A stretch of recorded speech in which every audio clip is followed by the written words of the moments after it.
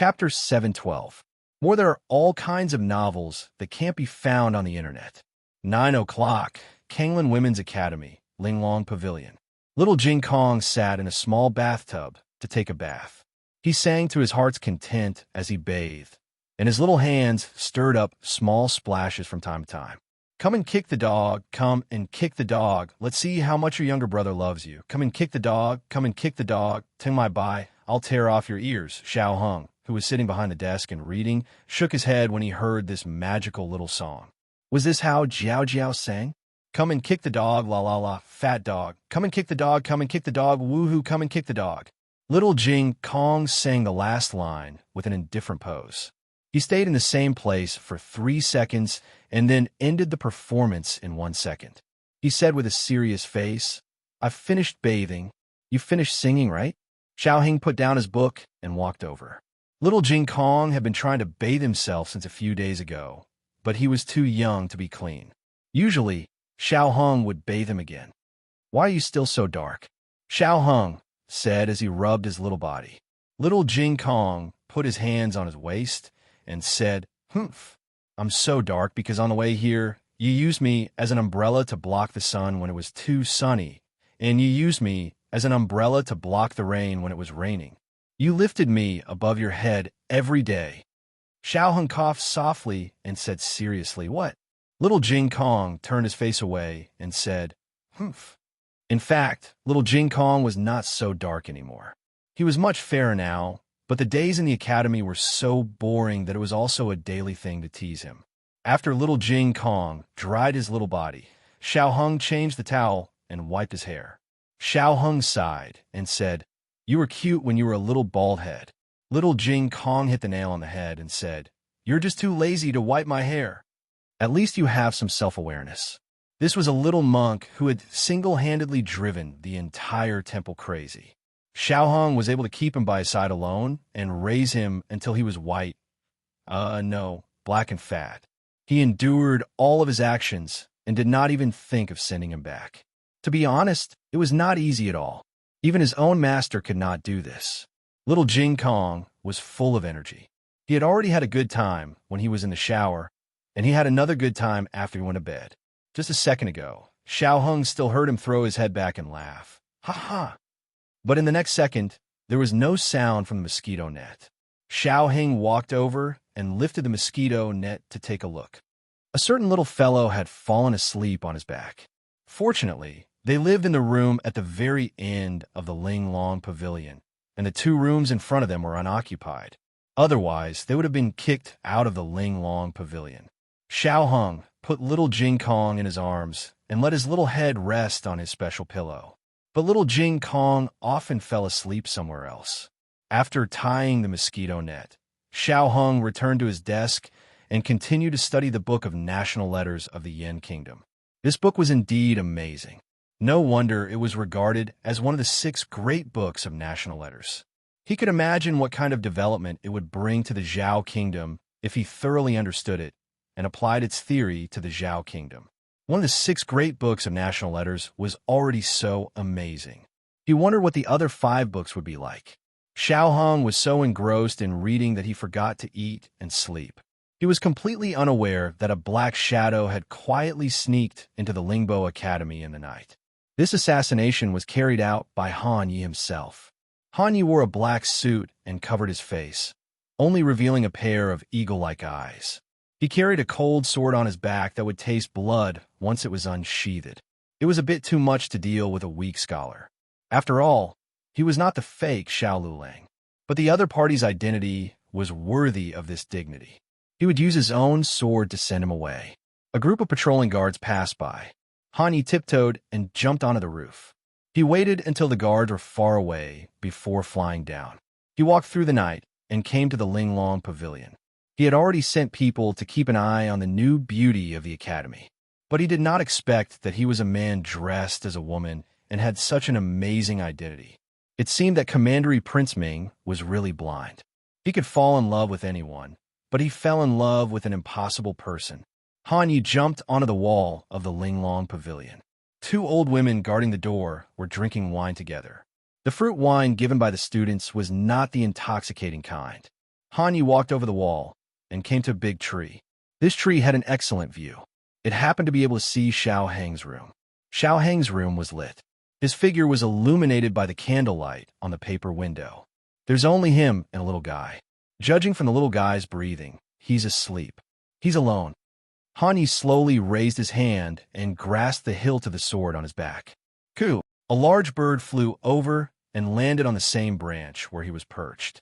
Han Yi took a closer look. It was a gerfalcon. What a beautiful gerfalcon! The gerfalcon seemed to be intelligent. It swaggered to his feet. Han Yi was speechless. Why did it suddenly look like a chicken? The chicken? No, the gerfalcon stopped at his feet and rubbed its head against his trousers. Han Yi was slightly surprised. Was this gerfalcon so close to people? Han Yi had captured a few gerfalcons and planned to tame them as his pets. But they were ferocious and harder to tame than the Black Wind Cavalry. In the end, he had failed. But this gerfalcon in front of him might be able to do it. Han Yi reached out his hand slightly, but he was very cautious and did not touch its head immediately. The gerfalcon tilted its head and looked at him innocently. It was not aggressive at all. Han Yi's courage finally grew. He stroked its head. The gerfalcon obediently let him touch it. He smiled contentedly. It seemed that he and this gerfalcon were destined to be together. Well, you're mine from now on. Han Yi patted the bird to its heart's content. At that moment, something strange happened. The obedient gerfalcon suddenly opened its beak and pecked at his wrist. If Han Yi had not pulled back his hand fast enough, it would have bitten off his tendons. But even so, it still succeeded. It tore off a piece of flesh from his wrist. Han Yi was stunned. What was going on? Even a bird was so cunning nowadays? Han Yi had never expected that he, the #1 expert of his generation in Shang City, would be injured by a bird. Who would believe him?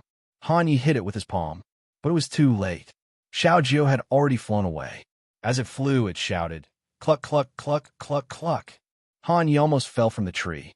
Are you an eagle raised by a chicken? There's movement over there. Not far away. The patrolling guards heard Xiao Jiu's cry. Little Nine, this eagle, was quite famous in the Academy's patrol team. Thieves had entered the Academy a few times, and each time they were discovered by it. Once it cried out, the guards would guess whether or not another thief had sneaked into the Academy. Han Yi was furious. He had never thought that his plan would be ruined by an eagle. He had to leave temporarily, but tonight was still long. He would always seize the opportunity. Han Yi waited until it was midnight. On the other side, the emperor was riding a carriage out of the palace. He still only brought a coachman and Zhang Dequan. The carriage didn't go fast. After all, Shang Wanyin didn't have a horse. She walked on her 2 legs. In order not to alert the enemy, the carriage followed from a distance. The imperial palace has a total of 5 doors. That refers to entering from a main door and going out from the coal palace. It's just a distance of 1 wall. The emperor's face was very ugly. Zhang Dequan didn't dare to breathe. He previously thought that the deposed crown princess was in the cold palace to remember Empress Xian Yuan, but it turned out that she was just trying to get out of the palace through the dog hole. Shang Wanyan was wearing civilian clothes brought from the imperial mausoleum. She had been imprisoned in the imperial mausoleum for many years. Her food and clothing were no different from those of the commoners. Judging from her clothes, she was just an ordinary civilian woman. She didn't even have a decent pearl hairpin on her head. Her shoes were also broken. Zhang Dequan could see the holes in her heels. Zhang Dequan looked sad. It was easy to go from frugality to extravagance, but difficult to go from extravagance to frugality. The crown princess fell from the clouds one day. The pain and torture she suffered was not something that ordinary people could imagine. Zhang Dequan secretly glanced at the emperor. It was said that the imperial family was the most ruthless. He was not sure if the emperor had the so-called father-daughter relationship in his heart. He just watched the emperor's face become more and more ugly, and his eyes become colder and colder. When there was no curfew in the inner city, the scene at night was very prosperous. Several street shops would stay open all night. Shangwan Yin came to a noisy street. It seems that she went to the carriage shop.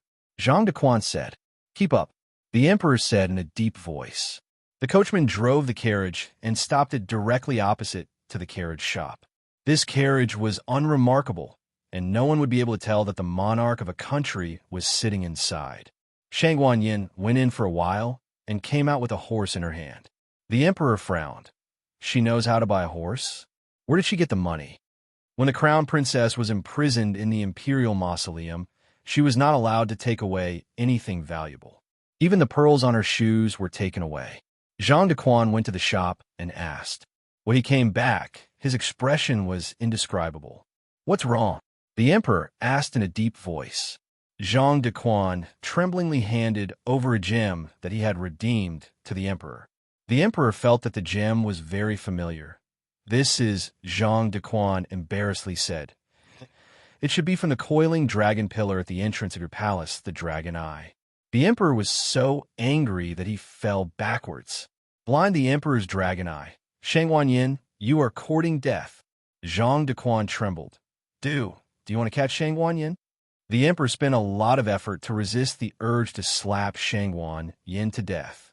He gritted his teeth and said, Continue to follow her. I want to see what medicine she is selling in her gourd. What should Zhang Dequan do? Continue to follow her. Zhang Dequan silently held the quick-acting heart-relieving pill in his hand. The group of people continued to follow her. Not long after, Shangguan Yin entered another auction house. This was one of the most famous auction houses in Chengdu. Anything could be traded here. There was nothing they didn't dare to buy and sell. Only things that the guests couldn't afford. This time, Shangguan Yin went in for a long time. When she came out, she was accompanied by a black-clothed death warrior. The emperor's face sank. She also bought a death warrior? The Yin country did not prohibit the trading of death warriors. The outstanding death warriors of the Yin country were exported to the 5 countries, but the strongest ones were still in the country. Why did she buy a death warrior? Does she want to murder me? Having said that, a death warrior was much more valuable than a horse. The emperor coldly snorted. Go and see what she bought this time. If he found out that she dug out a dragon eye again, he would kill her. Yes. Zhang Dequan braced himself and entered the auction house. This time, he also stayed inside longer than in the car shop. When he came out, his expression was even more indescribable. The emperor looked at him coldly. Speak. Zhang Dequan took a deep breath. At the risk of being beheaded, he closed his eyes and took out a large piece of bright yellow cloth from behind him. He said, Your underwear. The emperor. Late at night, a thunderous roar like a dragon's roar came from the long street. I'm going to kill this evil creature. Han Yi lurked outside the Lingbo Academy for a long time. After confirming that the crisis was over, he sneaked into the Linglong Pavilion again. Xiao Heng had already gone to bed. While he was half awake, the door latch was pried open from the outside. Xiao Heng suddenly woke up with a start and sat up. A black shadow flashed in, the sword in his hand glowing with cold light reflected on the curtain. Xiao Heng took out the black fire pearl beside the bed. In the blink of an eye, the black-clothed man suddenly turned around and swung his sword to block Han Ye's sudden attack. Han Yi was shocked. Who was it? The man in black forced Han Yi back and pulled Xiao Heng out of the curtain. He grabbed Xiao Heng's waist and broke out of the window with Qinggong. Han Yi looked at the two figures and narrowed his eyes. Death warrior? Humph, do you think you can escape like this? Tonight is the day you die. Han Yi chased after them. Han Ye's attack was aimed at Xiao Heng, so he didn't even use 30% of his strength. It was not strange that the death warrior blocked it. At this time, he increased his internal strength to 70% and easily caught up with the two. Han Yi fell from the sky and blocked the two's path. He turned around and looked at Xiao Heng with disdain. Xiao Lulang, you can't escape. You better obediently let yourself be captured. Xiao Heng looked strangely at the two men in black who had appeared out of nowhere. One came to kill him, and the other came to save him. But it was clear that the man in black who wanted to kill him had better martial arts. The death warrior did not give up. He protected Xiao Heng while fighting with Han Yi. Not long after, the death warrior was injured. The death warrior did not continue to fight and escaped with Xiao Heng. Han Yi mocked. Ha! You think you can escape? Han Yi flew up and stabbed at Xiao Heng with his sword. Seeing that it was about to hit, The death warrior suddenly turned in the air and threw Xiao Heng into a carriage coming from the side. Han Ye's sword missed, so he slashed again. This slash directly sent the carriage's canopy flying. It was not enough to send the canopy flying. He slashed again in the air and split the carriage in half. With a bang, the carriage fell to the two sides. The carriage became bare, revealing the dumbfounded Zhang Dequan, as well as the king, who had been shaved bald by the sharp sword Qi. Chapter 7:13. Han Yi, who saw this scene, was dumbfounded. First, there was the mysterious appearance of the black-clothed man, then the sudden arrival of the carriage, and the black-clothed man throwing Xiao Lulang into the carriage without hesitation. Anyone would think that the person in the carriage was Xiao Yolong's other helper, right? But why was it His Majesty? Could it be that His Majesty already knew about Xiao Yolong's background? No, the Crown Prince said that His Majesty didn't know. Moreover, if His Majesty really came for Xiao Lulang, he wouldn't have come in disguise. His Majesty just happened to pass by. There were 3 people in His Majesty's party: His Majesty, Zhang Dequan, and the Imperial expert and coachman. The coachman's martial arts were excellent, but unfortunately, he still couldn't compare to the top expert, Han Yi. He tried his best to resist, but was still sent flying by the sword energy. That was why the carriage was split open. As for Xiao Lulang, who was thrown into the carriage by the men of sacrifice, well, this was the coachman's fault. This was the first time he saw a man who looked like a celestial being. He was dazed for a moment. Xiao Heng was lying on the floor of the carriage. The men of sacrifice threw him roughly, but they used their strength. He didn't hurt when he fell, but it was inevitable that he was in a sorry state. He had been fished out of his bed. He didn't have time to dress up as a woman, so he was wearing thin, white pajamas. His hair was as black as ink, just like shiny black satin that draped over his shoulders and body, covering most of his face. He was very confused. He didn't know whose carriage he had fallen into. What entered his eyes were 2 pairs of shoes made with exquisite workmanship, one of which was particularly high-end. He subconsciously raised his head to look at the owners of the shoes. He only recognized Zhang Dequan. He didn't recognize His Majesty. On the importance of hairstyle, it didn't matter whether he recognized him or not. His Majesty saw him. The moment he raised his head, his long hair fell from his face. His facial features were completely exposed to His Majesty. The monarch even forgot to pursue the matter of him almost being killed. He just stared at the face right in front of him. Xiao Heng remembered that he was running for his life. He turned around and looked at the masked man in black who was frozen in place. It seemed that the masked man in black was very afraid of these 2 people and had a chance to escape. Xiao Heng got up, pushed the monarch and Zhang Dequan apart, passed through the 2 of them, jumped down from the other side of the carriage, and left without looking back. Zhang Dequan was so anxious that he turned around and shouted at the figure that had disappeared into the night. After Xiao Heng left, the monarch's attention returned to Han Yi. Of the 2 masters, one was a death warrior bought by the Empress Dowager, and the other was unknown. However, the death warrior was here to protect Xiao Lulang, while the other was here to kill Xiao Lulang. Otherwise, Xiao Lulang would not have escaped. The monarch looked at the stiff Han Yi, and a cold light flashed through his eyes. "Take him down." The master and coachman jumped up, pulled out the soft sword hidden at his waist, and slashed at Han Yi. The death warrior bought by the Empress Dowager also joined the battle. The 2 of them joined hands and launched a fierce attack at Han Yi. To be honest, one was a master of the palace, and the other was a death warrior of the auction house. Their martial arts were not weak. However, Han Yi was too strong. The 2 of them fought for dozens of rounds. Apart from consuming a lot of energy, they did not cause any substantial damage to Han Yi. Han Yi actually had a chance to kill them, but the monarch was present, which gave him a lot of pressure. He could not fight anymore. After Han Yi defeated the 2 of them with one move, he made a feint and took the opportunity to turn around and fly into the night. The coachman suddenly grabbed his wrist. He did not pull him down. He only tore his sleeve and the cloth covering his wound, revealing a wound that seemed to have been gouged out. Han Yi left. The death warrior then used his qinggong to leave.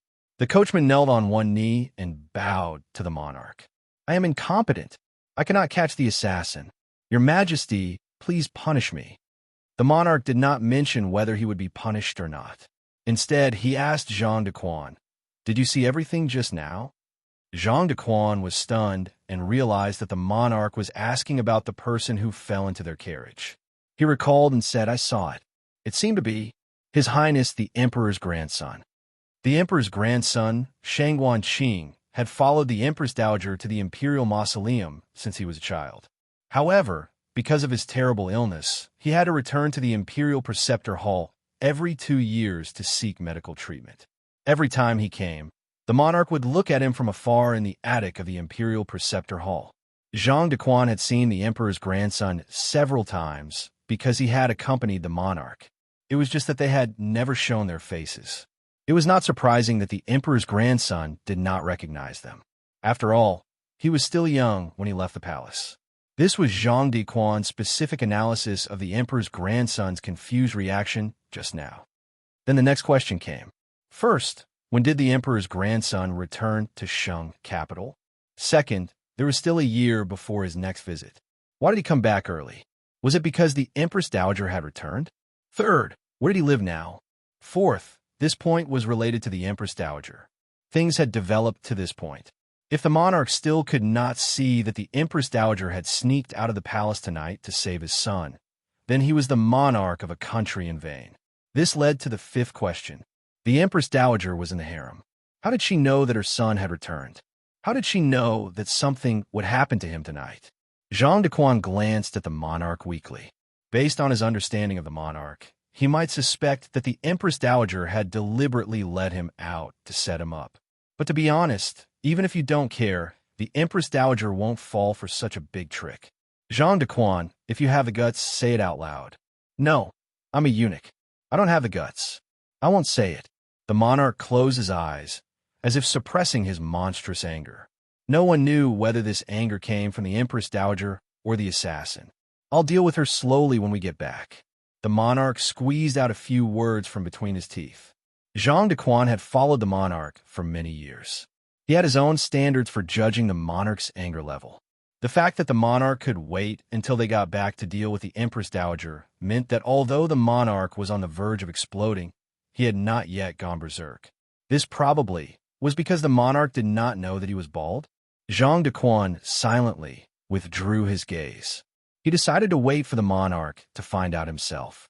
He did not want to be the one to expose the monarch's last layer of dignity. Jean de Quan looked at the driver. The driver trembled. "Fuck, if you don't say it, I won't say it either." The monarch coldly said, "Did you see the assassin's martial art style?" The driver respectfully replied, "Your Majesty, the first 2 moves the assassin used seemed to be the sword techniques of the Tang sect. Later, when he fought with him, he used a very common sword technique in Jianghu. Basically, every swordsman knows it."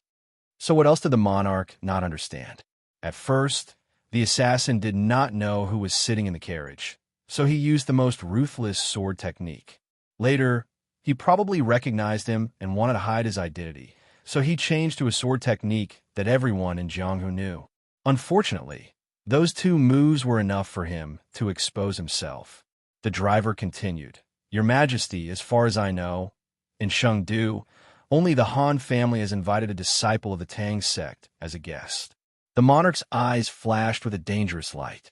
The driver said, "In addition, when I fought with him, I found a wound on his left forearm. It looked like a piece of flesh was torn off. I don't know who did it." The monarch coldly looked into the depths of the night. The Han family. In the Han family's mansion, Han Yi used his lightness skill to return to his courtyard. As soon as he entered the house, he fell to the ground in pain. "Yeah." Qi Xian rushed in. Han Yi had been secretive these 2 days. He did not tell Qi Xian, his master, what he did. After the family meeting tonight, Han Yi disappeared for a long time. Qi Xian was worried and wanted to see if he had returned. He did not expect to see such a scene. He helped Han Yi, who had fallen to the ground, to a chair and sat down. Han Yi's left forearm was stiff, his face was pale, and sweat poured down like rain. He was enduring great pain. He was not injured in the fight with the 2 masters, but the place where he was bitten by the gerfalcon was getting more and more painful. He was a martial artist, and injuries were common. At first, he did not care and just bandaged it. But when the bloodstained cloth was pulled off from the wound, he realized that his injury was not that simple. "What happened to your arm?" Qi Xian asked, holding his left forearm. Han Yi said with a pale face, "I was bitten by an eagle." Qi Xian frowned. "What eagle bit so deeply?" It was so deep that the bone could be seen. Qi Xian realized something and said, "No, how could you be bitten by an eagle? He was the #1 master of his generation in Chengdu." "I was careless," Han Yi said with cold sweat. "Now is not the time to talk about this. Master, you may have to go out and hide." "What's the matter?" Qi Xian said as he opened the drawer and took out medicinal wine and medicine. "Endure it. I will treat your injury first." Han Yi closed his eyes and said, "My injury can be dealt with later. Tonight, I may have exposed the Tang sect's swordsmanship. They will soon investigate. I am worried that you will be implicated." Qi Xian looked at Han Yi, who was dressed in black, and said seriously, Do you still not trust me? If you don't tell me what happened, I will not leave." Han Ye's heart was in turmoil. The Crown Prince's advice was vivid in his mind, but his master was also a very important person to him. In the end, he told him about the mission. Qi Xian sneered. "So, this is the reason why Nan Gongli entered the palace." The Crown Prince said that he did not want to implicate the Han family, but in the end, he still put the heir of the Han family in danger. Han Yi said, "Master, quickly go out and hide for a while." Qi Xian sighed. "I can't hide. Today, you killed the Emperor's eldest grandson and were caught red-handed by the Emperor. It's fine if the Emperor didn't recognize you, but didn't the Emperor and Eunuch Zhang recognize you?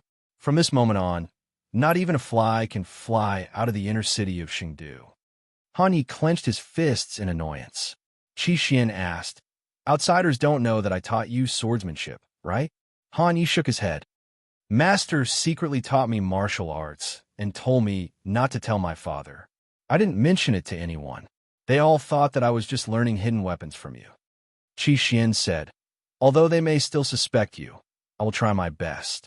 Han Yi said, "Master." Qi Xian smiled. "I will leave the Han family today. Don't contact me or try to find me. It's useless." Second Uncle Han Yong, strode into the room. Han Ye's expression changed.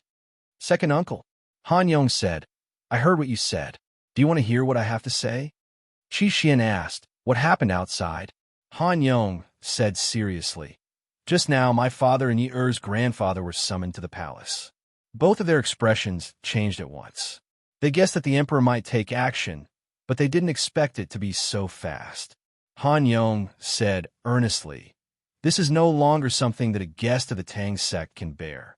Although the assassination of the Emperor's grandson failed, if the Han family is not killed, it will not be enough to appease the Emperor's anger.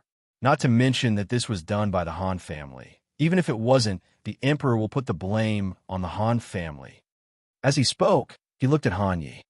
"Which 2 moves did you use?" Han Ye's heart surged with an ominous premonition. Second Uncle, Han Yong grabbed Han Ye's left hand and carefully looked at his wound. Suddenly, he pulled out a dagger and cut off a piece of flesh from his left forearm that fit perfectly with the wound. Han Ye's expression changed. Second Uncle, Han Yong tore off the hem of his clothes and wrapped the wound. He endured and said, "Teach me." "Which 2 moves?" Han Ye's throat swelled and his eyes reddened. He choked and shook his head. "I won't teach. I won't teach." Han Yong stopped dawdling with his nephew and turned to look at Qi Xian. His eyes were firm and resolute. "Thank you, Master Qi." Han Yi roared with red eyes. "Master, you can't." His father was busy with official business. He had been raised by his second uncle since he was young. In his heart, his second uncle was closer to him than his father. He didn't want his second uncle to take the blame for him. He didn't want to watch his second uncle die. This was worse than letting him die. Qi Xian looked at Han Yong without blinking. "Even if you take the blame, you may not be able to save the entire Han family." Han Yong nodded. "I know. Okay, I'll teach you." Qi Xian's voice fell, and he hit Han Ye's major acupoint. He pulled out his sword and went to the courtyard. Watch carefully. Chapter 714. As dawn approached, the eastern horizon was suffused with a touch of pale white. The faint morning light passed through the thick clouds and gradually shone toward every corner of the eaves of Xingdu. Han Yi sat in the chair for half the night. Qi Xian sealed his acupoints to prevent him from stopping his second uncle, Han Yong, from dying. Although the acupoints were automatically unsealed an hour ago, he understood that everything was too late. He sat there in a daze. The morning light shone through the window lattice and shone on his resolute and handsome face. There was a colorful halo flying in the dust. Creak! The door was pushed open. It was Qi Xian who came in. Qi Xian glanced at him and understood that the acupoints were unsealed. He closed the door and said heavily, "Your second uncle is gone. Where's the body?" Han Yi asked. It was as if his soul had been sucked out. When he heard the painful news, he could no longer be shocked and could no longer cry. He should have been sad, but he had been sad in the past 4 hours. The only thing left in his heart was hatred, endless hatred. Qi Xian came in front of him. "The Han family will take care of it. You don't have to worry anymore." Han Ye's eyes were empty. He sneered. "My grandfather is so cruel that he won't even bury his own son's body properly?" Qi Xian sighed. "The monarch is very angry." Han Yi clenched his fists. "That's his son." He was talking about his grandfather. Qi Xian added, "Son of a concubine." Han Yi closed his eyes sadly and turned his face away. Son of a concubine. Yes, his second uncle was the son of a concubine, but his second uncle was more outstanding than the son of concubine. If it weren't for the fact that the Han family never favored his second uncle's martial arts and achievements would be far above his. His second uncle didn't complain at all. When he was asked to be a spy in the Xianyuan family, he was asked to be a spy in the Xianyuan family. When he was asked to poison Xianyuan, Li's youngest son, he did it. What did his second uncle do for him? Nothing. He returned with a great victory, and all the credit went to his father. His second uncle just silently guarded the family behind everyone's back. Han Yi smiled bitterly. "You've noticed, haven't you? My second uncle is a martial arts genius." Qi Xian nodded. "He learned all the Tang Sek sword techniques in one night. It took you half a month." Han Yi laughed coldly. "My grandfather and father never knew what they had missed out on. Losing second uncle is the Han family's greatest loss." Regarding this point, Qi Xian did not express any opinion. People were born unequal, and there was no comparison between people. Even if second uncle Han was really a genius who was more talented than Han Yi, his birth meant that he could only be a stepping stone. Han Yi was the eldest grandson of the first wife. His existence was the faith and strength of the Han clan. As long as he was around, the faith of the Han clan would also be there. Qi Xian patted Han Ye's shoulder and earnestly advised, "He's not only doing this for you, but also for the entire Han family. You mustn't fall out with your grandfather because of this matter. The faction of the deposed crown princess is not easy to deal with. In the face of a great enemy, you must pull yourself together." Han Yi asked, "What reason did you use?" Qi Xian said, "He had a personal grudge with the crown princess. He accidentally bumped into the eldest grandson of the emperor in Chengdu, so he had evil intentions. He endured 49 rounds of torture to prove that he wasn't lying." Han Yi said, "Didn't you say that after being tortured, you wouldn't pursue the matter?" This was the rule set by His Majesty. The torture was to extract a confession, and no one could endure half of it.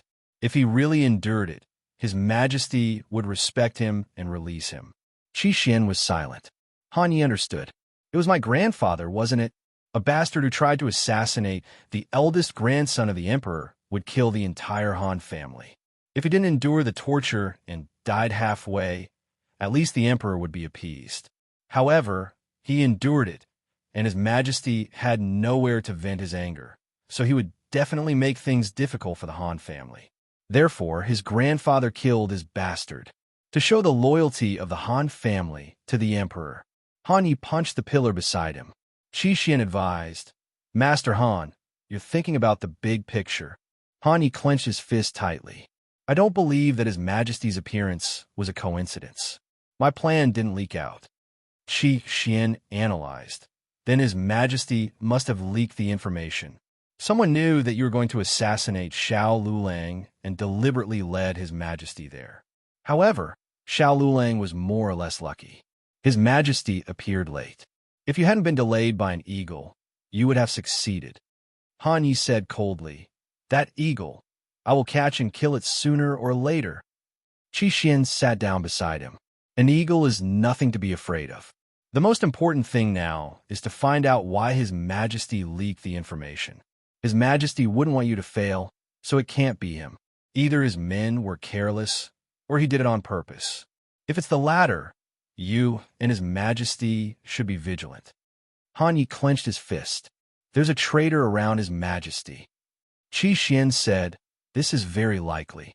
You'd better let His Majesty investigate the people around him." Han Yi said in a low voice, "I know. Thank you, Master. Second uncle has left. I'll have to trouble you in the future." Qi Xian said, "I don't have to trouble you. It's your Han family that has to suffer. This matter won't end just because Han Yong confessed and was executed. Your third uncle's official position has been removed, and your cousin uncle has been forced to hand over the new iron mine. I heard that the Nangong family and the Mu family are eyeing the Black Wind Cavalry. You'd better be careful." Han Yi laughed self-deprecatingly. Ridiculous. Yesterday, the Han family was still arguing about how to divide the military power of the Nangong family. Today, the Han family's Black Wind Cavalry has become fish on the chopping board. Qi Xian glanced at him and said, "It's not that bad yet. However, if you make another mistake, it'll be hard to say." The Imperial Palace. The Emperor finally knew about his baldness. After scolding the master of the Han family and punishing the two sons of the Han family, everyone saw it, but no one dared to say anything. After all, other than the coachman and Zhang Dequan, no one knew how the Emperor became bald. Wasn't he a crazy emperor? What's so strange about being crazy and shaving his own hair? The little princess went to school and came to find her uncle to send her off. Then, she found out that her uncle had become a monk. She opened her pair of innocent almond eyes, and her small mouth couldn't close for a long time. "Uncle, are you going to become a monk?" The Emperor was stunned and said no. "Little princess, then why is your hair?" The Emperor raised his hand, and his whole body split open. The Emperor's hair wasn't really bald. He still had a few strands. 3 strands, no more than that. The Emperor flew into a rage. Thinking of what happened tonight, he didn't believe that Shangguan Yin didn't deliberately lead him out. The Han family deserved to die. Shangguan Yin, this evil creature, must not be tolerated. The Emperor let people take the little princess away and pulled out the sword on the shelf. Jin Gang angrily said, "Where's Shangguan Yin? I'm going to kill her." Zhang Dequan embarrassedly said, "After Shangguan Yin left the palace, she hasn't come back. Can she come back?" The matter was exposed. "You are angry. How could she not go out to avoid it? In fact, when the crown princess was young, she was quite naughty. However, at that time, all the sons of the Xinyuan family were still alive. The crown princess didn't catch the monarch to cause trouble. Everyone shared the crown princess's firepower, so she didn't seem so naughty. Of course, this time, it was not a matter of being naughty or not. The crown princess really stepped on the lion's tail. The emperor's anger couldn't be extinguished for a while. Now, it depends on whether the crown princess can hide outside." The emperor trembled and angrily shouted, "Find her for me. Find her even if you have to dig 3 feet into the ground." Gu Jiao didn't go to school for a few days. This morning, Gu Jiao removed the stitches for Gu Yan. She stitched it up very well. After removing the stitches, there was only a thin seam that was almost invisible. In order to prevent the proliferation of scars, Gu Jiao took the most expensive scar ointment from the small medicine box. It was strange that there was no such scar cream before. You can apply it in another 5 days. Gu Jiao handed the scar cream to Gu Yan. "If you feel uncomfortable in the next few days, tell me immediately. Don't scratch the wound." "I know," Gu Yan replied. "Go to school quickly. You're going to be late." "Okay." Gu Jiao called Gu Shaoshun, and the two went to Tianxiong Academy together. Gu Yin happily went to the backyard to brush the Black Wind King's fur. Gu Jiao and Gu Shaoshun went to Bright Heart Hall and Bright Moon Hall respectively. Everyone in Bright Heart Hall knew that Gu Jiao asked for leave to accompany Gu Yin to the State Preceptor Hall for the surgery. They didn't know that Gu Jiao was the chief surgeon and thought that the State Preceptor was treating Gu Yin. They all felt that Gu Yin was very lucky. Mu Qingshun didn't come. Gu Jiao sat alone in the back row. Everyone gathered around. How was this surgery? Will it work? Zhou Tong asked from the front row. Yeah. Lu Lang, how's Gu Yan's surgery? Zhong Ding asked anxiously.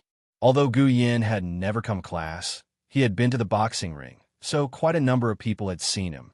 In addition, he was Xiao Yolong's friend, so everyone was very concerned about his situation. Very successful. Gu Jiao nodded. Everyone looked at each other and smiled. They were happy for Gu Yin from the bottom of their hearts.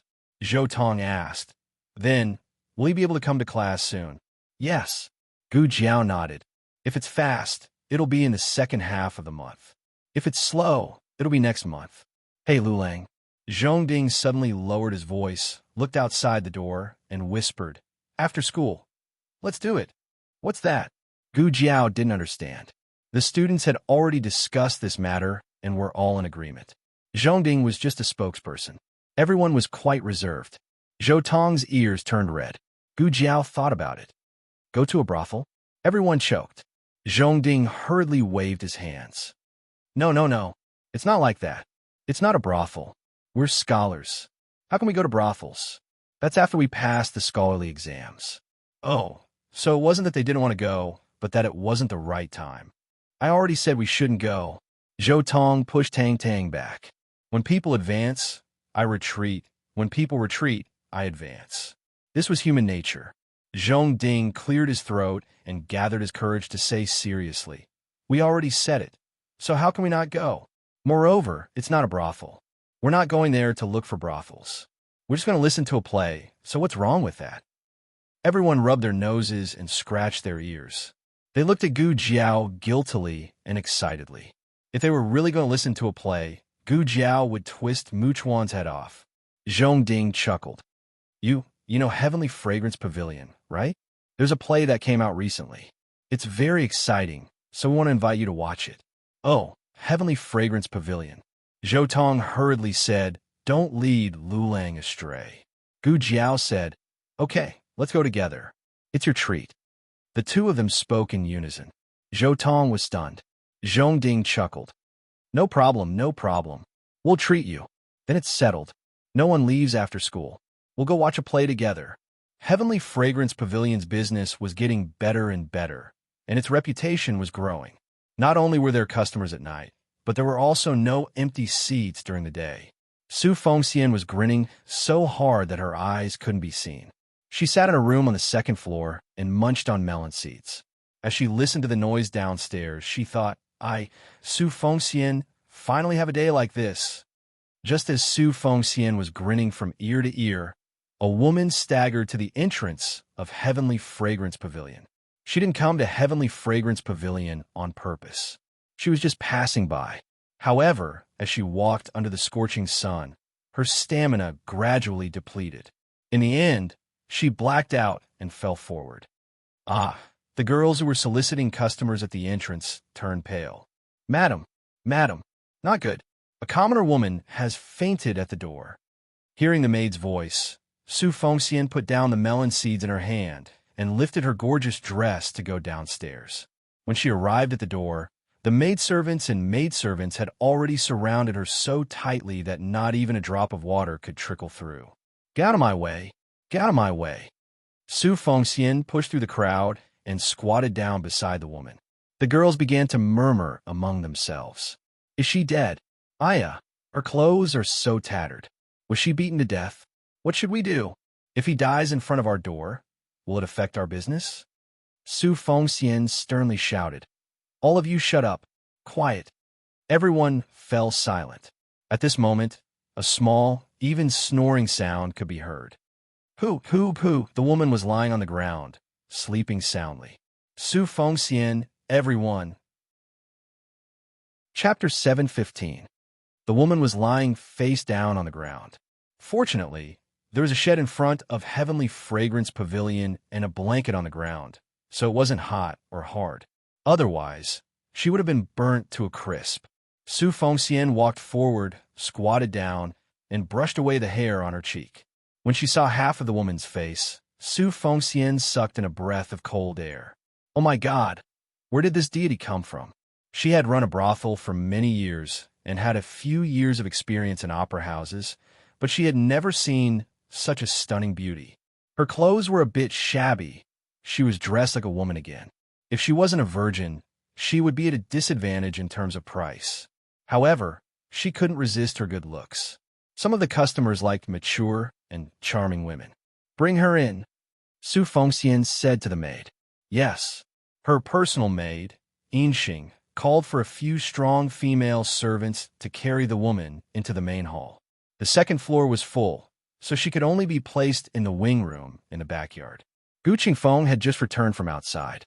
The carriage was parked in the stable next to the backyard. He walked in from the back door and saw Heavenly Fragrance Pavilion's maids and servants carrying a woman dressed like a peasant. He frowned. Stop. He was now a popular person in Heavenly Fragrance Pavilion, and he had a powerful brother backing him up. Even Su Fengxian didn't dare to confront him. Yinxing and the others smiled awkwardly and stopped. Yinxing smiled and greeted young Master Chong. Xiaoheng borrowed Long Yi's name, and Gu Qingfeng borrowed Changjing's name. They were both good-for-nothings. Gu Qingfeng looked at the woman being carried by the female servants. He was wondering why Su Fengxian was so kind to taking a peasant woman. It turned out that she was a beauty. Yinxing laughed dryly and explained, This lady fainted in front of our Heavenly Fragrance Pavilion. Madam, Su kindly asked us to carry her in first and wait for her to wake up. Gu Qingfeng snorted. Su Fengxian wants to force a good woman into prostitution. Yinxing couldn't refute. After all, her madam's personality. I want this person. If he asked Su Fengxian to release her, Su Fengxian would definitely not agree. However, if he asked her to join his troupe, Su Fengxian should not have any objections. Originally, the current Heavenly Fragrance Pavilion was supported by his acting. Ginkgo hesitated for a while, then said, Okay, I'll go talk to Madam first. But who knows, maybe this person doesn't know how to sing. Gu Qingfeng said firmly, Whether she can sing or not is up to me. Before I try her out, don't touch her. This request wasn't too much. When the time came, Madame Su could also come over to watch her perform. If she couldn't sing, it wouldn't be too late to send her to receive guests. Yinxing ordered the servants to carry the woman into the side room. Gu Qingfeng had a show tonight, so he had to prepare for it now. As soon as he left, Ginkgo immediately ordered the 4 maidservants in the house. You guys keep an eye on her. Remember to report to me when she wakes up. Don't let her escape. If they escaped, Madame would skin them alive. One of the maidservants patted her chest and said, Miss Ginkgo, don't worry. We'll definitely keep an eye on her. We won't let her take half a step out of the house. In the evening, Tianxiong Academy let out classes. Zhong Ding and Zhou Tong's group of 8 met up with Gu Jiao and Gu Xiaoshan at the entrance of the courtyard. They had even prepared the carriages, a total of 3. As for the other 6 people, 3 of them each took a carriage. Zhong Ding, Zhou Tong, Gu Jiao, and Gu Xiaoshan took one. Just as Zhou Tong stood beside the carriage and motioned for Gu Jiao and Gu Xiaoshan to get on the carriage first, Yuan Xiao and Zhao Wei came out with their bags of books. Yuan Xiao was from Bright Maple Hall, while Zhao Wei and Gu Xiaoshan were from Bright Moon Hall. When the 2 of them saw that Gu Jiao and the others were about to go out, they walked towards Gu Jiao in unison. Yuan Xiao asked, Lulang, where are you going? Gu Jiao said frankly, to Heavenly Fragrance Pavilion. Yuan Xiao was stunned. Heavenly Fragrance Pavilion? Why are you going to that kind of place? No, what was so strange about this kid going to that kind of place? He went to a brothel on his first day in Chengdu, okay? Yuan Xiao said bitterly. Didn't we agree last time that you have to take us with you if you go to have fun? Gu Jiao, I'm not going to have fun. Zhong Ding cleared his throat. Ahem, that's a theater, not a brothel.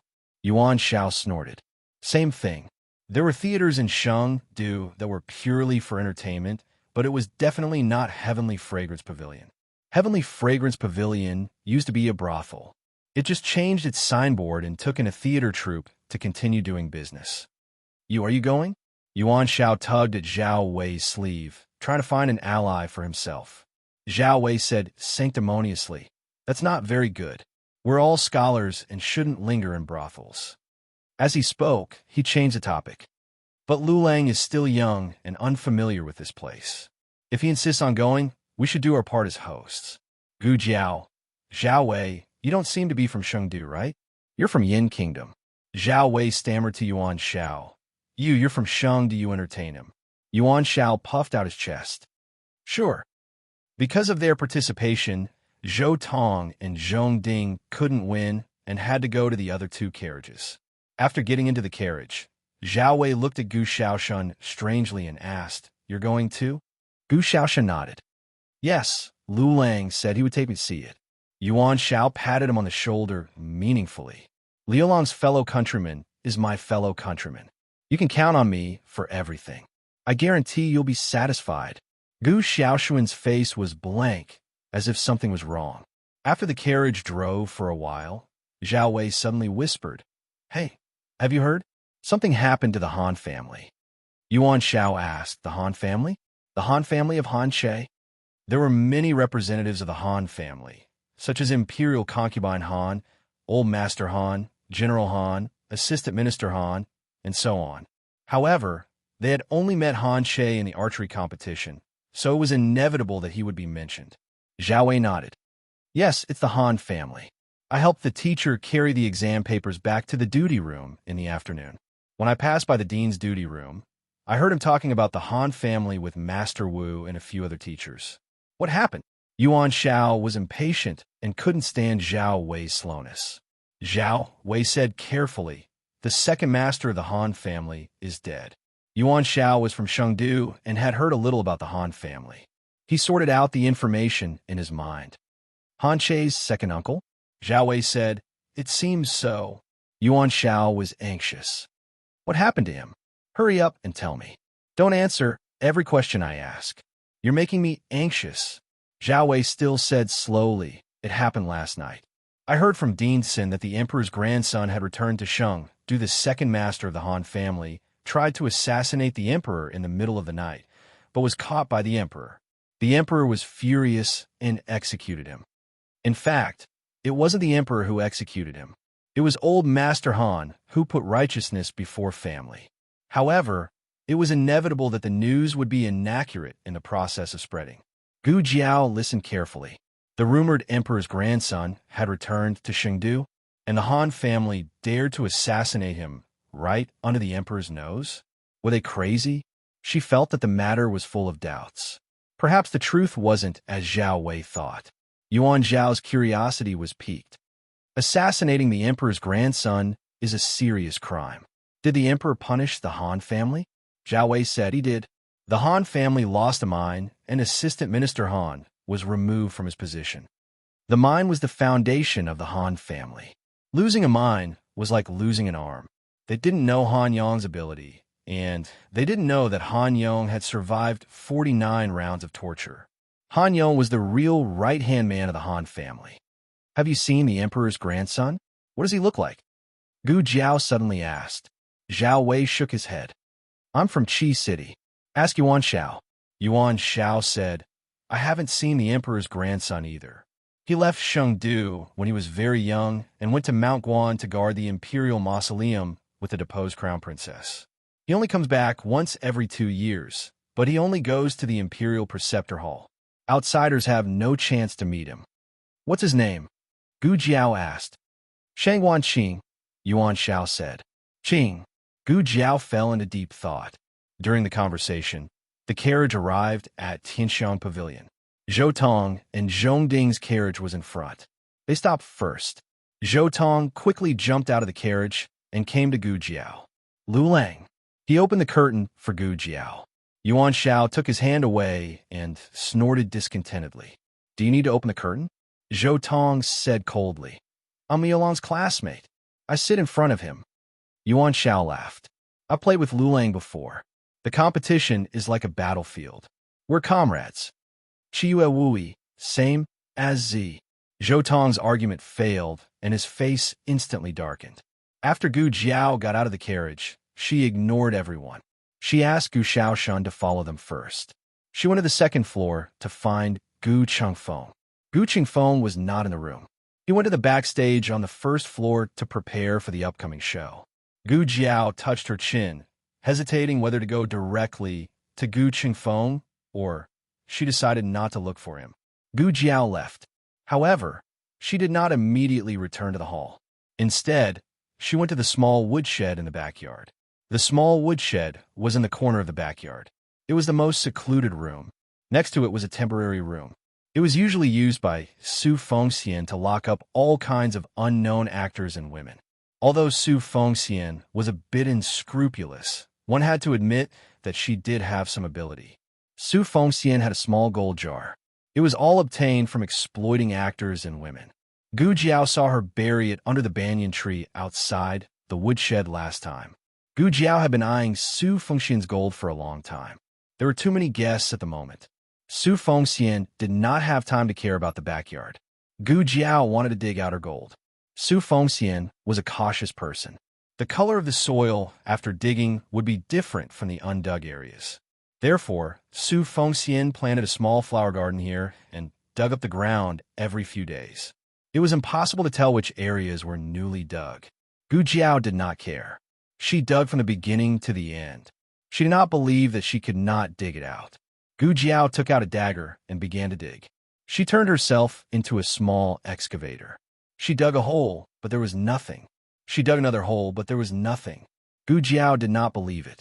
She moved her numb legs to the side and continued to dig. As she dug, she vaguely felt that something was wrong. It was as if someone was staring at her. She turned her head strangely and saw a woman dressed like a commoner. She was so beautiful that it was suffocating. The woman squatted on the ground.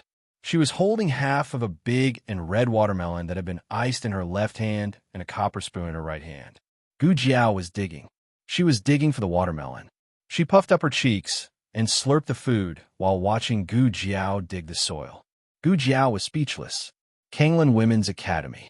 Xiao Heng came out of Ling Long Pavilion and went to Lingbo Academy. He was going to pick up little Jing Kong from school. Together with Shi Yi, he was going to send little Jing Kong to Teacher Chung for tutoring.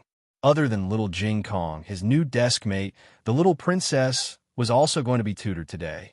Xiao Heng wrote on the paper, "Sorry to trouble you, Teacher Chung. I may come back later to pick him up." Teacher Chung smiled. "It's okay. I'll take him to dinner." After saying goodbye to Teacher Chung, Xiao Heng sat in the carriage. The driver looked around and asked softly, "Young master, where are we going?" "To the outer city," Xiao Heng said. The driver was stunned and asked softly, "Young master, has no one been watching us recently?" Xiao Heng had been closely watched by the Han family, so he did not dare to go anywhere. He was afraid that the Han family would find out that he was related to Gu Jiao. However, something big happened to the Han family today. The people sent by the Han family to watch them were all removed. The Han family was in trouble because Second Master Han tried to assassinate the eldest imperial grandson. The eldest imperial grandson, His Highness. These are the words that Zhang Dequan shouted at the night sky last night. Who was Zhang Dequan calling? Was the eldest imperial grandson nearby at that time? Was he also assassinated? Or, Xiao Heng did not dare to think further. He urgently needed to find out what happened last night. He needed an answer. The driver asked softly, "Young master, where are we going in the outer city?" Xiao Heng's eyes were deep. Tianxiang Pavilion.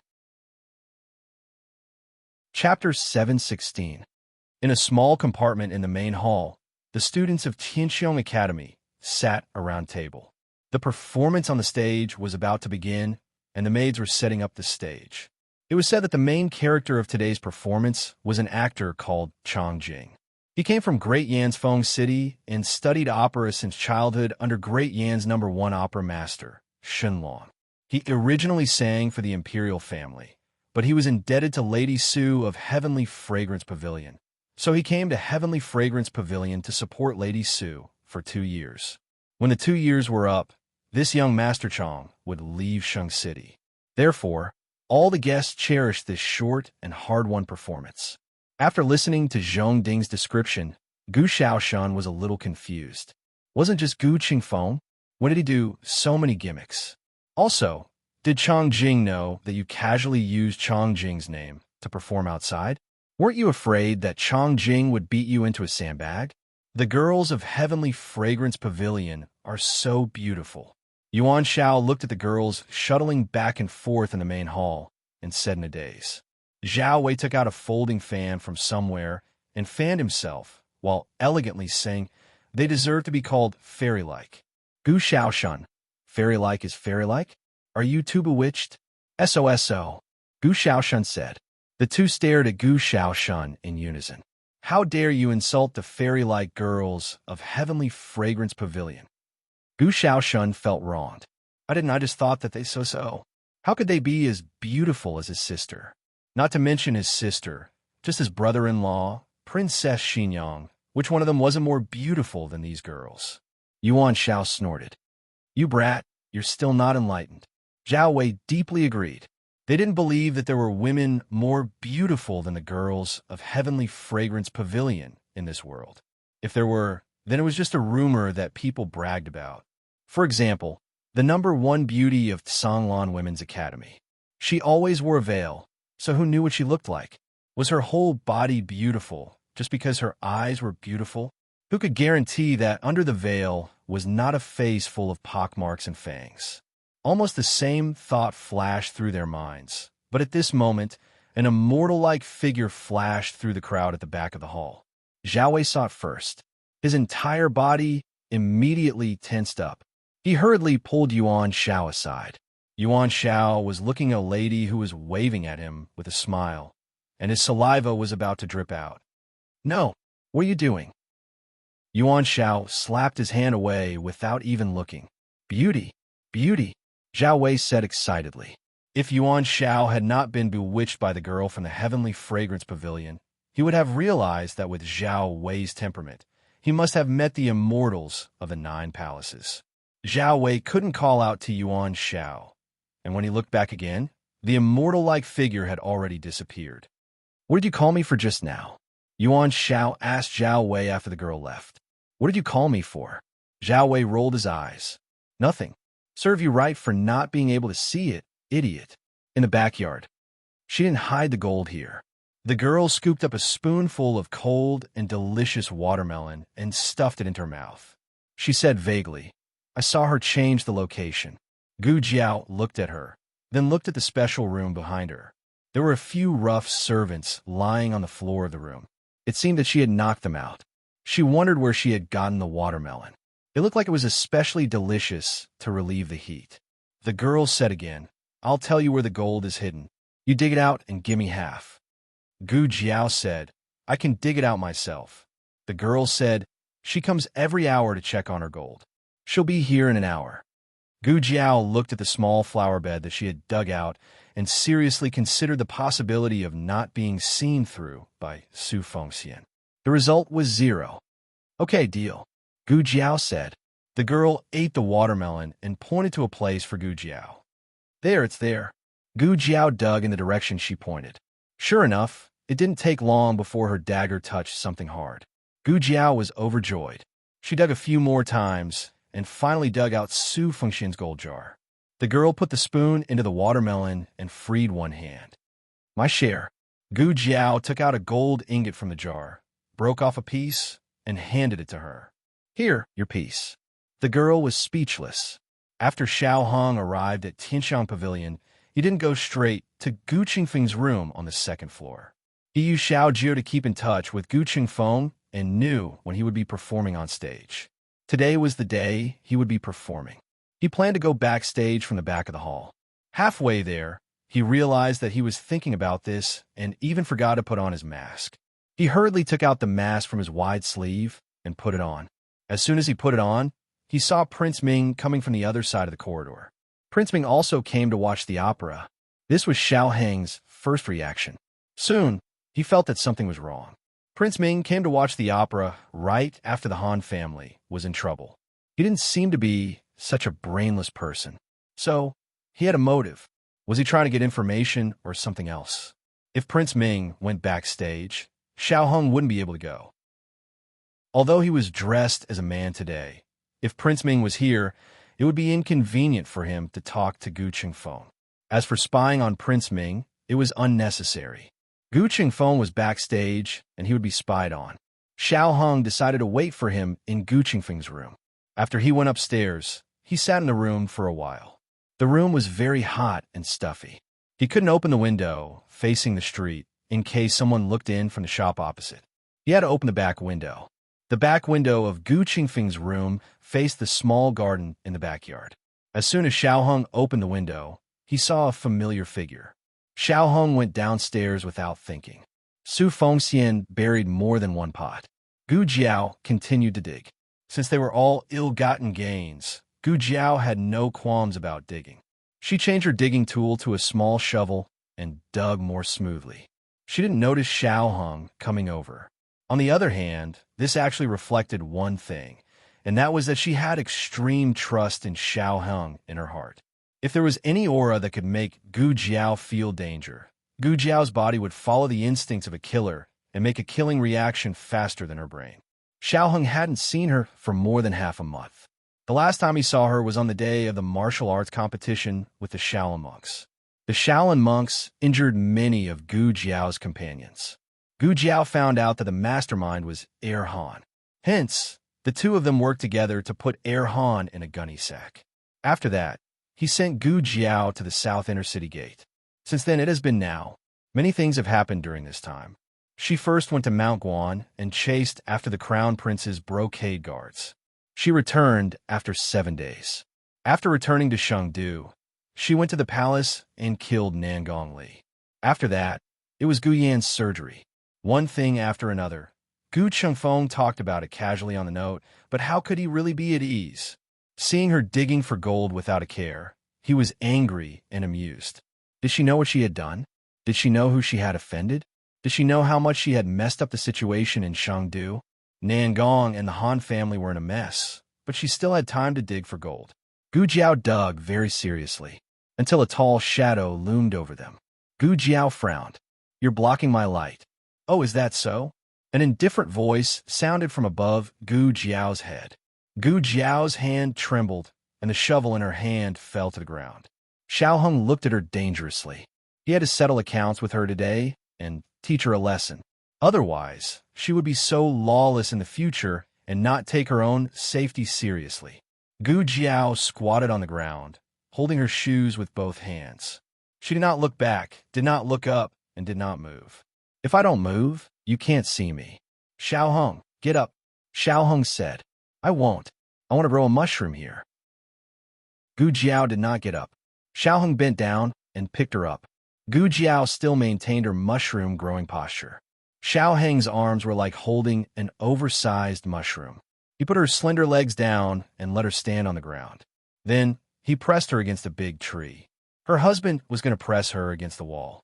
Gu Jiao's eyes widened. She could feel the pheromones rushing toward her.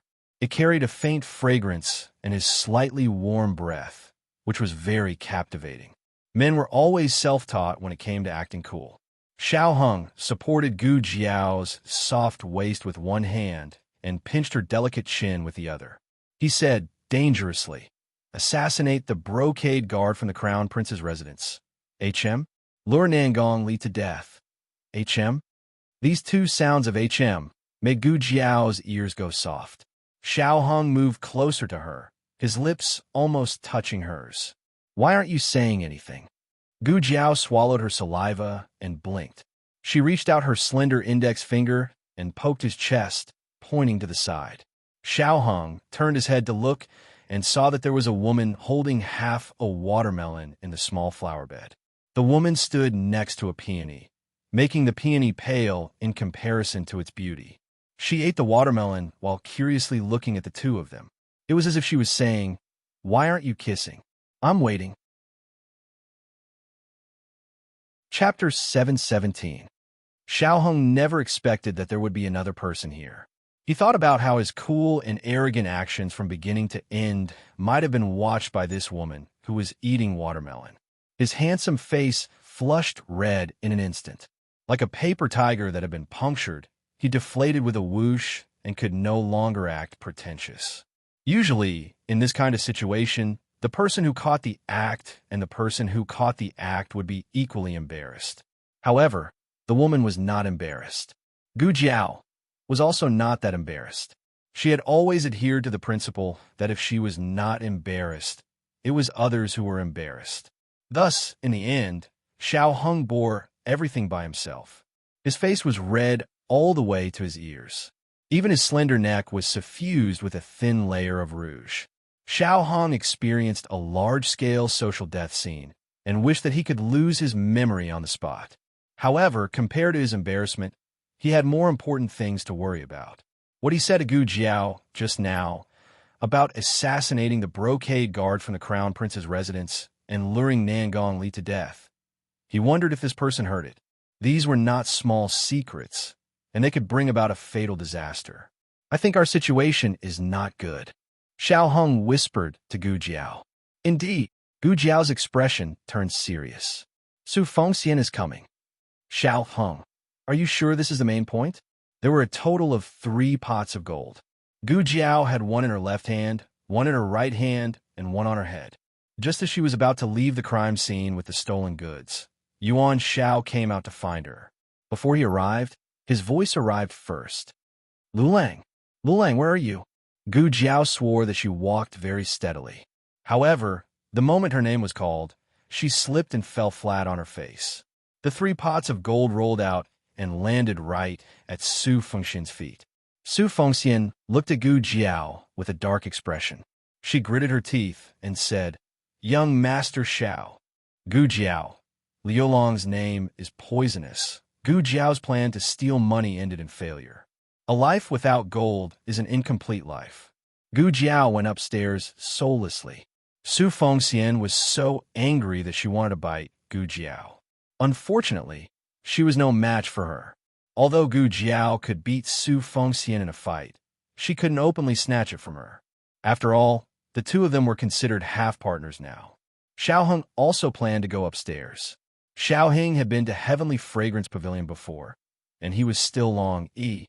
He was Gu Chengfeng's friend, so Su Fengxian treated him with some courtesy. Su Fengxian didn't stop him from going anywhere. However, the woman holding the watermelon also silently followed behind Xiao Heng. Stop right there, Su Fengxian shouted. She couldn't afford to offend those 2 little ancestors, but how could she not handle a woman she picked up from the roadside? She rolled up her sleeves and angrily said, You're awake, right? If you're awake, then work for me. The woman holding the watermelon moved to Xiao Heng's side to hide. Xiao Heng frowned and looked at her. He didn't know if she heard what he said just now. He decided to take her away first and let her go after figuring things out. She's coming with me, Xiao Heng said to Su Fengxian. The woman bit the spoon and stopped eating. Stars flashed in her eyes as she looked at Xiao Heng. Su Fengxian had one hand on her waist and the other holding a handkerchief pointed at Xiao Heng and Gu Jiao, who had already gone upstairs. Don't go too far. It's fine if you steal the gold, but what? You still want to kidnap her? Xiao Heng calmly said, She's not from Heavenly Fragrance Pavilion. No one from Heavenly Fragrance Pavilion would dress like this. Su Fengxian choked. Then, Xiao Heng calmly said, Heavenly Fragrance Pavilion has many guests today. I heard that people from a Crown Prince's residence are also here. The Crown Prince is the best at upholding justice. If he finds out that you forced a woman into prostitution, can your Heavenly Fragrance Pavilion continue to operate? As soon as he finished speaking, the woman cooperatively raised her chin. Su Fengxian was speechless. The woman was brought upstairs by Xiao Heng. Su Fengxian was annoyed. The gold was saved, but the beauty in his hands had flown away. This beauty's beauty was already unparalleled in the world when she fainted. When she woke up, she was even more beautiful than the 9 celestial goddesses. What a pity, what a pity. Gu Jiao didn't find it strange that Xiao Heng brought the woman over. After all, she had heard the secret just now. He had to make sure that she wouldn't leak the information before letting her go. After the woman entered the room, she didn't show any guilt or uneasiness. The play in the main hall began. The location of Gu Qingfeng's room was special. There was a medium-sized balcony. Sitting on the balcony, one could overlook the entire stage. The angle was quite good. The woman carried the watermelon to a stool on the balcony and sat down. Gu Jiao realized that the watermelon in her hand was no longer the same half as before. It was a brand new half. It was red, and there were even ice shards on it. It looked especially sweet and delicious. Gu Jiao looked at Xiaohong. When did she take another half of the watermelon? Xiaohong indicated that he didn't know either. He walked in front, and she followed behind. He didn't notice that she had left. However, just now, there were two servant girls who each carried two large trays covered with cloth and brushed past them. Could it be that she had stolen it from him at that time? Not only did she steal it, but she also put the half of the watermelon that she had eaten into the cloth. She really didn't know which unlucky person would eat that empty half of the watermelon. The unlucky person was Prince Ming. She sat on the balcony and dug into the watermelon. Her back was facing Xiaohong and Gu Jiao. The two of them couldn't see her expression, but she didn't do anything. The way she focused on eating the watermelon was inexplicably reassuring. They felt that she wouldn't tell anyone what she had just heard. Maybe she didn't hear it at all. Xiaohong sat at the square table and said to Gu Jiao. Gu Jiao sat next to Xiaohong. She rested her chin on one hand and looked at her back thoughtfully. Normal people wouldn't be so calm after hearing such a big secret. At least, they would be worried that they would be killed. Not everyone knew that Nangong Li was a big bastard.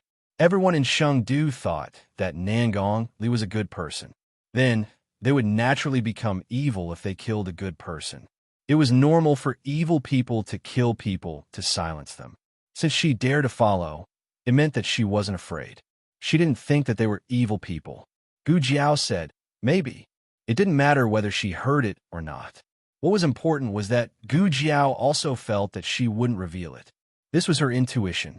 On the stage, the sound of the eru and the singing started. The voices of the entire Tianxiang pavilion were drowned out. Gu Jiao and Xiaohong were still some distance away from the balcony. In addition to the singing, she couldn't hear their conversation. Xiaohong took off his mask and asked about Gu Jiao's disappearance. Gu Qingfeng said that she was fine, but he didn't believe it. She was someone who had braved the snowstorm to cross thousands of mountains and thousands of mountains to go home. If nothing happened to her, it was impossible for her to stay outside for 7 days. She's fine now, Gu Jiao said. Where are you hurt? Let me take a look. Xiaohong said. Gu Jiao showed him the wound on her arm that had already healed. Xiaohong understood that the injury on her body wasn't this small. He held her hand in his and asked in a hoarse voice, "Why did you have to chase after the people from the Crown Prince's residence?" "I have a question in my heart that I want to ask the Crown Princess." So she couldn't let the Crown Princess be killed by them. She said, "But I still haven't seen the Crown Princess." Xiaohong didn't need to ask to know that the question was related to him. He felt very uncomfortable. Don't do such a dangerous thing in the future. Gu Jiao stared at him. Do you also have that question in your heart? The two of them didn't say what question they had. Xiaohong was silent for a moment, then nodded. Yes, the reason I came here today is to search for that answer. As the two of them talked, they didn't notice that the woman had stopped digging the watermelon. Suddenly, a group of Imperial guards rushed in from downstairs and stopped the performance on the stage. Xiaohong came to the balcony, looked down, and said with a frown, "It's the people from the governor's residence." After saying this, he turned around to pick up the mask on the table. The woman reached out her hand, as if she wanted to grab his sleeve. But in the end, she didn't use her strength, and the wide and cool cloth slipped through her fingertips. Xiaohong put the mask back on his face. Strange, why did the people from the governor's residence come? Gu Jiao looked and said, "Looking at their appearance, it seems that they are looking for someone. Did someone important go missing in Chengdu?" The person who could make the governor's residence come out to look for was not an ordinary important person. Gu Jiao said, "I'll go down and take a look. You wait for me here." Her identity was relatively open and above board. Xiao Heng's Long Yi was an unregistered person, so it was best not to face the Shangwan family. Gu Jiao went downstairs. Xiao Hong came to the balcony again, put down the curtain on his head, and looked at the movement in the hall through the gap of the curtain. Beside him, the woman was still sitting on the stool, but her aura had become a little different. She seemed unhappy. Xiao Hong glanced at her, looked away, and continued to look at Gu Jiao and the officials. Suddenly, he felt someone tug at his sleeve. He looked down at her. "What's the matter?" The woman held the dug watermelon to him. Only then did he notice that the woman sat on the balcony and dug for a long time, but didn't eat a single bite. She was using a new small golden spoon, which should have been stolen just now. The small watermelon balls she dug out were round and very beautiful. "For me?" he asked. The woman nodded, looking at him with innocent and heavy eyes, with a trace of helplessness, like a child afraid of being rejected. Xiao Heng's heart surged with an indescribable feeling. It was as if his heart was being pulled by something. Chapter 718. Novels with a deeper meaning that could not be found on the internet can be found here. The arrival of the governor interrupted the drama that had reached its climax. The guests complained one by one. However, the governor came with an official document, and the reason was open and above board. Even someone like Commandery Prince Ming did not dare to openly ask them to leave. Prince Ming sat in one of the rooms on the first floor. He was displeased. "What's going on? Why are people from the imperial government here? Could it be that they sensed this prince's movements?" His trusted guard said, "I don't think so. We have been very careful. Moreover, we did not do anything wrong. It is not the imperial government's turn to intervene." "That's right. I'm just waiting for someone." The timing was not right. Who would believe that he came to the opera house to do something when such a big thing happened to the Han family?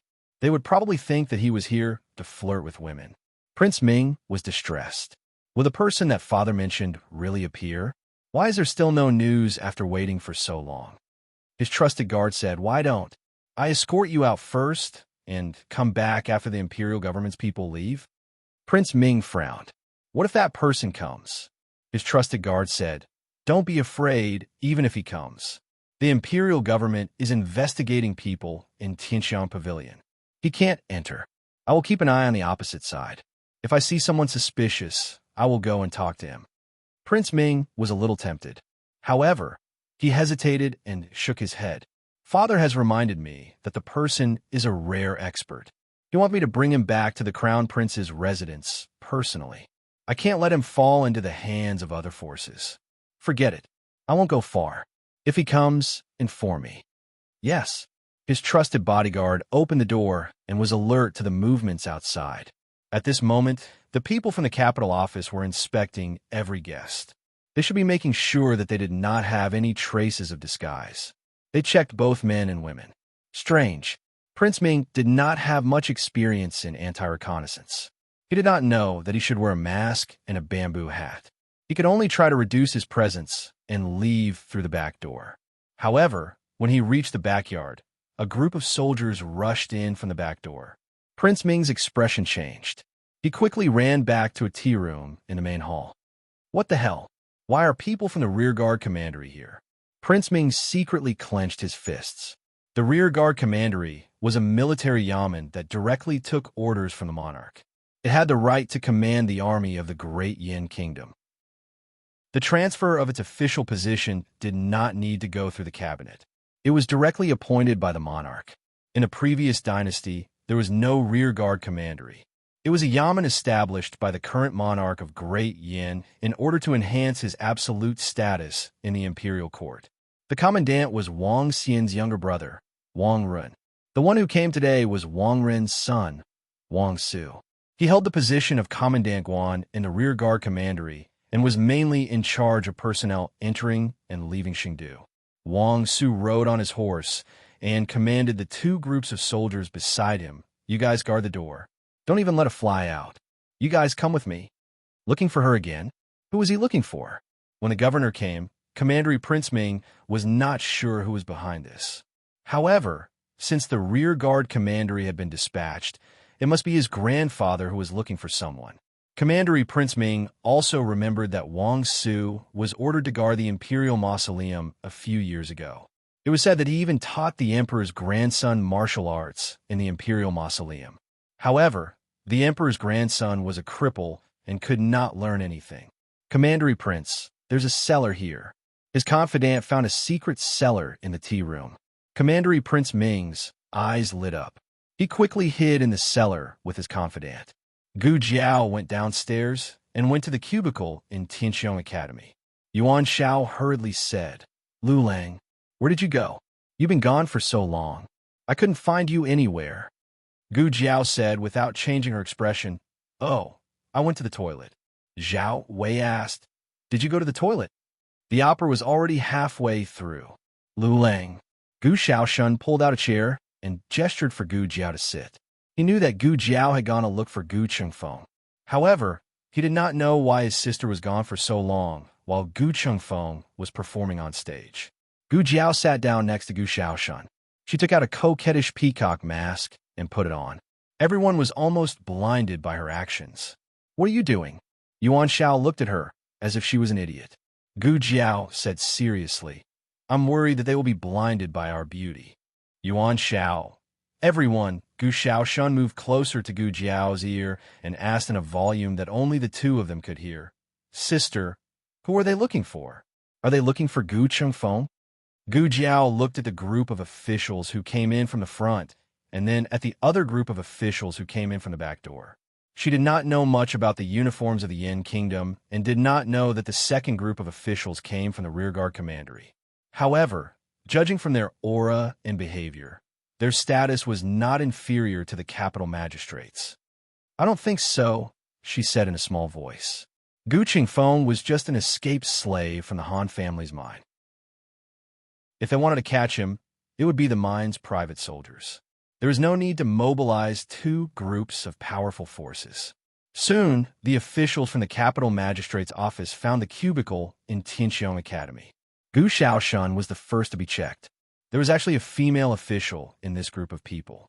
She did not look like a real official. Instead, she looked like an ordinary woman who had put on official's uniform. The female official pinched Gu Xiaoshun's face as if to check if he was wearing a human skin mask. Then, she pressed Gu Xiaoshun's chest. Gu Xiaoshun was dumbfounded. "What are you doing?" The female official shook her head at the rest of the people from the capital magistrate's office. Gu Jiao understood. The person they were looking for was a woman. Gu Jiao had put on the mask to show Xiao Hong, so that Xiao Hong would know the intensity of this group of people's search. However, she had never expected that they would search the murder department. It seemed that the person who was at risk of being exposed was not Xiao Hong, but herself. The people from the capital magistrate's office searched the main hall, while the people from the rearguard commandery went to the second floor. Wang Su had seen the imperial grandson before. In fact, both Xiao Hong and Gu Jiao were at risk of being exposed. The people from Tianxiong Academy were checked one by one. Everyone unanimously put Gu Jiao last. They did not know why. They did not know that Gu Jiao was a woman. They just subconsciously felt that they should be at the front. Zhou Tong was the second from the bottom. Their inspection is a little rough, but they don't have any bad intentions. "Don't worry, don't be angry." Zhou Tong turned around and said to Gu Jiao. He was afraid that Gu Jiao would stand up for her companions and beat up the officers. Gu Jiao wondered whether it was better to be caught or to beat up the officers and run away. On the other side, Wang Su came to the room next to Gu Chengfeng's. After checking the guests in the room, he politely excused himself and left the room. "Sir, this is the last room," the accompanying guard said. The door was ajar. People who were skilled in martial arts could identify people by listening. There were two people in the room. Wang Su raised his hand and slowly pushed the door open. At the same time, the rest of the people from Tianxiong Academy were also checked. Only Gu Jiao was left. The female officer took off Gu Jiao's mask and pinched Gu Jiao's face. To be honest, the traces of the human skin mask were obvious enough. Just in case, they still had to check her body. How cunning was this woman to be able to force the officials to do this? Gu Jiao clenched the silver needle in her hand. Should she be exposed or not? Creak! The door to Gu Chengfeng's room was pushed open. Wang Su stepped into the room. All of a sudden, a foot kicked him in the chest, sending him flying. He flew over the railing on the second floor and fell heavily into the lobby on the first floor. Fortunately, his martial arts were good. He flipped in the air and stabilized himself when he landed. However, it still caused quite a commotion. Everyone raised their heads in unison. Even the female official who was about to check on Gu Jiao paused. The woman came to the railing and looked down at everyone. Then she ran away. The female officer hurriedly said to quickly chase after her. It's her. Everyone went to catch her. Gu Jiao thought, that was close.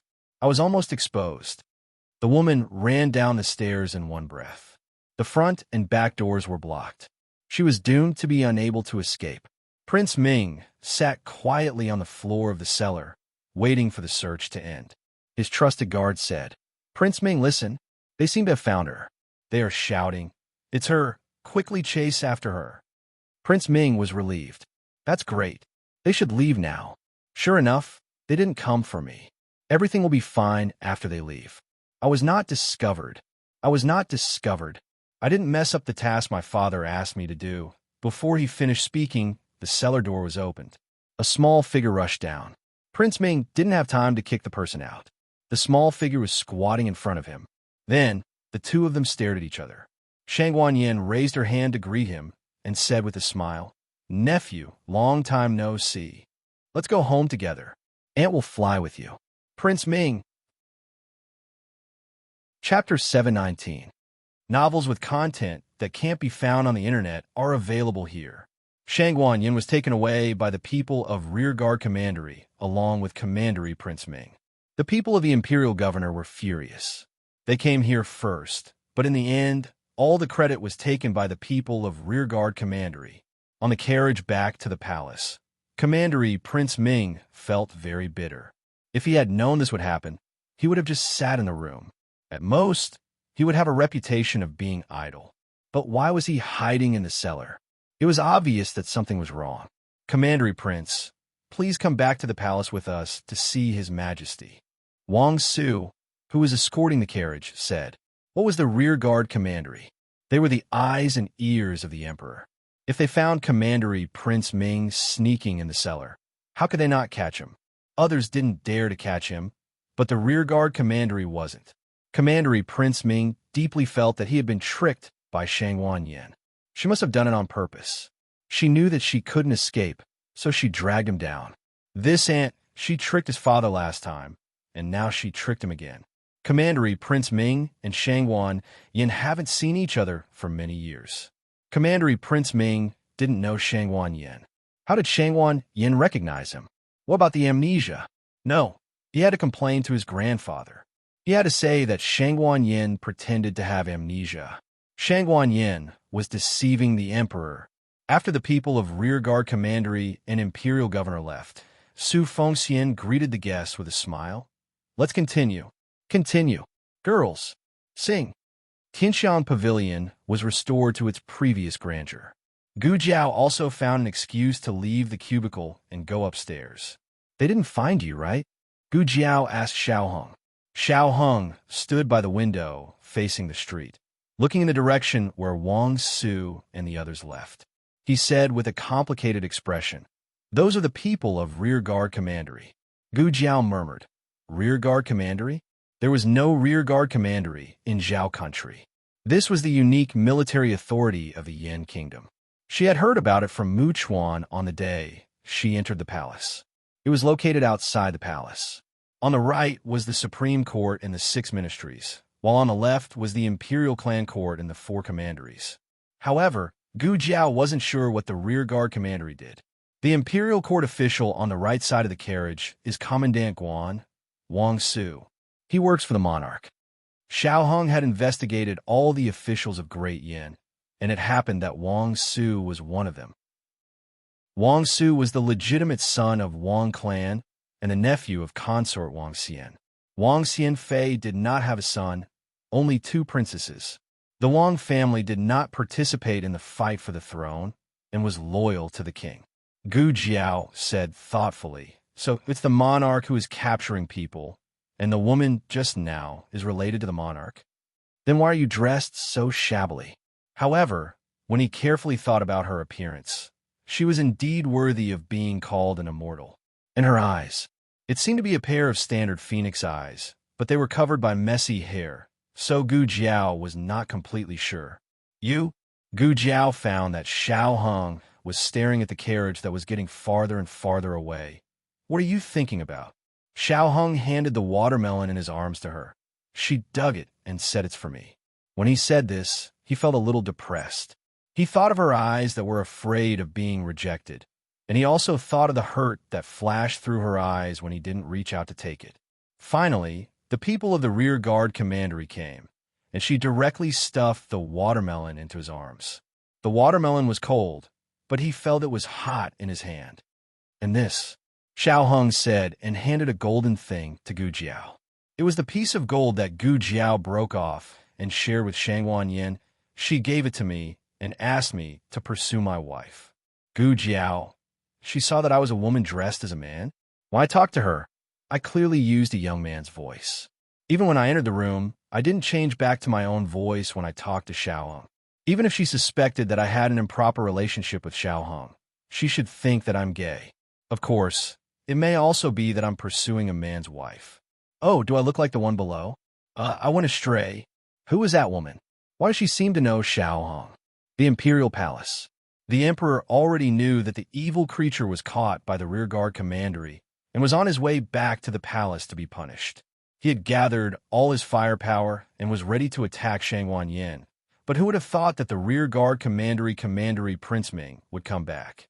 Commandery Prince Ming sneakily appeared in the place where Shangwan Yin was hiding. At this critical moment, his behavior was too suspicious.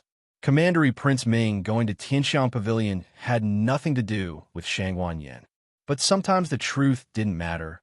What the Emperor thought was important. However, Commandery Prince Ming couldn't tell others that he went to pick up a master on behalf of the Crown Prince. The Emperor looked at Commandery Prince Ming with eyes that almost asked, "Did you go to assassinate your aunt?" Commandery Prince Ming was about to cry. "You didn't announce to the public that my aunt was missing." "How could I know?" The Emperor nodded. "Yes, I didn't announce it to the public, so you must have placed a spy around me." Commandery Prince Ming, "I didn't." Shangwan Yin added oil to the fire. "You did, I saw it." "What did you see?" "You saw it." "How could you lie through your teeth like this?" Commandery Prince Ming gritted his teeth. "My aunt remembered me. She called me nephew. She pretended to lose her memory." The monarch snorted and said, "Shangwan Yin will call you nephew? Then she really lost her memory. She never paid attention to you." Commandery Prince Ming, "How could this be a trap?" The Emperor ordered Commandery Prince Ming to go back to the Crown Prince's residence and grounded him for 3 months. He also ordered Zhang Dequan to call the Crown Prince into the palace and scolded him. No matter what Commandery Prince Ming did in the Opera House, it was his fault as a father for not teaching him well. The Crown Prince thought, "Then isn't it your fault that I'm like this?" It's good to think about it.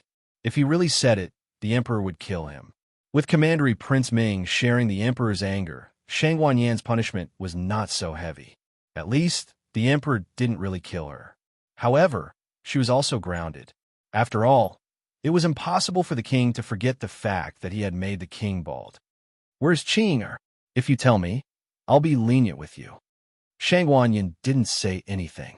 The Emperor coldly said, "Shangwan Yin, I didn't keep you in the palace to protect you. It's just that I haven't found out the truth about the destruction of the Imperial Mausoleum. Once the truth is out, you immediately go back to the Imperial Mausoleum."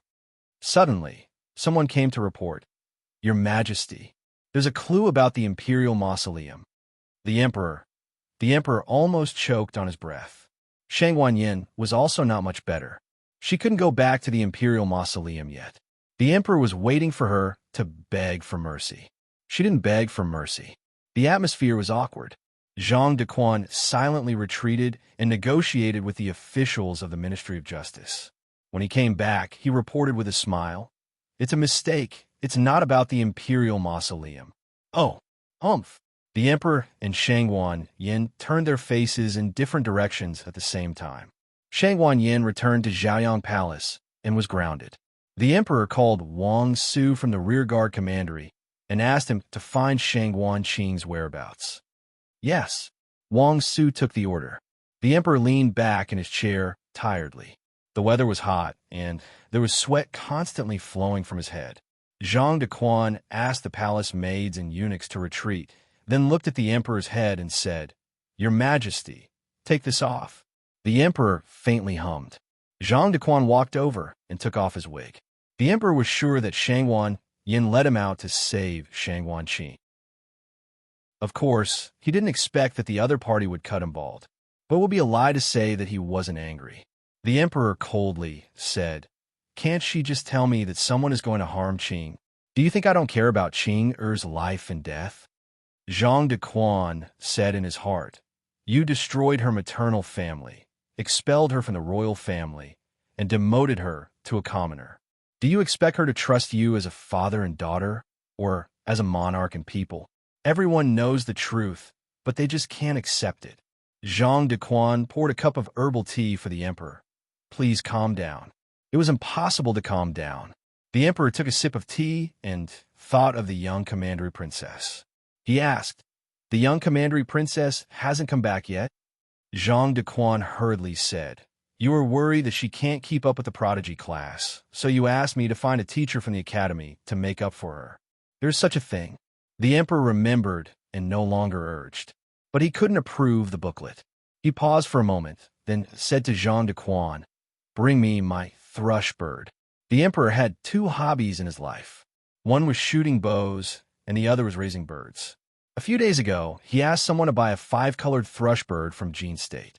He loved it very much and would go to see it every day. Zhang Dequan went to the door to instruct the young eunuch. Not long after, the young eunuch rushed in and said in fear, "The thrush bird is gone. Who went to the birdhouse?" Other than the bird trainer, there is only the young commandery princess. The young commandery princess promised to compete with little Jing Kong yesterday. She was an elder who kept her promise, so she put the bird into her pocket and took it out of the palace. I just want to borrow it. I told Uncle His Majesty, and he didn't object." The young commandery princess climbed into the dragon bed in the middle of the night and said this to the emperor, who was sleeping soundly. The young commandery princess took the bird out and put it into her school bag. She didn't take it out until she went to make up for her lessons. Little Jing Kong whistled with his fingers. There was no sound, and called Little Nine, all by roaring. The two children didn't reach a consensus on the rules of the bird competition. Little Jing Kong thought that the bird competition should be based on size, while the young commandery princess thought that the bird competition should be based on beauty and ugliness. Both of them were full of confidence in their birds. Then, when the two birds met, they were dumbfounded. They saw Little Nine, didn't say a word, but flew over and swallowed the 5-colored thrush bird in the young commandery princess's hand, leaving nothing behind. Little Jing Kong, the young commandery princess, Tianxiang Pavilion. Gu Chengfeng finished tonight's scene. He went backstage to take off his costume and makeup, changed into his light blue gown, and went to the second floor.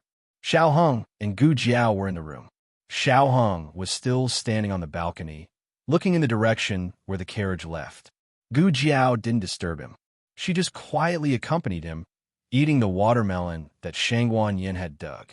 It was cold, sweet, and refreshing. What Xiao Heng needed at this time was companionship, not enlightenment or heart-to-heart talk. "I'm sorry, I neglected you." Xiao Heng came back to his senses and said to Gu Jiao with guilt. Gu Jiao shook her head with her cheeks puffed up. That woman not only dug the watermelon into a beautiful ball, but also removed the seeds. She ate happily. She would be happy when she was with her husband. When two people were together, they didn't need to talk much. Silent companionship was also a kind of tacit understanding. There were only two left. Gu Jiao thought for a while, then scooped one and fed it to him. Xiao Heng ate it. "Is it sweet?" Gu Jiao asked. "Yes." He nodded. "It's very sweet." Gu Jiao fed him the last watermelon. Then she held the watermelon, raised her head, and drank the watermelon juice. She drank until her face was covered with juice, as if she had a small red beard. Xiao Heng was amused by her, and the faint melancholy in his heart dissipated a lot in an instant. He took out a clean handkerchief and carefully wiped her face. His movements were gentle, and his eyes were gentle. Gu Jiao didn't move. She raised her face and let him wipe it. She was very obedient. When Gu Qingfeng came to the door, he saw this scene. He curled his lips and muttered sourly, "Stinky girl, you're so obedient when you're with this kid. But when you're with me, you're like a little devil." Knock, knock, knock. He knocked on the door without any trace of politeness. Xiao Hung just finished wiping. When he heard the sound, he took back the handkerchief in his hand. Gu Jiao glared at Gu Qingfeng with hidden bitterness. "You're itching for a beating again." Gu Qingfeng received Gu Jiao's death stare. He gritted his teeth. "Stinky girl." He walked into the room and sat down at the square table. He poured himself a cup of tea and snorted indifferently. "Don't blame me for not reminding you. The inner city gates will be closed in less than an hour."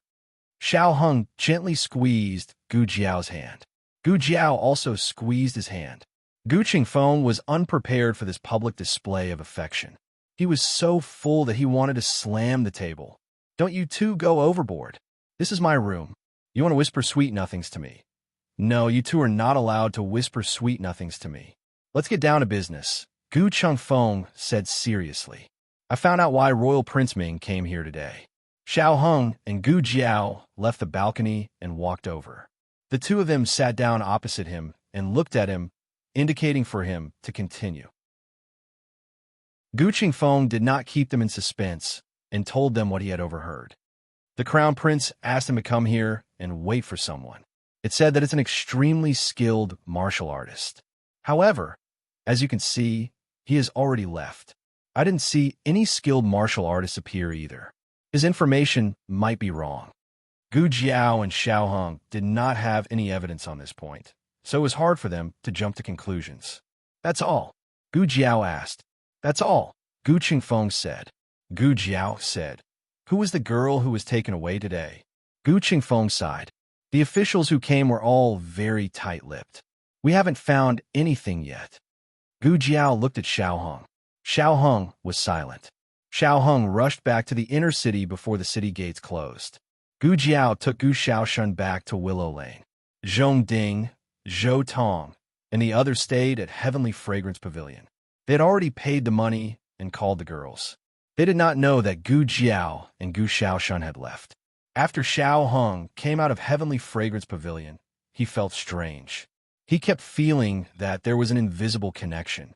"Young master, young master, young master." The coachman called him 3 times. Xiao Hung came back to his senses and asked, "What's wrong?" The coachman whispered, "We're about to reach Lingbo Academy." In other words, it was time for him to change his clothes. Xiao Hung changed back into Kanglin Academy's uniform, put on a veil, and went to Lingbo Academy to pick up little Jing Kong from Teacher Cheng's place. Little Jing Kong got into trouble today. He rubbed his little hands and did not dare to say anything. In the past, Xiao Hung could see through him at a glance. However, he was a little uneasy today and did not notice little Jing Kong's strange behavior. Little Jing Kong had already eaten. After returning to Linglong Pavilion, Xiao Hung directly fetched water for him to take a bath. He did not say anything unnecessary during the whole process. Although he had always been a man of few words, little Jing Kong still felt that his bad brother-in-law was different. He looked at his bad brother-in-law in confusion. "Did you get the last place again today?" No matter how many times Xiao Hung got the first place, little Jing Kong could not get rid of the fact that he got the last place. "No," Xiao Hung said. He took dry clothes and put them on little Jing Kong. "Go to sleep." Oh, little Jing Kong did not cause trouble. He climbed into bed, turned over a few times, and fell asleep. The moon was dark and the wind was strong. It was hot and dry. The cicadas on the trees kept chirping, and frogs croaked in the lotus pond. The whole academy fell into a deep sleep. Xiao Hung tossed and turned on the bed. The assassination last night, Zhang Dequan's call, and the woman he met today kept flashing through his mind. The woman holding the watermelon and being afraid that he would reject her became clearer and clearer in his mind. The feeling of being pulled in his heart became stronger and stronger. He covered his chest and breathed slightly faster. He did not know how long it had been before he fell into a deep sleep with his thoughts running wild. Midnight. The sky flashed, and thunder rumbled in the sky. Xiao Heng's heart palpitated. He opened his eyes and sat up. The window lattice was blown open by the strong wind. The plain curtains swayed in the lightning and thunder. He got out of bed and went to close the window lattice again. However, he accidentally knocked over the teacup on the table. The teacup was smashed into pieces. He took a step back to avoid it, but he still stepped on a piece of debris. Blood flowed from his white and thin feet to the corner of the wall. The next day, Xiao Heng sent little Jing Kong to school at Lingbo Academy. As soon as he arrived at the entrance of the academy, he heard two students of Lingbo Academy say, "Did you hear? Something happened to the dethroned crown princess. What could happen to her? She seemed to want to escape from the palace last night. However, there was a sudden thunder. She was so scared that she lost her footing and fell down from the back of the mountain. It was a serious fall. She even broke her waist. She won't make it." "Really? Of course it's true. There's an imperial doctor living next door. He was called into the palace last night to save the dethroned crown princess. He hasn't returned yet. Now, people are saying that the dethroned crown princess is immoral. Even God can't stand it anymore and sent down lightning to punish her." Xiao Heng suddenly felt out of breath. He did not know how he left. When the carriage stopped, he was already at the entrance of Tianxiang Pavilion. The carriage driver looked at him worriedly. "Young master, we've arrived at Tianxiang Pavilion. Are you okay?" "I'm fine. Where's Jing Kong?" Xiao Heng asked. The carriage driver was surprised and replied, "You sent him to the academy. You personally handed him over to Master Lu. Master Lu also asked Master Cheng to pass on a message. If you can't come at noon, I'll have to trouble Master Cheng to take care of him." "That's good." Xiao Heng got off the carriage. The carriage driver was confused. Did the young master suffer a blow? His entire being seemed to have lost his soul. But even so, the young master still made arrangements for Jing Kong. Xiao Heng never wore the Kanglin Women's Academy uniform to Tianxiang Pavilion. Today was the first time. Gu Jiao was also there. She had also heard about the crown princess from Mu Chuan. She came to Tianxiang Pavilion to ask Gu Chengfeng about the situation. In fact, with Mu Chuan's status, it was unlikely that he was lying. Gu Chengfeng closed the door and the two of them sat down. He himself also came to the table and sat down. He said solemnly, "I have two things here. First, it is true that the deposed crown princess is seriously injured and her life and death are uncertain. The people in the Imperial Preceptor's Hall were also alerted. The Imperial Preceptor entered the palace that night and is still trying to save her this morning." "How did she get injured?" Gu Jiao asked. "It said that she lost her footing and fell down a hill." Gu Chengfeng said. Second, Gu Chengfeng paused and then said, "The woman who was taken away by the commandant yesterday is the deposed crown princess." Xiao Heng's fingers clenched tightly. Imperial Palace, Jiayang Hall.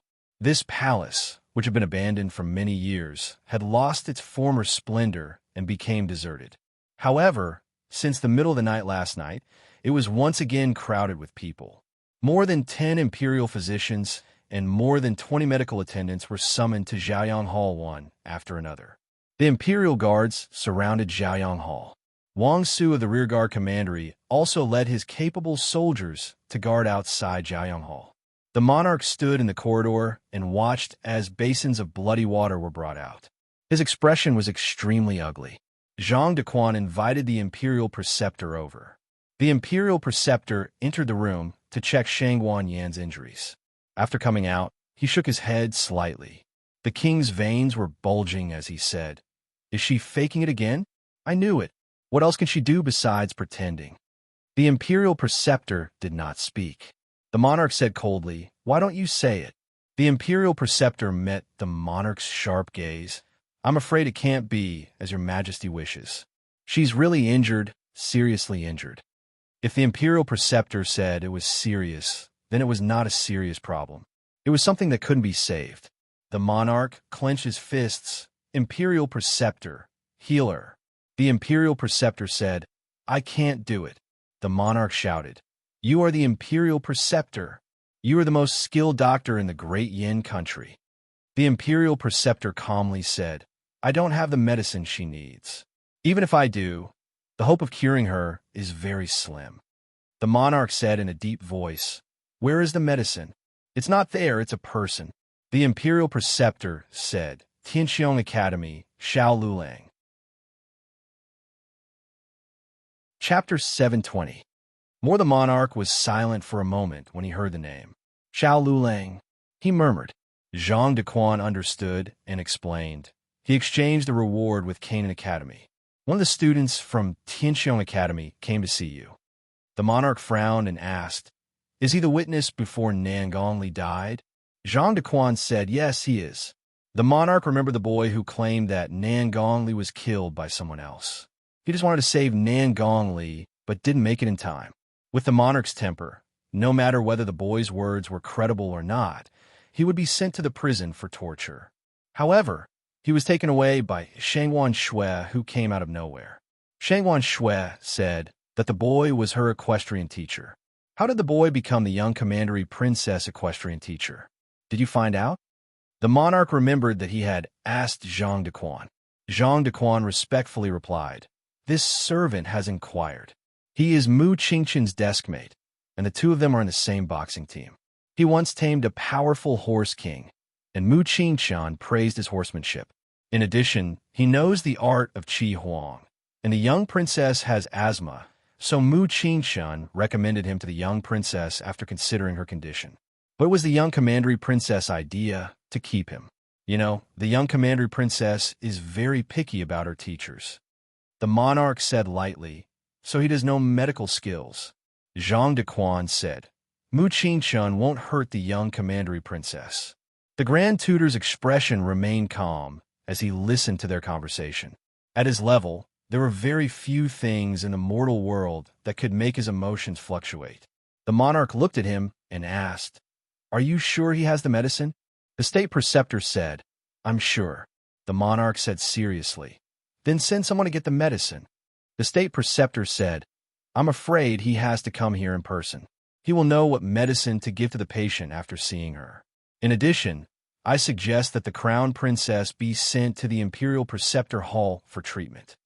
The monarch pointed at the room and said sternly, The crown princess is in such a state. Could she still be moved?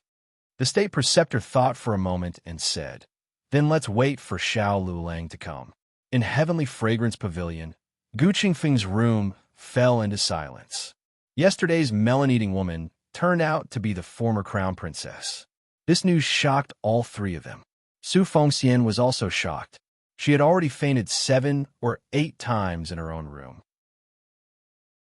She forced a good girl into prostitution and forced the former crown princess to do so. Heaven really wanted her dead. The former crown princess seems to know you. The crown prince wants to kill you. Gu Jiao glanced at Xiao Hong beside her. She felt that the answer she wanted to verify in her heart was about to surface. However, now was not the time to seek answers. How did something happen to the former crown princess? This was very suspicious. She didn't believe that the former crown princess was seriously injured by herself. The fact that the former crown princess was able to knock down 4 powerful maidservants showed that she had some skills. She couldn't have fallen like that, unless someone increased the force of her fall. For example, someone lifted her up high and threw her down heavily. Thinking of this cruel scene, Gu Jiao's eyes grew cold. Of course, this was only Gu Jiao's guess. She had to go to the scene to find out the truth. However, if her injury was caused by someone, then the murderer might have cleaned up the scene. It would be very difficult to investigate. However, it also depended on who was investigating. If it was Xiao Hong, he would definitely be able to find some clues. Gu Jiao looked at Xiao Hong and then at Gu Jiao, asking, Is there something I don't know? Yes, the former crown princess dug watermelons for Xiao Hong and gave him gold to pursue his wife. Lulang! Lulang! Gu Xiaoshuan's anxious voice came from downstairs. Gu Jiao asked for leave in the morning. At this time, Gu Xiaoshuan should be in class.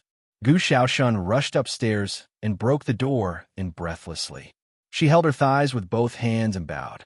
She said breathlessly, Sister, The people from the Imperial Preceptor's palace went to the academy and asked to go to the palace to treat the former crown princess. She was worried that she wouldn't have a chance to enter the palace.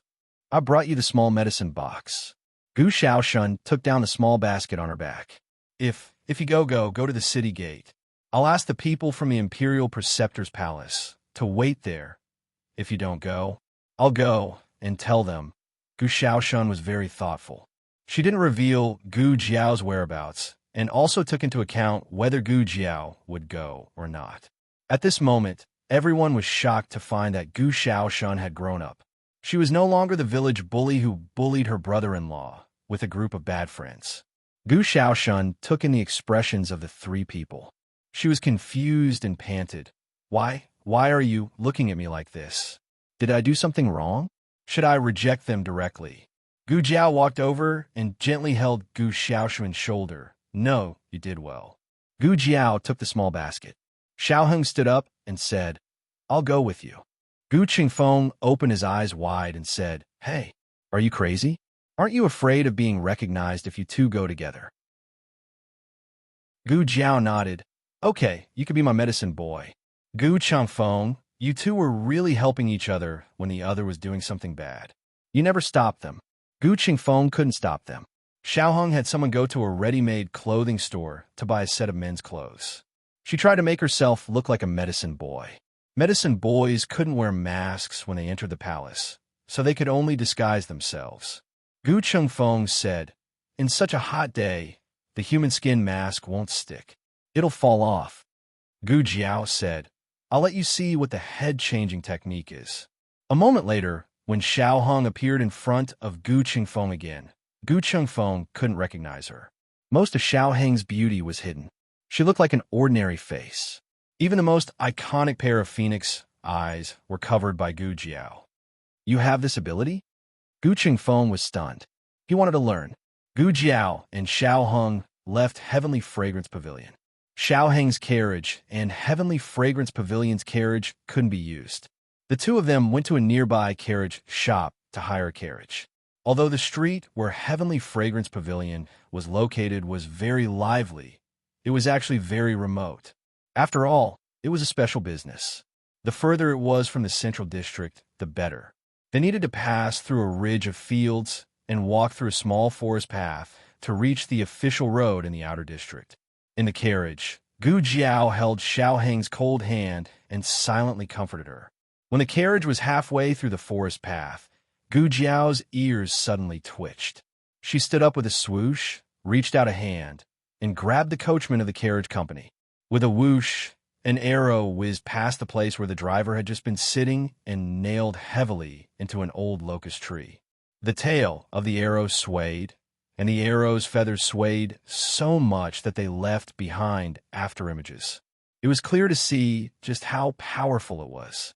Gu Jiao wanted to rush over, but a row of spear traps suddenly appeared in front of her. The horse was frightened, but it was too late to slow down. Gu Jiao grabbed the reins and forcefully changed the direction of the horse. The sudden sharp turn caused the carriage to deviate. The horse stopped, and the carriage flipped to the ground. The moment they fell to the ground, Xiaoheng used his hands to protect Gu Jiao's waist and head.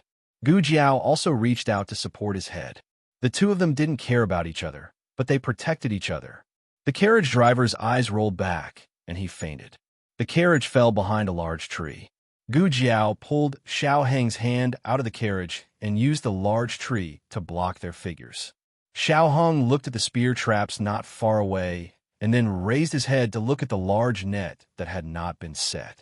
He immediately understood that this was a premeditated assassination. Someone didn't want them to treat the crown princess. Come out, Xiao Lulang. You can't hide. A man's indifferent voice came from the other end of the small path. Perhaps Xiao Lulang didn't recognize this voice, but Gu Jiao was not unfamiliar with it. Gu Jiao used her eyes to indicate to Xiaoheng to stand there and not move.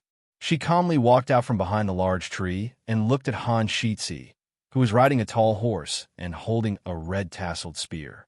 She indifferently said, "So, it's you?" Han looked down at Gu Jiao and said, "Are you very surprised, Xiao Lulang?" "No, You're not the real Xiao Lulang. That beauty from the Azure Water Women's Academy is. Just who are you? Gu Jiao said, Who am I? Why don't you go to the underworld and ask Nan Gongli? Xiao Hung secretly observed Han Yi. He was stalling for time. The crown princess was about to die. Han Yi mockingly said, Such a big tone. You don't really think that killing a crippled Nan Gongli makes you so capable, do you? You're simply not this Shizi's match. This Shizi will give you a chance to live. If you're willing to rely on the Han family, the grudges between you and the Han family will be written off. If you're stubborn, then this Shizi will have no choice but to take care of the Han family's trusted aide here. Gu Jiao said without hesitation. All right, I promise you. From now on, I'll be your Han family's advisor. As she spoke, she walked in front of the horse and reached out her hand to Han Yi. Shizi Han, I'm looking forward to working with you. Han Yi choked. What the fuck? Han Yi was simply dumbfounded. He couldn't even comprehend his emotions. He raised his arm in a daze and shook Gu Jiao's hand. Gu Jiao smiled. Alarm bells rang in Han Yi's heart. He wanted to dodge, but Gu Jiao had already grabbed his hand and pulled him down from the horse. He was caught off guard and fell to the ground. Gu Jiao raised her foot and fiercely stomped on his chest. Chapter 721. Gu Jiao didn't underestimate her enemy. She used almost all her strength to kick him. Han Yi grew up in the military camp and had been to many battlefields, but he had never seen such a decisive and ruthless person. That murderous aura made him, the Han family's legitimate son, shudder. However, Han Yi was not an ordinary master. He quickly reacted. He grabbed the spear in his hand and held it tightly with both hands, blocking Gu Jiao's foot. With a crack, his left arm was dislocated. Unexpectedly, such great strength. Even if he didn't have time to use enough internal force, this boy was definitely the first person who could dislocate his arm on the spot. Han Yi used the strength of his right arm to push the spear, causing Gu Jiao to retreat a few steps. He himself flipped over like a carp. He inserted the spear into the ground and raised his hand to connect his dislocated arm. This kind of injury may require rest for a normal person, but he could forget the pain and quickly enter the next battle. Gu Jiao narrowed her eyes slightly. He was indeed the #1 young master in Chengdu. The first time she put a sack on him, he was careless and underestimated her. Plus, she used a lot of tricks to help him succeed. It didn't mean that his strength was weak. The second time they fought was at home in Willow Lane. At that time, he didn't even use half of his strength. Halfway through, the Black Wind King appeared and the two sides stopped fighting. Today was the day that they would truly fight one-on-one. Han Yi was much stronger than any of the men of sacrifice and the genie guards she met in the Yin Kingdom. But now, she was facing more dangers than just Han Yi. Just in the direction where Han Yi was riding his horse, two other masters arrived in time. Han Yi pointed a spear at the tree where Xiao Hung was and ordered, "Kill that man too." That man. This meant that Han Yi had no idea that Xiao Hung was behind the tree. He simply wanted to silence him. In fact, Gu Jiao had some doubts in her heart. The Han family had just met with an accident, and before the second Master Han's bones were cold, Han Yi had assassinated the doctor that the monarch had found for the former crown princess. Was Han Yi really not afraid of death? Or was it that Han Yi had absolute confidence that he could silence them without leaving any traces behind? Han Yi was not Han Che. He would not ignore the consequences. He was meticulous and powerful. Gu Jiao believed that he had the confidence to kill her. But more than that, Gu Jiao guessed that Han Yi had no way out. Or rather, the crown prince had no way out. The former crown princess's injury was strange. They couldn't let the crown princess wake up. Was it because once the crown princess woke up, they would be able to identify the murderer? If that was the case, then Han Ye's actions today could be justified. Two experts rushed toward Xiaohong. Gu Jiao threw out two black fire pearls. Dodge! Han Yi shouted. The experts dodged perfectly. It seemed that Han Yi had come prepared. He was very clear about her methods. One Han Yi was already very difficult to deal with. Now, there were two more. She was a bit overwhelmed. The two experts continued to rush toward Xiaohong. Gu Jiao went forward to block them. Han Yi stabbed with his spear. Gu Jiao tapped the ground with the tip of her foot. She took a few steps on the tree, turned in the air, and somersaulted. She landed on one knee on the other side of Han Yi. She shot out 2 Tang Huan needles from her fingertips. The 2 experts thought that they were black fire pearls and hurriedly dodged again. Gu Jiao came in front of Xiaohong. She took down the small basket and handed it to Xiaohong.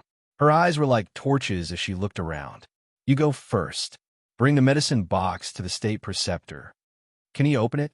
Xiaohong asked. Xiaohong knew a little about the secret of the medicine box.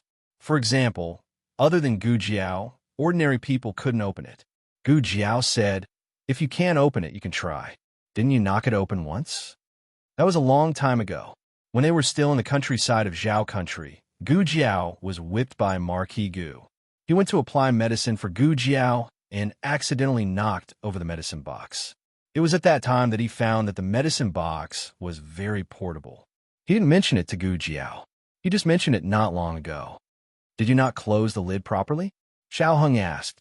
I closed it properly. Gu Jiao said, if you can't open it, you can kick it with your feet. Xiaohong, the medicine box. Xiaohong had disguised himself. Naturally, Han Yi didn't recognize him. But how could he leave him alive? Han Yi sneered, he can't leave. You should give up. Gu Jiao pressed down on the dagger at her waist. She didn't expect to fight when she went out, so she didn't bring a weapon. She could only use this for now. A dagger really didn't have an advantage against a long spear. Just as this thought flashed through her mind, there was the sound of something breaking through the air from the forest behind her. Catch!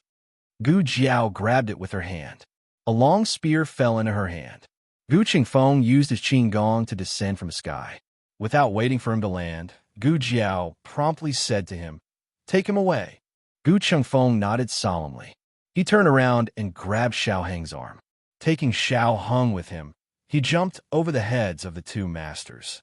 One of the masters flew up and wanted to grab Gu Jiao, but he was shot down by Gu Jiao. Gu Qingfeng wanted to be the one who stayed, but he knew that this was the most suitable arrangement. Chase! Han Yi said to the 2 masters. The injured master clutched his chest and chased after Gu Qingfeng and Xiaohong with his companion. Han Yi looked at the 4 people, then looked at Gu Jiao and snorted, I don't care who you are, and I don't care how many masters you have gathered around you. Today, none of you will leave this forest alive. Is that so? Gu Jiao gripped the long spear in her hand. Her eyes flashed, and she took up her stance. Very good. Let me experience your spear skills. Han Yi smiled coldly, or I'll give you another chance. Who taught you your spear skills? Beautiful monk, but that's none of your business. You don't deserve to know. You people from the Han family don't deserve to know. Gu Jiao stabbed out with her spear. Han Yi felt an incomparably cold, murderous aura. This clearly wasn't a regular spear, but why did it emit a boundless spear intent in this brat's hand? That's right, this was the silver spear that Gu Qingfeng used in operas. It was lighter than a regular spear, and much lighter than Gu Jiao's red-tasseled spear. Even so, Han Ye's arm was still slightly numb when he blocked the spear. This brat, what terrifying strength! I must kill him today, or else he will become a great threat to the Han family in the future. Han Yi didn't waste any more time, nor did he show any mercy. I brought my spear here to experience your spear skills, but I probably didn't tell you that I'm best at swordsmanship. After he finished speaking, he stabbed the spear in his hand into the ground and pulled out the treasured sword on his saddle. The light of the sword flashed past Gu Jiao's eyes. In a flash, the assassination attempt on Xiaohong flashed through Gu Jiao's mind. At that time, the assassin used a long sword. A guess appeared in her mind. That night, the person was you. Second Master Han was just a scapegoat. The real murderer was Han Yi. Han Yi was stunned for a moment before he realized that Gu Jiao was probably referring to the assassination attempt on Xiao Lulang in the middle of the night 2 days ago. Han Yi didn't deny it, only saying, you and Xiao Lulang are indeed related. That's all the more reason to kill you. He couldn't let the crown princess get such a powerful master. The 2 sides started to compete again. Rumors like to exaggerate. If a person only had 1% of strength, they would often be praised as 90%. However, Han Yi was different. He had 10% of strength, but the world only knew 30% of it. Gu Jiao had only recovered 40% of her strength from her previous life, so she wasn't Han Ye's opponent. Gu Jiao's body was gradually covered with wounds. She used her spear to support her gradually weakened body and raised her hand to wipe the blood from the corner of her mouth. The number one master of the younger generation in Chengdu was indeed worthy of her reputation. Han Yi looked at Gu Jiao proudly. What other skills do you have? Show me all of them. I have a lot of skills. I'm just afraid that you won't be able to live until the end. Shameless boasting. Die. Han Yi swung his sword at Gu Jiao to stab her. Gu Jiao's spear touched the ground, and she jumped up. Her toes hooked on a tree branch above her head, and she used the momentum to fly above Han Ye's head. Then, like a dragon soaring into the sea, she chopped down with her spear. Han Yi cut her spear in half with one move. Her body continued to fall, and Han Ye's sword went straight for her heart. She didn't dodge. In a situation where there was a great disparity in strength, she could only hurt herself to kill the enemy. Her previous attack was all a feint. She actually wanted to use her body to catch Han Ye's sword. When the sword entered his body, the distance between them shortened, and the dagger hidden in her left hand could cut his throat. Han Yi realized what Gu Jiao wanted to do, and his eyebrows jumped. Madman! This youth from Zhao country was a madman. In order to kill him, he didn't even want his own life. Gu Jiao only had this one chance, but Han Yi didn't. His realm was higher than Gu Jiao's, so he didn't need to take this risk. He planned to stop. Gu Jiao reached out her hand, wanting to grab his sword with her bare hands. This boy wanted to cut off his hand. Han Ye's heart flashed with a chill. This boy's tenacity was really amazing. He had seen ruthless people, but he had never seen someone this ruthless.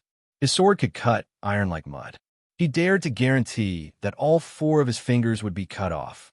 Just as Gu Jiao was about to die together with Han Yi, a strong sword energy came from the forest, fiercely shaking Han Ye's sword away from Gu Jiao's hand. Gu Jiao grabbed empty air. She fell down, but she didn't fall on Han Ye's body, and she didn't fall in the messy grass. She fell into a familiar embrace. Oh! She raised her eyes and dazedly looked at the young, handsome face that suddenly appeared in front of her. The little Ahogue on the top of her head stood up. He carried her in a princess carry and lightly landed on the ground, gently placing her under a large tree. He took off his cloak and placed it on the ground, letting her sit on his cloak. His cloak was clean and carried a refreshing fragrance. On the other hand, she had already been covered in dust from the fight. Her little face was dirty, and she looked like a stray cat. She looked at him with a confused expression. And why are you here? He didn't rush to answer, but raised his hand to pick the grass and fallen leaves from her hair. He looked at her with a gentle gaze and gently rubbed her head, saying, "Wait for me here." After saying this, he acted like a parent worried that his child wouldn't be able to sit still. He took off the brocade pouch from his waist and handed it to Gu Jiao. There's food inside. Gu Jiao, Han Yi was badly shaken by the sword aura just now. Half of his arm was numb, and it took him a while to regain his senses. He looked warily at the young man who appeared out of nowhere, his gaze cold as he said, "Who are you? What sect do you belong to?" The man stood up and turned to look at Han Yi. The gentleness and doting in his eyes disappeared, and in its place was a murderous aura. He stood with his sword and said word by word in the language of the Yin Kingdom. Underground Martial Arts Arena, Gu Changqing. Chapter 722. Underground Martial Arts Arena, the secret organization that specializes in collecting masters from various countries. Han Yi had seen the masters there before. Many of his sparring partners came from there, but most of those masters were not his opponents at all. This person looked younger than him. Han Yi did not believe that there was someone of the same age who could beat him in martial arts. Han Yi thought for a moment and said coldly, "Are you also the reinforcements invited by the dethroned crown princess?" Huh, I really underestimated her. In these years of imprisonment in the Imperial Mausoleum, she really did have a lot of secret plans. Were you also the one who assassinated the brocade guard in the crown prince's residence? Assassinate the brocade guard in the crown prince's residence? Gu Changqing glanced behind him, and a trace of danger flashed in his eyes. Gu Jiao blinked and pointed at her fingers. If I don't admit it, it's not me. Gu Changqing had been in the Yin Kingdom for a long time and could speak Yin Kingdom's language fluently. However, he did not have the talent for languages and could still hear some slight differences in the accent. Which country are you from? Han Yi asked. Han Yi wanted to recruit masters for his own use. He did not know that Gu Changqing was Gu Jiao's elder brother. He only thought that they were allies who worked for the dethroned crown princess. This kind of relationship was often the easiest to break. Gu Changqing was too lazy to talk nonsense with him. He hurt his sister like this. He wanted to cut him back sword by sword, knife by knife. Gu Changqing did what he thought. Where Gu Jiao was hurt, Gu Changqing made Han Yi suffer 3 times the injury. After dozens of moves, each of his moves saw blood. Han Yi was being suppressed very badly. He was being beaten up by Gu Changqing. Gu Jiao opened Gu Changqing's silk pouch. There was a packet of dried meat, Gu Jiao's favorite, a small packet of crab cakes, Gu Jiao's favorite, and a small box of dried plums, Gu Jiao's favorite. Gu Jiao took out the dried meat and ate it while watching the duel. She could clearly see that Gu Changqing's martial arts had greatly improved compared to when he was in Zhao country. It seemed that he had been dueling a lot in the underground martial arts arena these days. There was no such thing as a free lunch in this world. All the rewards must have been obtained after going through untold hardships and difficulties. You're not qualified to bully my sister, Gu Changqing said coldly and kicked Han Yi in the chest, sending him flying. Han Yi didn't understand the words spoken in the language of the state of Zhao. He only felt that this person's martial arts were unbelievably strong. Ever since he was young, he had never met a worthy opponent among his peers. The young man in front of him was the first. As if reading Han Ye's thoughts, Gu Changqing said coldly, "You're wrong. You're the second. If it wasn't for my sister's strength being suppressed by the protective talisman, you little brat would have been a pile of mud." Han Yi wanted to retreat, but Gu Changqing didn't give him a chance to retreat. He cut his back with his sword. He fell forward and rolled a few times on the ground. He only managed to stabilize himself when he hit a tree stump. His blood flowed all over the ground. Gu Jiao gnawed on a piece of dried meat. Oh, it was good to eat. The difference in strength between Gu Changqing and Han Yi wasn't so big that Han Yi would be defeated like this. The reason why Han Yi was being beaten was because he had hurt Gu Jiao and touched Gu Changqing's reverse scale. When people were angry, they could always stimulate their potential and battle strength.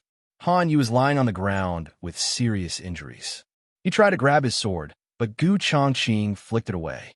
Gu Changqing raised his sword and chopped down at Han Ye's head. Han Yi closed his eyes. At this critical moment, 3 hidden weapons were shot from the side with a whooshing sound. Gu Jiao's eyebrows twitched. She waved her hand and shot out Tanghua needles. 2 of the hidden weapons were blocked. The other one was blocked by Gu Changqing's sword.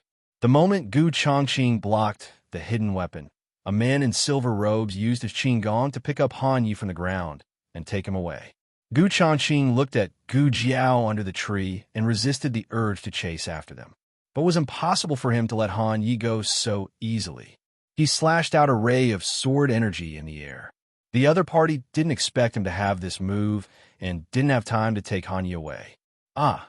With a scream, Han Ye's hamstring was cut off by the sword energy. "It's Qi Xian," Gu Jiao said. "Qi Xian of the Tang sect." Gu Changqing frowned. "That's him." Gu Jiao nodded. Gu Changqing said, "I've heard of this person in the underground martial arts arena." Qi Xian also came to Chengdu of the Yin Kingdom through the underground martial arts arena. He was ranked 7th on the expert list of the underground martial arts arena of the Yin Kingdom. Gu Changqing was now ranked 11th, but it took Qi Xian 2 years to reach 7th place. Gu Changqing had only been here for 2 months. In these 2 months, Gu Changqing had been fighting almost day and night, just to get to Chengdu as soon as possible. Gu Changqing put away his long sword and came to Gu Jiao. He knelt down on one knee and asked her, "Does it hurt?" "What?" "Oh, it's hurt." "It doesn't hurt." Gu Jiao shook her head lightly. Gu Jiao's injuries were mainly on her arms and front shoulders. It could be seen how hard she fought with Han Yi. Gu Changqing didn't have any medicine on him. "I'll take you to the clinic," Gu Changqing said. He put Gu Jiao on his back. Gu Jiao said, "I can walk." Gu Changqing didn't want to put her down. "You sprained your ankle." "Did I?" Gu Jiao lay on Gu Changqing's back and silently turned her right foot. "The other one," Gu Changqing said without looking back. Gu Jiao turned her left foot again. It seemed that she really sprained it. She couldn't turn it anymore. Her ankle should be swollen. She didn't even notice it. Gu Changqing knew it was like this. She never cared about her own safety, as if getting hurt was a common thing. But if the person she cared about lost a hair, she would let the murderer peel off a layer of skin. The carriage was already broken, and the horse was frightened and ran away. There was only a fainted coachman lying on the ground. When Gu Changqing walked towards him, he woke up in a daze. "Who's coachman?" Gu Changqing asked Gu Jiao. "Mine," Gu Jiao said. She switched back to her teenage voice. Gu Changqing's murderous aura faded, and he said to the coachman, "Follow me." The coachman didn't understand what had happened. But when he saw the tragic scene of a fight, he shrank his neck and quickly followed Gu Changqing. The coachman was from the Yin kingdom. The brother and sister spoke the language of the Zhao kingdom, so they didn't have to avoid him. Gu Changqing's figure was tall. Gu Jiao was lying on his back. She was small. The little ahogue on top of her head swayed in the breeze. Gu Changqing looked at the shadow on the ground and couldn't help laughing. "How did you know I was here?" Gu Jiao asked. With the coachman here, she spoke in her teenage voice. It was obviously more realistic than when she was fighting at the border. Gu Changqing said softly, "I don't know. I was passing by and saw two horses rush out, so I came to take a look." His words were half true. In the Zhao kingdom, he was a subject. He ate the monarch's salary and carried the monarch's worries. It was his duty to punish evil. But this was not the Zhao kingdom. He came to the Yin kingdom to find a way to treat Gu Jiao's loss of control. Everything else had nothing to do with him. But for some reason, he still came here. It was as if there was an invisible force in the dark. "Did you suffer a lot of injuries?" Gu Jiao saw the inch-long scar on the back of Gu Changqing's neck. It was obvious that it was newly healed. There must be more on his body. "No, I'm not injured." Gu Changqing didn't know that she saw it and denied it. Gu Jiao didn't ask again. "But why did you come to the Yin kingdom?" Gu Changqing asked. When Gu Changqing left the Zhao kingdom, Gu Yin was still alive. Gu Jiao didn't reveal any plans to go to the Yin kingdom. Gu Jiao told him that Gu Yin was injured by Nan Gongli. A Yin must have an operation in half a year. "I heard that the Yin kingdom may have an operation room that I want. I wanted to go with you, but you're already on your way." Gu Yan's situation at that time was not suitable for him to travel. Fortunately, he had the admission papers sent by his master in Little Jing Kong. Gu Changqing didn't expect so many things to happen in the capital after he left. He was not a person who would regret, but at this moment, he couldn't help but think that if he left a few days later, would he be able to come to the Yin kingdom with him? But on second thought, it might be a good thing that he didn't come with them. It was better not to let his younger siblings see his dark days in the underground martial arts arena. "How's Yin?" he asked. "The operation was very successful," Gu Jiao said. Gu Changqing was slightly stunned. "The operation has been done?" Gu Jiao nodded. "Yes, I did the operation myself." Gu Changqing was relieved. He couldn't help but ask, "Will it relapse in the future?" Gu Jiao said seriously, "Recover well. The probability of relapse is not high." Gu Changqing's lips slightly curved into a gentle arc. "Jiao Jiao is really amazing." Gu Jiao seriously agreed. "Yes, I think I'm amazing too." Gu Changqing laughed out loud. He carried Gu Jiao to the side of a wild lotus pond. He bent down and plucked a large lotus leaf. He handed it to the coachman beside him and said in the language of the Yin kingdom, "Beat my brother well." He almost called her sister. The coachman suddenly understood. So they were brothers. "No, you spoil your brother so much." "Do you have to?" "Let him down. Let him hold the umbrella himself. You can't spoil him." The coachman obediently held the lotus leaf umbrella for Gu Jiao. The top of his head suddenly became cool. Gu Jiao breathed a sigh of relief.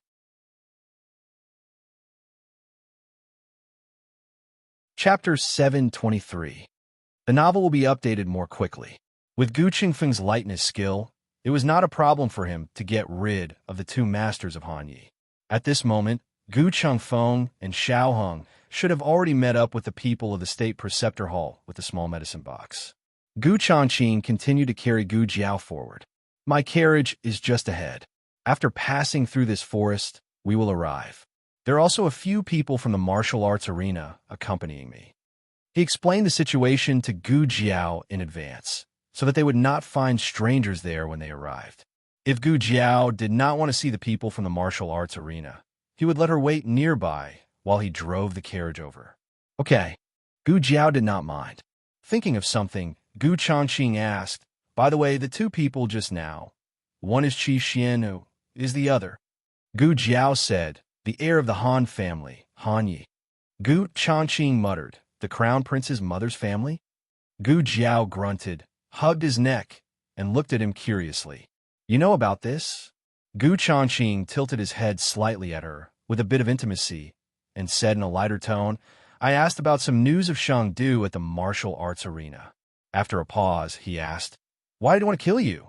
Gu Jiao said, the former crown princess was injured. The monarch asked me to save the former crown princess, but he did not want me to go. In addition, I have some other grievances with the Han family. Gu Changqing frowned. Other grievances? It's a long story. Gu Jiao was a person who could use her hands but not her mouth, so her words were very concise and comprehensive, and every sentence hit the nail on the head. Gu Changqing was silent after hearing this. He never expected that Gu Qingfeng would also come, and in such a way. Even when he was fighting at the border, he had already noticed the growth of his second brother, but he had never thought that it would be such a great growth. Actually, he didn't need Gu Qingfeng to be so tenacious. It wasn't just him. In fact, his grandfather didn't put too much pressure on Gu Qingfeng either. As for his second son, it was enough for him to be a carefree and happy young master of an aristocratic family for the rest of his life.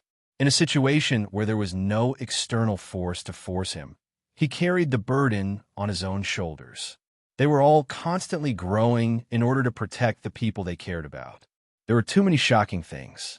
Other than Gu Qingfeng's experience as a slave in the Han family, there were also the grudges between Gu Jiao and Han Che and Han Shizi, as well as the entanglement between Xiao Heng and the Yan royal family. It looked like this trip to Great Yin was not going to be a peaceful one. While the siblings were talking, the carriage was already in front of them.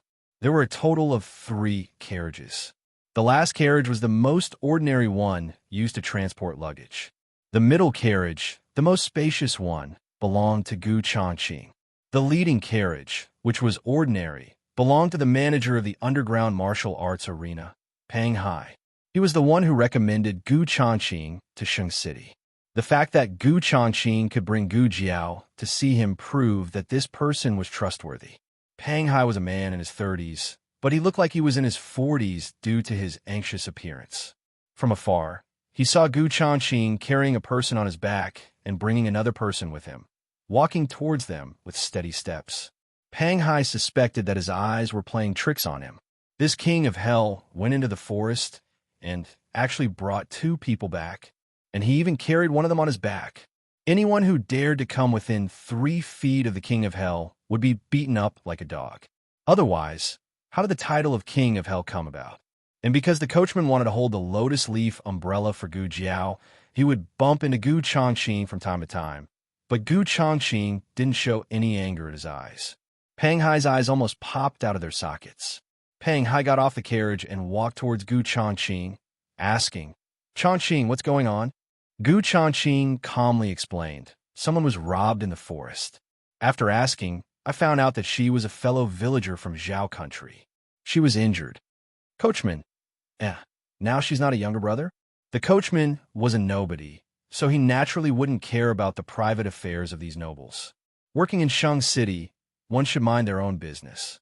Gu Changqing carefully weighed the information he got from Gu Jiao before deciding to temporarily hide his relationship with Gu Jiao and the others. Pang Hai, like hell I'll believe you. Your aura is different.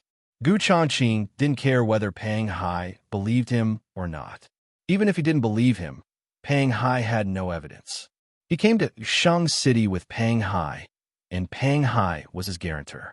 If something happened to him, Pang Hai would be implicated. So it could be said that he and Pang Hai were in the same boat. Pang Hai smiled and said to Gu Jiao, "My surname is Pang, and my first name is Hai. I see that you're quite young, so you can call me Brother Hai or Big C." Gu Jiao thought for a moment. Fatty Big C? How could someone have such a strange name? Pang Hai was speechless. "Can I trouble you to lend me some medicine?" Gu Changqing said to Pang Hai. He paused and said, "I want to send my fellow villager back. Can I trouble you to send this coachman back? I'll meet you at the inn later." "Do you know which inn?" Pang Hai asked. "The Floating Cloud Inn," Gu Changqing said. Seeing that he remembered correctly, Pang Hai turned around and went to his carriage to get the medicine. He took the bottle with the best effect. By the time he came to deliver the medicine to Gu Changqing had already carried Gu Jiao into the carriage. Gu Jiao's left ankle was swollen badly. Even her instep was swollen, and her shoe was about to burst open. Gu Changqing sat down beside Gu Jiao, picked up her foot, and gently placed it on his lap. "Let me take a look. Bear with it." When Pang Hai came to deliver the medicine to Gu Changqing, he caught a glimpse of Gu Changqing taking off her shoe and holding her white, tender, chubby foot with his broad palm. Pang Hai was stunned. "Was it that shocking? You. Don't tell me you're interested in her? No wonder you're not interested in women. It turns out you're interested in men. Moreover, she's so much smaller than me. Do you have any shame? Do you have any shame?" No wonder Pang Hai misunderstood. Gu Changqing was too difficult to get along with. Once, the most famous courtesan took the initiative to throw herself into his arms, but he thought she was an assassin and knocked her down. That courtesan had broken 3 of her ribs and was still lying on the bed. Public morals were deteriorating day by day. Pang Hai handed the medicine through the window and put on the table. Then he left without looking back. Imperial Palace, Zhaoyang Hall. Shang Wanyan's breath was gradually weakening. The Imperial Preceptor gave her a life-prolonging pill, but it didn't have much effect. The Emperor didn't go to the morning court. He wandered around the room, looking at the door from time to time. His eyes were cold and ruthless. He was a tyrant, a madman. No one knew what terrible things he would do in anger. All the palace servants were silent. He impatiently shouted, "Still not coming? Is the disciple of the Imperial Preceptor Hall dead?" The Imperial Preceptor Hall had an outstanding status. The Emperor of Great Yin rarely used such heavy words to reprimand the Imperial Preceptor Hall. Zhang Dequan hurriedly trotted out and said to the eunuch at the door, "Go and see if the disciple of the Imperial Preceptor Hall has come back." The Emperor looked at the Imperial Preceptor and angrily said, "I already said to let Wang Su bring people to kidnap him. You said to let the disciple of the Imperial Preceptor Hall invite him here." The Imperial Preceptor said, "I'm afraid Wang Su can't kidnap that kid." "Humph." The Emperor coldly flicked his sleeve. "He's coming. He's coming." Zhang Dequan suddenly rushed into the room and said excitedly, "The disciple of the Imperial Preceptor Hall brought him here." The Emperor frowned and said, "Quickly let them in." "Yes." Zhang Dequan shouted outside, "Hurry up. All of you hurry up." They were in a hurry. The disciple of the Imperial Preceptor Hall and Xiao Hung almost rushed to Zhaoyang Hall at full speed. Although Gu Jiao had entered the palace, she did not have an audience with the Emperor. Therefore, the Emperor did not know Xiao Lulang. His gaze fell on the ordinary-looking young man and said, "You are Xiao Lulang?" Xiao Hung looked at the screen in front of the bed and said, "I am Xiao Liulang's medicine boy. We were chased on the way, and she was stopped by the assassins. This is her medicine box." As he spoke, he took down the small basket on his back and handed it to Zhang Dequan, who was beside him. He knew to hand it to the eunuch in charge. This was not a rule that an ordinary medicine boy could understand. However, at this critical juncture, no one would care about this small detail. The Emperor wanted to invite a doctor for the former crown princess. In the end, the doctor was assassinated on the way here. No one would believe that this was a coincidence. The Emperor was furious. "Call Wang Su here." Zhang Dequan hurriedly said, "Yes." The Imperial Preceptor Hall gave Xiao Hung a deep look. Xiao Hung also glanced at the Imperial Preceptor Hall. This person was very similar to the Imperial Preceptor that Gu Jiao had described. He appeared beside the Emperor without any flattery or fear. He should be the Imperial Preceptor Hall. The Imperial Preceptor Hall knew that Gu Jiao did not have a medicine boy by her side. Otherwise, she would have brought him along when she went to perform the surgery on Gu Yin last time. Of course, he could also say that he was new. He just did not know if the Imperial Preceptor Hall would believe him. "Give me the medicine box," the Imperial Preceptor Hall said to Zhang Dequan. Zhang Dequan took out the small medicine box and handed it to the Imperial Preceptor Hall. The Imperial Preceptor Hall picked up the small medicine box and walked behind the screen. Xiao Heng's gaze was fixed on the screen. It was only a few steps away, but he could not cross it. "That medicine boy, come and help," the Imperial Preceptor Hall said lightly. Xiao Heng's eyes moved. He did not care if the Emperor agreed or not and walked over. The Imperial Preceptor Hall put the small medicine box on the stool beside the bed and said to Xiao Hung, "Open it. You didn't even try and directly ask me to open it. Are you too lazy to do it yourself? Or do you know that only I can open it in this room?" Xiao Heng's heart flashed with doubts. But to be honest, he was not sure whether he could open it or not. If he couldn't open it, would he really have to kick it in front of the Imperial Preceptor? Fortunately, Xiao Heng gently touched it, and it automatically popped open. It was very easy to open. The Imperial Preceptor Hall's face did not change at all. He took out hemostatic medicine and several medicines that Xiao Hung had never seen before from the medicine box. Then he began to deal with Shangguan Yin's injuries. Shangguan Yin was bruised all over. The minor injuries had been dealt with by the Imperial Preceptor Hall. The next thing to deal with was the serious injury on her waist.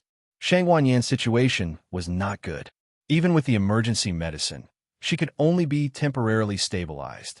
The Imperial Preceptor Hall said, "She needs surgery." The Emperor said from behind the screen, "Then give her the surgery." The Imperial Preceptor Hall said, "I can't do this surgery. Only Xiao Lulang can do it. Moreover, she doesn't have much time. If she can't be operated on within half an hour, she will lose the last chance to be treated." Half an hour, Xiao Hung clenched his fingers. The Emperor sent Wang Su and the disciples of the Imperial Preceptor Hall to pick up Xiao Lulang. If they didn't bring him back, they would be beheaded. Xiao Lulang was being hunted down. No one could guarantee that he was still alive. Even if he was lucky enough to survive, it would take more than half an hour to get from the Imperial Palace to the place where the incident happened. Even if the Han family's Black Wind Cavalry were used, it would be impossible to bring him back in time. A suffocating atmosphere filled the entire Zhaoyang Hall. Shangguan Yan's life was fading away. Xiao Heng's heart was aching. He suddenly couldn't breathe. Was he worried about Jiao Jiao? Or the Imperial Preceptor pinched Shangguan Yan's wrist. "Not good. Her pulse is gone." Xiao Heng's eyes trembled. Your Majesty! Your Majesty! Coming! Coming!" Outside the door, Zhang Dequan's excited voice sounded. It was Wang Su who led the people into the palace. As soon as he arrived at the palace gate, he met Gu Jiao, who was coming down from the carriage. "Get out." Gu Jiao strode into the room. "The Emperor, Gu Jiao, you also get out." The Emperor was thrown out. In the room, except for Xiao Hung and the Imperial Preceptor, everyone was cleared out by Gu Jiao. Xiao Hung waited outside the screen. The scene was a bit bloody. Gu Jiao didn't want him to see it. Gu Jiao opened the small medicine box and disinfected her hands with disinfectant. The Imperial Preceptor described Shangguan Yan's situation. Gu Jiao quickly came to a conclusion. There are 2 fractures in the waist with many soft tissue contusions and more potential injuries. This place is not suitable for surgery. Prepare a stretcher. The Imperial Preceptor glanced at her and reminded her, "She has no pulse." Gu Jiao raised a pair of gloved hands and came to the bed. Looking at the bloodless Shangguan Yin, she calmly and quickly said, "I know. Save her first. 1 milligram of epinephrine, ready to inject." Chapter 724. The novel is updated faster. After using 4 bottles of epinephrine, Shangguan Yan's blood pressure and pulse were restored. Blood pressure is normal. Pulse is normal. The state preceptor said. Stretcher. Gu Jiao said. She put away the sphygmomanometer. The state preceptor went to the door and ordered a disciple of the state preceptor hall to take his junior brothers to carry the stretcher. The king frowned and said, Where are we going to carry her? The state preceptor said, The state preceptor hall. She can't be treated here. The king didn't ask why they couldn't treat her. He just frowned and said to Zhang de Quan, You go too. Yes. Zhang de Quan and the disciples of the state preceptor hall carried the stretcher, mainly the disciples of the state preceptor hall. Xiao Hong looked deeply at Shangwan Yin, who was covered in blood, being carried out on a stretcher. His heart tightened for no reason. This feeling was too strange. Gu Jiao had already taken off her gloves. When she brushed past him, she secretly pinched his fingers. This seemingly inadvertent small action had a silent comfort. Then she went out of the door and said, Medicine boy, keep up. The king's eyes fell on Gu Jiao's young and immature face, and his eyes flashed with suspicion. Obviously, Gu Jiao was too young. It was hard to believe that her medical skills were persuasive. But the king heard the whole process of Gu Jiao's rescue. Indeed, Gu Jiao was the one who took the lead. Her voice was young and inexperienced, but her tone revealed calmness that was inconsistent with her young age. The king said to Gu Jiao in a deep voice, If you can't cure her, bring me your head. Gu Jiao glanced at the king and said, If she's cured, won't you bring me your head to thank me? The king angrily said, You. Zhang de Quan risked his life to stop the king and said, Your Majesty, Your Majesty, saving people is more important. Saving people is more important. Boy, you're really bold. You even dared to talk back to the king. And to such an extent that they were left speechless, the state preceptor nodded slightly at the monarch. We'll leave first. After the operation, I'll immediately send someone to the palace to inform His Majesty of the results. A storm was brewing in the monarch's eyes. Zhang de Quan coughed softly. Hurry, hurry, hurry. Thank you for your trouble, state preceptor and young master Xiao. The state preceptor, Gu Jiao, and Xiao Hong took Shangwan Yin to the carriage of the state preceptor palace. The roads in the Yin kingdom were well built. There were no bumps along the way. With the disciples of the imperial preceptor hall leading the way, the pedestrians made way for them. They were almost unimpeded. Gu Jiao sighed. This is an ancient ambulance. The carriage stopped outside the Qilin Hall. Two disciples of the imperial preceptor palace quickly and steadily carried the stretcher down. The group went straight to the empty room guarded by two men of sacrifice at the end of the right corridor. Xiao Hong waited in the ward where Gu Yin once stayed. If Shangwan Yan's operation was successful, she would also be sent to this ward to recuperate. They're all trustworthy people. The state preceptor said to Gu Jiao. Gu Jiao understood. She stepped into the room, put the small medicine box in the groove on the wall, and entered the operating room with the state preceptor and the two disciples of the imperial preceptor palace who were carrying the stretcher. When the two saw such a scene, they didn't say a word. They silently carried the patient to the operating table. After placing the patient in the prone position as required, they left under the state preceptor's signal. Gu Jiao looked around and said, The equipment is different from the last time. Are we entering a different operating room every time? The state preceptor came to the sink, carefully washed his hands, opened the cabinet door, and took out two sets of surgical gowns. There are indeed several operating rooms in this dimension according to the needs of the patient. Why is it the same as the small medicine box? Gu Jiao muttered. The state preceptor lightly said, Are you curious now? Let's make you think about it last time. Gu Jiao also cleaned up and changed into the surgical gown. She looked around the operating room with advanced equipment and said, This is the first time I've seen these equipment, but I seem to know how to use them. The state preceptor looked at her meaningfully. So, Gu Jiao thought seriously and suddenly realized, I'm really a genius. The state preceptor was speechless. The state preceptor saw Gu Jiao take out a box of powder from the cabinet. He asked, Are you going to use bone cement? Gu Jiao said, No, she's still young. She can't use bone cement casually. I'm looking for pedicle screws. Bone cement was a solidified liquid that could be injected into the repair site through puncture. After it hardened, it would become a part of the human bone. However, it was a foreign body after all. Although the short-term effect was good, there might be long-term complications. After a long time, it might require a second infusion.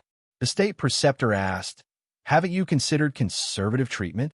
Gu Jiao opened another cabinet. "Let her lie down for 3 months? With her temper, I'm afraid she can't lie down." "Ah, found it." The state preceptor looked at Shangguan Yin and then looked at Gu Jiao. He didn't ask how Gu Jiao knew about Shangguan Yan's temperament. But to be honest, considering all of Shangguan Yan's injuries, she was indeed not suitable for conservative treatment. Everything was ready.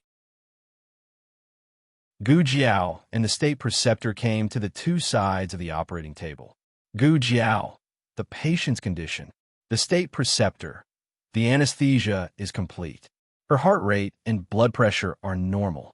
Gu Jiao, the operation begins. Xiao Heng stood quietly in the side room and waited. Zhang Dequan also came over. He didn't know if he volunteered or the emperor asked him to come. There were many side rooms here, but he didn't stay in the side room. Instead, he walked back and forth in the corridor. He was worried that he would make too much noise and affect Shangguan Yan's treatment, so he walked very quietly. He tiptoed like a thief. Xiao Heng seemed calmer than him, but his heart was in turmoil. After experiencing life and death, there were few things in the world that could make him feel uneasy. Gu Jiao had successfully escaped from danger. His uneasiness at this moment came from another woman. But it was strange, wasn't it? He tried to calm himself down. Worrying was useless. What he needed to do now was to figure out the whole story and find out the initiator of the incident, as well as the executioners who helped the tyrant. Eunuch Zhang. He stopped Zhang Dequan in the corridor. He remembered that the little eunuch in Zhaoyang Hall called him that. Zhang Dequan stopped and looked at Xiao Heng. Xiao Heng had changed his appearance. At this time, he had an ordinary face. Even his phoenix eyes had turned red phoenix eyes. Zhang Dequan didn't recognize him. "You are Xiao Liulong's medicine boy?" Zhang Dequan asked. "Yes," Xiao Heng said. "Ah." Zhang Dequan saw that Xiao Heng obviously had something to say. He looked at the operating room guarded by death soldiers and silently walked to Xiao Heng's room. "What's the matter?" Xiao Heng was about to speak when a little eunuch in the palace walked over. "Eunuch Zhang, people from the rearguard commandery are here. They want to take Xiao Liulong's medicine boy to the rearguard commandery for interrogation. They were going to investigate the assassination." Xiao Heng was in disguise. He would be exposed after entering the rearguard commandery. There was a high chance that he would be tortured a little if he testified that the Han family's heir was the murderer. Zhang Dequan didn't interfere with the rearguard commandery's arrest. After all, the rearguard commandery was His Majesty's trusted yamen. At this moment, a disciple of the state preceptor hall came over. It was the eldest disciple of the state preceptor hall, Yi Qing. Yi Qing said to the little eunuch, "This is the state preceptor hall. If there's anything, wait until the state preceptor comes out." The little eunuch opened his mouth. But the rear guard commandery, Yi Qing flicked his long sleeves and said with a strong aura, "The rear guard commandery is not qualified to arrest people in the state preceptor hall." The little eunuch was so scared that he trembled. "Yes, I'll pass on the message now." After the little eunuch left quickly, Yi Qing greeted Zhang Dequan and then looked at Xiao Heng.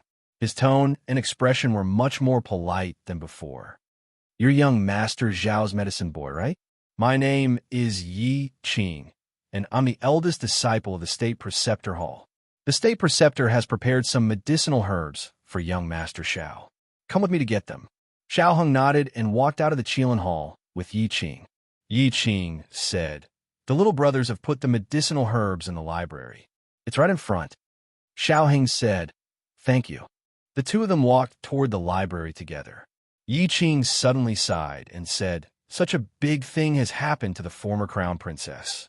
The entire palace is in an uproar.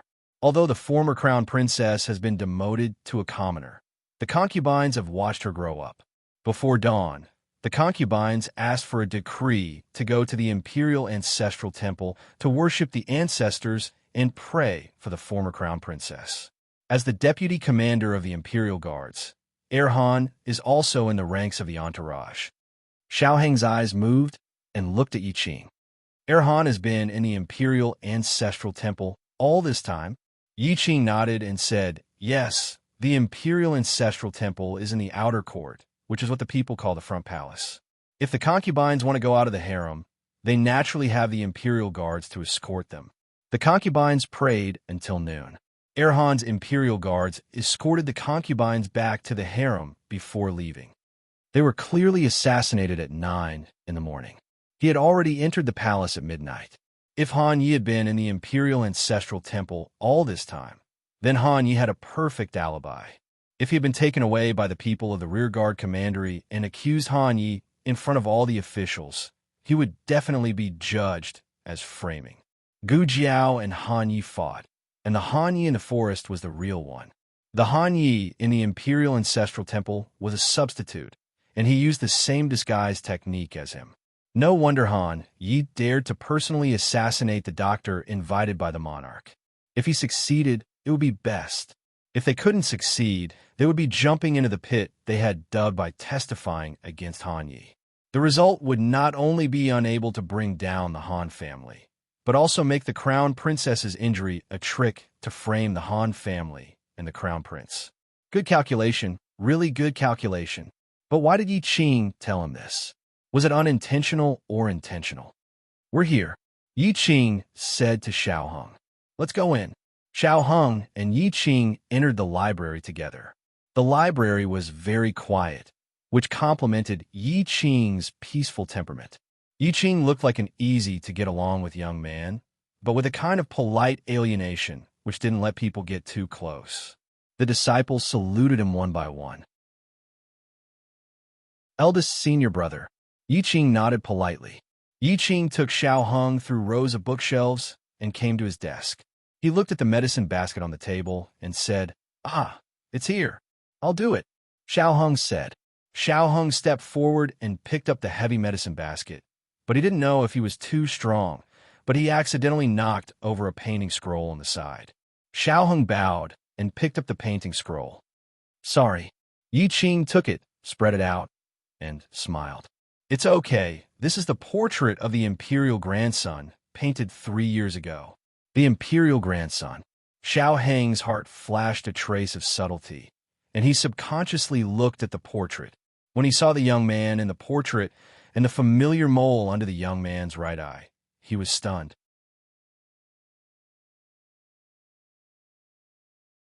Chapter 725. In the study of Zhanghe Palace, the monarch was reading through a mountain of memorials. The monarch was a tyrant and a madman, but he was not slacking off on the road of ruling the country diligently. Zhang Dequan was not around, as he had gone to the Grand Preceptor Palace. The one serving him was Zhang Dequan's godson, also surnamed Zhang. The people in the palace called him Little Zhang. Little Zhang imitated his godfather's usual way of serving the monarch. He fanned when he should and poured tea when he should. He did not say much. However, when Little Zhang was fanning halfway, the monarch suddenly said in a deep voice, "Stand down." Little Zhang trembled in fright. What happened to His Majesty? Was he not serving the monarch well enough? The monarch said coldly, "Call Zhang Dequan here." "Yes." "Wait, Your Majesty." "Forget it." "Forget it? Who is it?" "Forget it, forget it. You go or forget it. You don't have to go." Serving His Majesty was indeed not a job that an ordinary person could do. If his godfather was here, he would definitely understand His Majesty's meaning, but he did not. His Majesty had already beaten countless annoying eunuchs to death. Would he also end up without a corpse left behind? If he had known, he would not have curried favor with his godfather and asked for this job. "Your Majesty, Commandant Guan requests an audience." A eunuch reported outside the door. "Come in," the monarch said and frowned at Little Zhang. "Fan him." Little Zhang was relieved. He grabbed the fan and continued fanning the monarch. Commandant Guan Wang Su was here to report to the monarch about the investigation. Wang Su cupped his hands and said, "Your Majesty, I went to the forest where they encountered the assassin and did not find any useful clues. The people from the commandant's manor wanted to capture the medicine boy for questioning, but they were stopped by the people from the Grand Preceptor Palace. The monarch snorted. You went to the Grand Preceptor Palace to capture someone. You are very bold. Wang Su lowered his head. This subordinate knows his mistake. Although the rearguard commandery was His Majesty's trusted aide, its status in the imperial court was still inferior to the imperial preceptor hall. There was nothing wrong with capturing a medicine boy for interrogation. The only mistake was that he wanted to do it in the state preceptor's hall. How could the imperial preceptor hall face this? In fact, if the former crown princess was not waiting for the operation, Xiao Lulang would have been called to the rearguard commandery to cooperate with the investigation. Continue investigating, the monarch said. Yes. Wang Su cupped his fists. This subject will take his leave. He had come here to test His Majesty's attitude and see if he would allow him to take someone from the Grand Preceptor Hall. It seemed that the Imperial Preceptor Hall still held an unshakable position in His Majesty's heart. After Wang Su left, the monarch continued to force himself to calm down and read the memorials. All of a sudden, a little being was peeking out from outside the door. He seemed to want to come in, but was a little hesitant. The moment the monarch looked over, she retracted her little head. The monarch said calmly, I've seen you. Come in. Okay. The young Canton princess climbed up the high threshold and jumped in. She did not walk around the desk to the king's side, as usual. Instead, she politely stood in front of the desk, wishing that she could be thousands of miles away from the king. The distance between her and the king would never be able to touch her little butt. Don't you have class today? The monarch asked. School is over. The young Canton princess said. What's the matter? The monarch asked. The young Canton princess twiddled her little fingers and rolled her eyes. I want to go outside the palace. The young Canton princess didn't know about Shang Wanyan's matter. No one would talk about this kind of thing with a child, and no one dared to gossip in front of her. Therefore, she didn't know that the monarch had something on his mind. The monarch's face was as bad as ever, but even if he didn't have anything on his mind, the young Canton princess was already used to it. The monarch. Where do you want to go? The young Canton princess. The state preceptor hall. The monarch. Why do you want to go to the state preceptor hall? The young Canton princess said with a guilty conscience, just for fun. She lost her uncle's thrush bird. She heard that the state preceptor was omnipotent, so she wanted to ask him to help her make an identical thrush bird, so that she didn't have to lie and say that she lent the thrush bird to her classmate. The young Canton princess said in a childish voice, Your Majesty, take me there. The monarch picked up a booklet and said, I'm very busy. The young Canton princess said wittily, Let eunuch Zhang take me there. Eunuch Zhang was stunned. The monarch said, Zhang de Quan is not here. The young Canton princess opened her mouth. The monarch blocked her way in a second and said, No one else can. The young Canton princess closed her mouth. The monarch thought that the little being would use her invincible crying attack, but who would have thought that she didn't? The young Canton princess hung her little head and arms and walked away sadly. The monarch, don't you want to struggle? State Preceptor Hall. Zhang de Quan paced back and forth in the corridor so many times that he felt that the soles of his shoes were worn out. He looked at the iron door that was guarded by 2 men of sacrifice and said anxiously, It's been more than 2 hours. Why hasn't she come out yet? Is the treatment not going well? He patted his palm at the back of his hand and said, What should we do? What should we do? In the operating room, the operation was coming to an end. The pedicle screws had been inserted into the spine, and the next step was to fix these screws with a metal connecting rod. Traditional surgery used a large incision to completely expose the wound, and the connecting rod could be directly inserted into the pedicle screw slots. However, Gu Jiao was doing percutaneous minimally invasive surgery, so she had to use a special rod inserter to insert the rod from the tail of the pedicle screws, and then cross the slots of each nail. This was a subcutaneous puncture, and the slots were only so big. Gu Jiao's hand couldn't shake at all, otherwise it wouldn't be able to go in. The state preceptor looked at Gu Jiao without blinking. Fortunately, Gu Jiao's hand was very steady. Seal the cap. Gu Jiao said. The state preceptor handed the cap to Gu Jiao. Gu Jiao first tightened the cap on the side without the rod inserter, then took out the rod inserter on the other side, and lifted the cap on the other side. Finally, she removed the tail rod and sutured the wound. Gu Jiao took out the protein thread and did an intradermal suture for Shangwan Yin. This way, she didn't need to remove the suture. It would look more beautiful after recovery. The only problem was that it was more difficult than an extradermal suture. You are very attentive to her, the state preceptor said. Not bad, Gu Jiao said. The state preceptor and Gu Jiao packed up the medical supplies and asked, "How is your brother's recovery?" Gu Jiao raised her eyebrows and said, "Not bad." Gu Jiao introduced her as a friend to the state preceptor, but during the operation, Gu Yin called her sister, so Gu Jiao didn't hide it. Anyway, he knew too much, so he didn't lack this information. After the operation was completed, the state preceptor called an experienced disciple to come over and use the state preceptor's special stretcher to send Shangwan Yin to the side room. Gu Jiao. Oh, he also knows how to make a stretcher. The state preceptor is not bad. When Zhang Dequan saw Shangwan Yin being pushed out, he rushed forward and asked, "Is the former crown princess okay?" The state preceptor looked at Gu Jiao and said, "Thanks to Dr. Xiao, the operation was very successful." Zhang Dequan looked at Gu Jiao in amazement. He really didn't expect this young man's medical skills to be so brilliant.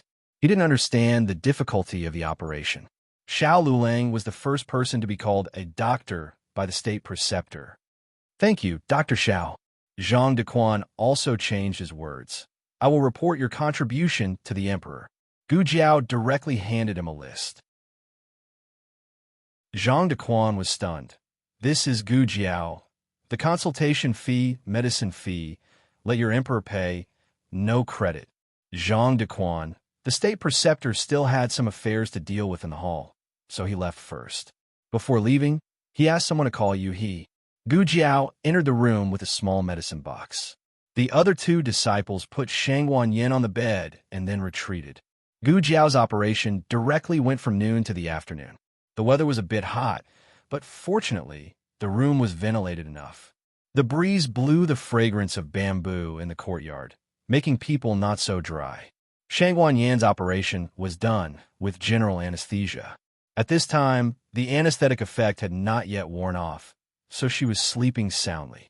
Her small basket was on the table, but Xiao Heng was not there. Where's husband? Gu Jiao also put the small medicine box on the table. As soon as her voice fell, Xiao Heng came in with a medicine basket. His expression was somewhat complicated. Seeing Gu Jiao, he was stunned at first, then looked at Shangwan Yin on the bed. "You? How are you?" Not Shangwan Yin, but how are you? Not only the one who was more seriously injured. Gu Jiao lightly said, "I'm fine, she's also fine." The operation was very successful. Will the stitches be removed in a few days? Xiao Heng's impression was that the stitches were removed during the operation. Generally, after removing the stitches, the patient would recover. No need to remove the stitches. Gu Jiao shook her head, but the nails will be removed in half a year to a year. The specific situation depends on her recovery. Nails? Xiao Heng's pupil shrank. Gu Jiao said, "There are 8 screws in her spine." Xiao Heng's eyes were cold, his big hands tightly clenched into fists. His mind flashed the back of her seriously digging the watermelon, and the fear of being rejected by him when she handed the watermelon to him, and the hurt and loneliness that flashed in her eyes when he didn't reach out to take it. He didn't know that she would become like this. He didn't know. Gu Jiao gently pulled Xiao Heng's cold fingers. "She will get better." Xiao Heng grabbed Gu Jiao's hand, like grasping the last trace of light and reason in the darkness. His mood gradually calmed down. "Well, she will get better." He put the medicine basket on the table. The two people's hands didn't separate. They looked at each other and opened their mouths at the same time. "Your feet," one sprained and the other was scratched. It wasn't too obvious at first, but after standing for a long time, the two people's feet were swollen high, almost bursting their shoes. Let me see. The two people spoke in unison again. Gu Jiao curved her lips and said, "It's okay. I've applied medicine. I've also applied it." Xiao Hung said. Even so, the two still insisted on looking at each other's wounds. Gu Jiao's feet were frighteningly swollen, but it wasn't serious. Xiao Heng's wound was deeper, so Gu Jiao reapplied medicine and bandaged it. Gu Jiao put away the gauze and scissors. Xiao Heng looked at her busy little figure and asked, "How did you get rid of Han Yi?" Gu Jiao told him about Gu Changqing's appearance. Unfortunately, Qi Xin suddenly appeared and rescued Han Yi. Otherwise, he would have definitely died under Gu Changqing's sword. Of course, Han Yi shouldn't be happy too early. Gu Changqing cut off 2 of his hamstrings. Even if he didn't die, he would be half a cripple. Gu Jiao sat down on the stool next to Xiao Heng and pointed at the medicine basket on the table. "Right, what's this?" Xiao Heng said. "State Teacher Palace's eldest disciple, Yi Qing, just came over. He said that State Teacher prepared medicine for you." "And? I didn't ask him for any medicine." Gu Jiao put the medicine basket on her lap and casually flipped through it. "I don't really need it, so I don't need it." It seemed that Yi Qing's medicine was fake, but the message was real. Was it his own idea, or was it State Teacher's order? If it was State Teacher's order, why would State Teacher do this? He even let him see the portrait of the imperial grandson. If he was really just an ordinary medicine boy, State Teacher wouldn't do this. But he clearly changed his appearance, so how did State Teacher recognize him? Could it be that the rumors were true, that the State Teacher of Great Yin knew everything from astronomy to geography, could divination, and could predict fate? Knock, knock, knock. There was knocking on the door. "I'm State Teacher Palace's disciple, Yuhi. Is young Master Xiao here? I had the kitchen make some food and bring it to you." Gu Jiao yawned. "Come in." Yuhi stepped in and put the food box on the table. "I'll be next door. If young Master Xiao needs anything, feel free to call me." "Okay," Gu Jiao said. Yuhi looked at the 2 men, tightly holding hands. He opened his mouth, but didn't say anything. He turned around and walked out. Although they were men, but they were quite compatible. Xiao Heng didn't have any appetite, but then he remembered that Gu Jiao also hadn't eaten anything all day, so he asked, "Are you hungry?" Gu Jiao yawned again. "I'm okay." Xiao Heng asked softly, "Are you tired?" Gu Jiao sat up straight, her eyes as big as copper bells. "I'm not tired." Xiao Heng said, "Then eat something before you sleep." Gu Jiao, "Okay." In the next second, Xiao Heng's shoulders sank. Gu Jiao's small head leaned down and fell asleep. Xiao Heng felt a burst of heartache and sadness. He put down the lid of the food box, held Gu Jiao's head with his hand, and slowly stood up. His arms went around her back and knees and gently carried her to the small bed. Her energy was as exuberant as little Jing Kong. She rarely got tired like this. She said it lightly, but the fight with Han Yi was definitely not that simple. Xiao Heng gently rolled up her sleeves and saw the hideous wound. 1, 2, 3.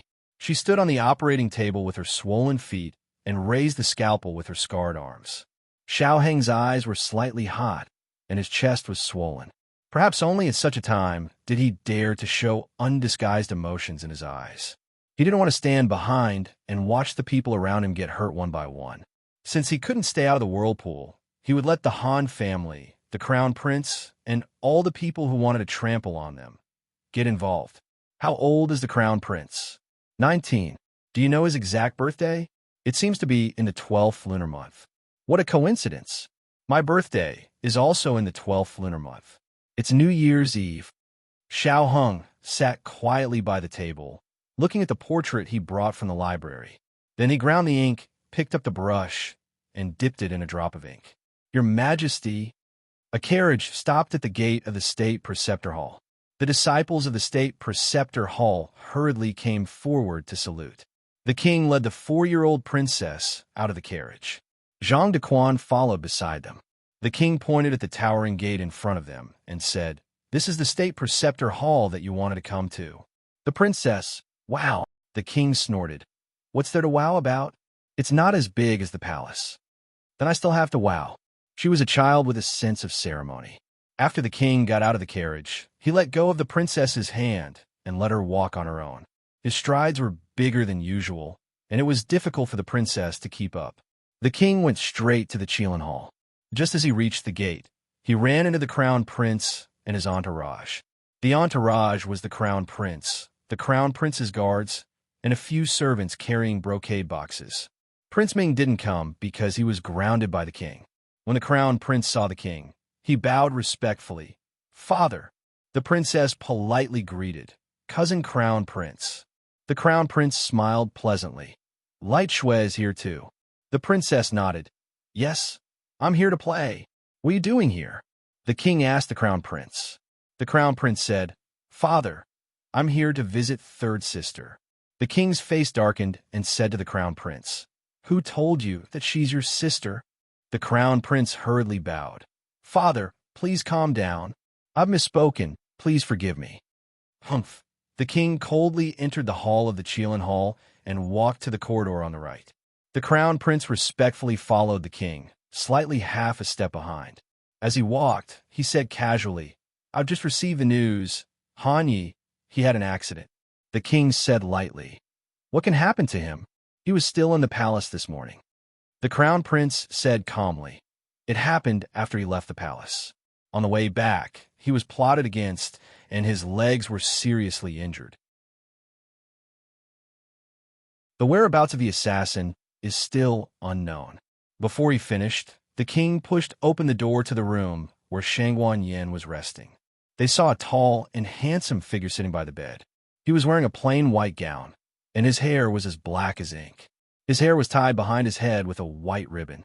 A light breeze blew by, causing his hair tie and black hair to flutter, and it slowly emitted a scholarly temperament that was like an ink painting, yet it also faintly revealed a trace of the nobility of the imperial family.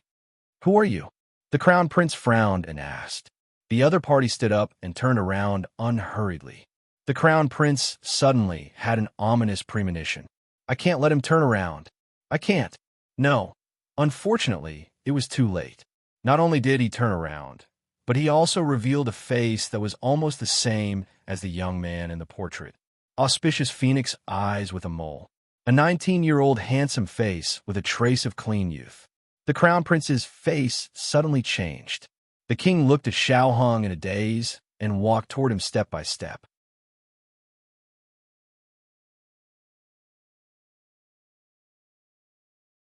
Chapter 726. Xiao Heng's clothes were not made of very expensive fabric, but when he wore a plain shirt, he still looked handsome and magnificent. The room was very quiet. No one knew if it was because they were mesmerized by him or because of the king's reaction. Everyone didn't dare to breathe. Or maybe both. The crown prince summoned his courage and called out, "Father, father!" The king didn't hear him, or maybe he heard and ignored him. From the door to the bed, the king took a long time to walk the short distance of more than 10 steps. He was already past the age where he would be excited about something. His myriad of emotions were hidden in his weather-beaten eyes. He came to the front of the child. The last time the two met face to face, the imperial grandson was only a 5-year-old child. He was less than 2 years old when he returned to Xingdu with Shangguan Yin. When he was 3 years old, the Xianyuan family rebelled. When he was 4 years old, the Xianyuan family was destroyed. When he was 5 years old, he was imprisoned in the imperial mausoleum with the crown princess. Since then, the king could only see him from afar in the state preceptor's palace almost every 2 years. But every time, the king would ask the state preceptor to draw his portrait, so he recognized this child, no matter how far he was. The king stopped and stared at Xiao Hong. "Qing. Xiao Heng's eyes flashed with a trace of surprise. "Your Majesty?" Everyone was stunned. The king was stunned. "Do you still remember me?" Xiao Hong. "Wait, shouldn't I remember you? I come back to Chengdu every 2 years. Don't you two see each other?"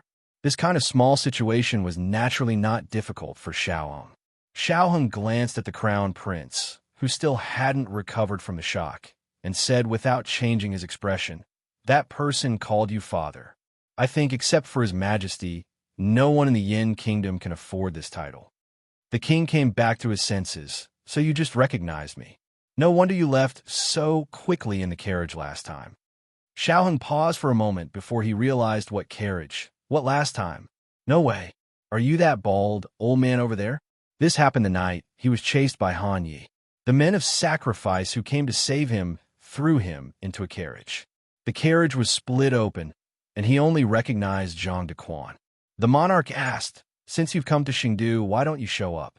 Why didn't you return to the palace to find me?" Xiao Hung lowered his eyes and said with a sad face, "Because someone's trying to kill me, my mother told me to hide and not come out. But when I heard that my mother was injured, I really can't continue to hide." The monarch's face darkened. The crown prince was a little surprised. First of all, he didn't recognize Xiao Hung. When he first saw him, he really thought that Shangguan Qing had returned. It wasn't until he heard the word kill that he snapped out of his daze. He didn't send anyone to kill Xiao Lulang. From the beginning to the end, he only dealt with Xiao Lulang. That boy's original name was Xiao Hong. His father was Xiao Ji, Marquis Xianping of Zhao country. When he was 14 years old, he sent someone to assassinate Xiao Hong. Who knew that Xiao Hong faked his death and escaped and survived as Xiao Lulang? Sometimes, the crown prince habitually called him Xiao Lulang, but it didn't make sense. Hadn't the mole under Xiao Hang's right eye been removed? So was this Shangguan Qing or Xiao Hong? He felt that it was more likely to be Xiao Hong. After all, Xiao Hong was in Chengdu. On the contrary, there had been no news of Shangguan Qing for a long time. But Xiao Hong didn't know his background, did he? How could he come to pretend to be Shangguan Qing? The crown prince's mind was in a mess. There was no way for him to sort out his thoughts on this occasion. On the other hand, the young commandery princess at the side skipped in.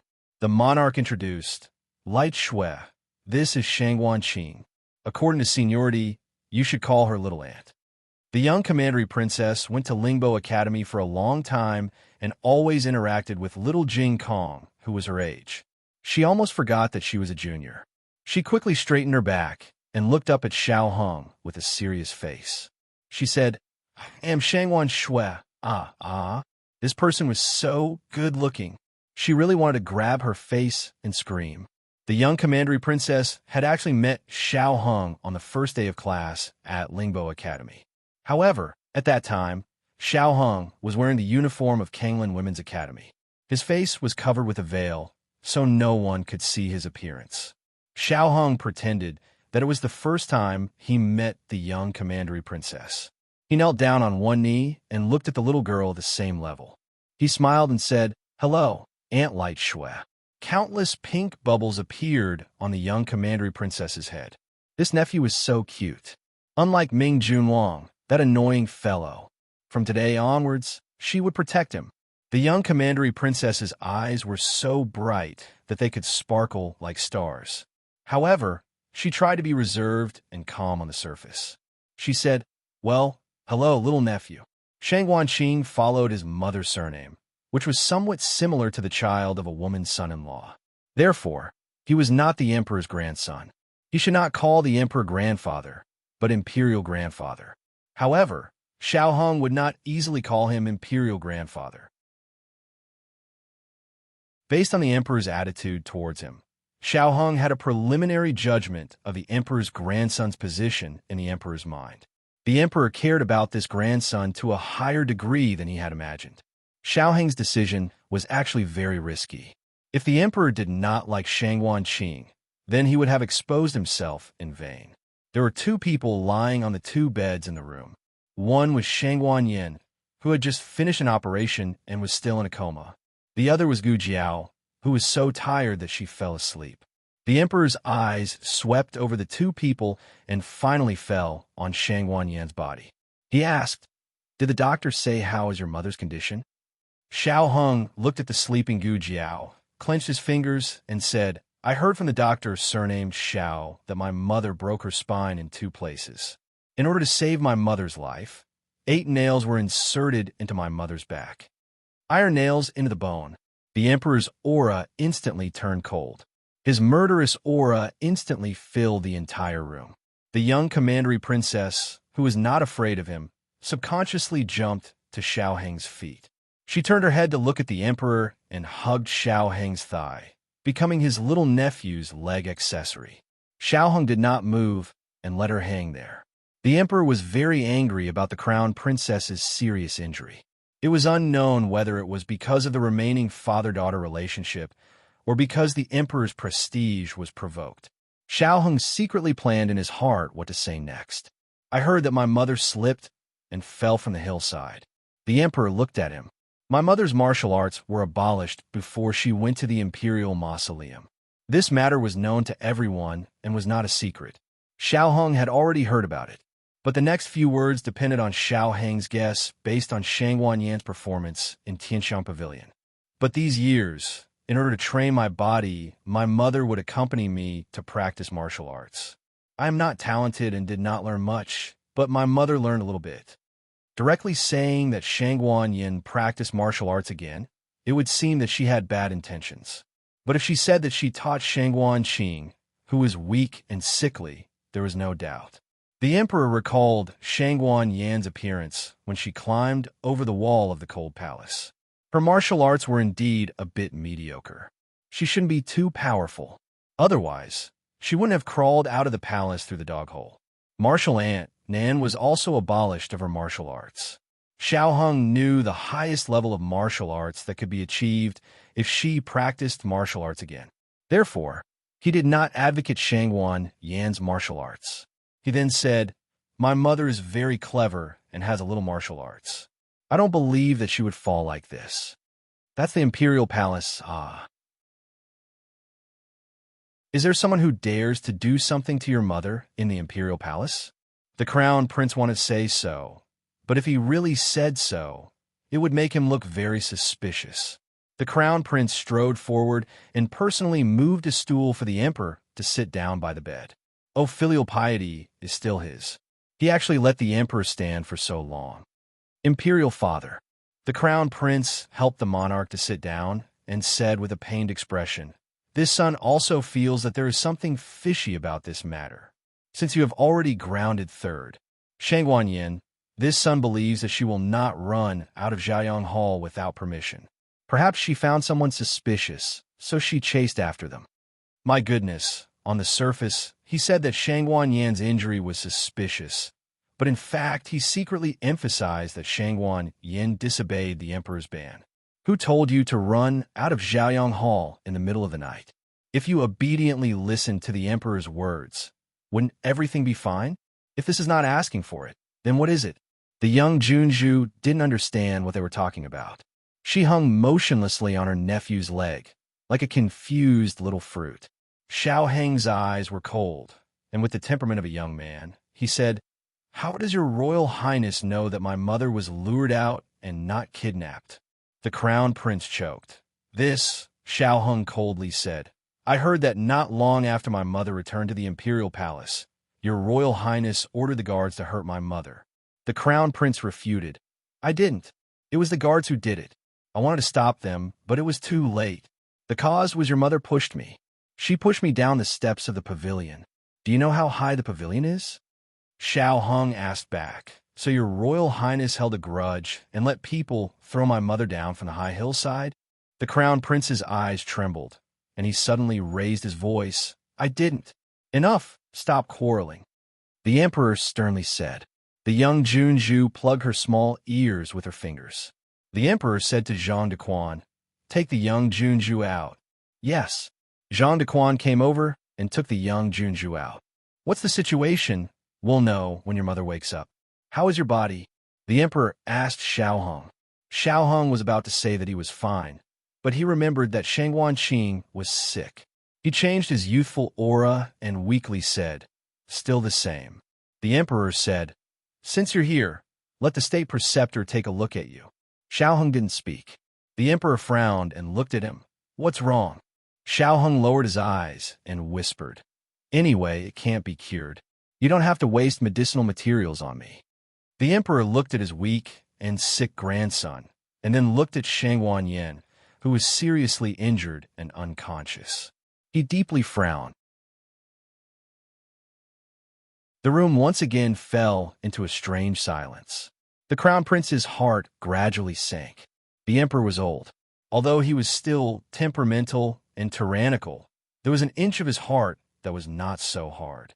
This point could be seen from his attitude toward the young Junju. He was not so tolerant of the young Shangwan Yen. Did he like the young Junju more? No, he was not as cruel as he was when he was young. Shangwan Yan's injury and the emperor's grandson's illness hit the flesh of his heart. The Xinyuan family was destroyed at the right time. If it was now, who could guarantee that the emperor would raise the butcher's knife to the Xinyuan family? Even the babies in swaddling clothes? The crown prince cupped his hands and saluted.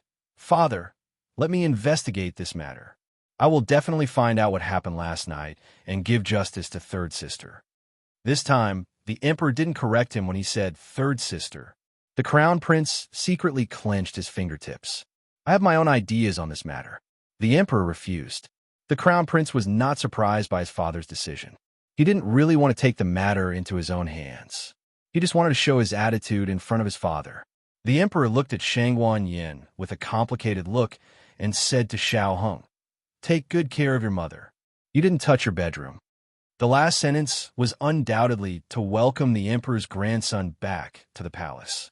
Xiao Hung said almost without thinking, "No, I want to stay in the state preceptor palace to accompany my mother to recover." The emperor didn't say much, stood up and walked out of the door. The crown prince asked the servant to leave the tonic and turned to follow. When he crossed the threshold, the emperor's footsteps paused slightly, as if he was waiting for something. However, he didn't see it in the end. Xiao Hung did it deliberately. He knew that the emperor was waiting for him to call him imperial grandfather. In fact, it was just an act. He could call him imperial grandfather 100 times, but he didn't want the emperor to get his wish too early. After all, he didn't cherish things that were too easy to get. Xiao Hung carefully recalled his performance just now and made sure that he didn't make any big mistakes. The emperor's affection for Shangwan Qing's grandfather and grandson was an unexpected surprise. One of the reasons for the emperor's preference for Shangwan Qing should be that Shangwan Qing didn't have long to live. The emperor was afraid of all people related to the Xinyuan family, but a grandson who didn't have long to live was not a threat to his imperial power. The crown prince's performance today was very mediocre. He was impulsive and easily angered, but combined with the crown prince's secret actions, he speculated that it was just a disguise. The purpose was to make people think that he couldn't hide things in his heart and couldn't play tricks. Xiao Hung touched the mole under his right eye that was dotted with ink and said lightly, "Then let's see who can pretend better."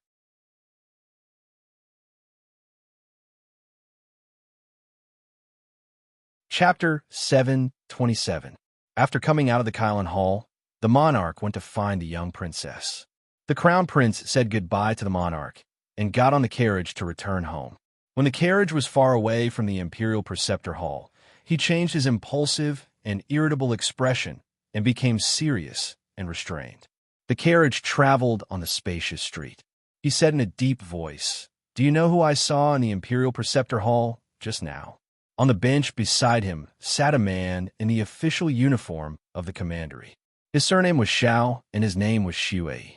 He was the commandant of Fengche and was in charge of all the carriages and ceremonial guards in the Great Yin Palace. The authority between the commandants was not constant. Occasionally, they would infiltrate each other. Xiao Xue was once responsible for investigating the assassination of the crown prince. Everyone thought he was the confidant of the Wang family, but they didn't know that he had been used by the crown prince. He had even accompanied the crown prince to the Tianxiong Academy to watch the boxing competition. "Your Highness, who did you see?" Xiao Xue asked. The crown prince said, "I saw the eldest grandson." The eldest grandson returned to Chengdu? Xiao Xue was surprised. The crown prince smiled faintly. "Surprised, right? I didn't receive any news. I suspect that he is not the real Shangwan Qing. He is Xiao Hung." Xiao Xue asked, "That Xiao Luleng?" The crown prince nodded. "It's him." As the crown prince's confidant, Xiao Xue naturally knew that Xiao Hung had come to Chengdu. He asked, did he reveal his identity, or was he pretending to be Shangwan Qing? Pretending to be Shangwan Qing, the crown prince said and frowned. "I'm not sure." Xiao Xue looked at the crown prince in confusion. "Your Highness, what are you not sure about?" The Crown Prince sighed. I'm not sure whether that person is Xiao Hung or Shang Wanqing. They look so similar that I can't tell them apart. The Crown Prince and Shang Wanqing had not seen each other for more than 10 years. He only took advantage of the time when Shang Wanqing returned to Shang capital to sneak a peek near the state preceptor's hall or look at the portrait. He did not know much about the grown-up Shang Wanqing, so he could not distinguish the two from their behavior and voices. The Crown Prince said, "Even my father couldn't recognize it, let alone me." Xiao Shuai said, "This is the brilliance of the dethroned Crown Princess. She let Shang Wanqing stay away from Chengdu and not have any contact with anyone, so as to minimize the distinguishing features other than his appearance. Once Shang Wanqing dies of illness, she can take Xiao Hung back to her side, and no one will know that it's someone else." The Crown Prince paused and said, "Although there are rumors among the people that father dotes on Shang Wanqing because he doesn't have long to live, what if the eldest grandson's illness is cured and father still dotes on him? I can't take that risk." Xiao Shui said, "Yes, His Majesty is old, and he's not as ruthless as he was when he was young. He killed Empress Xuanyuan's entire family.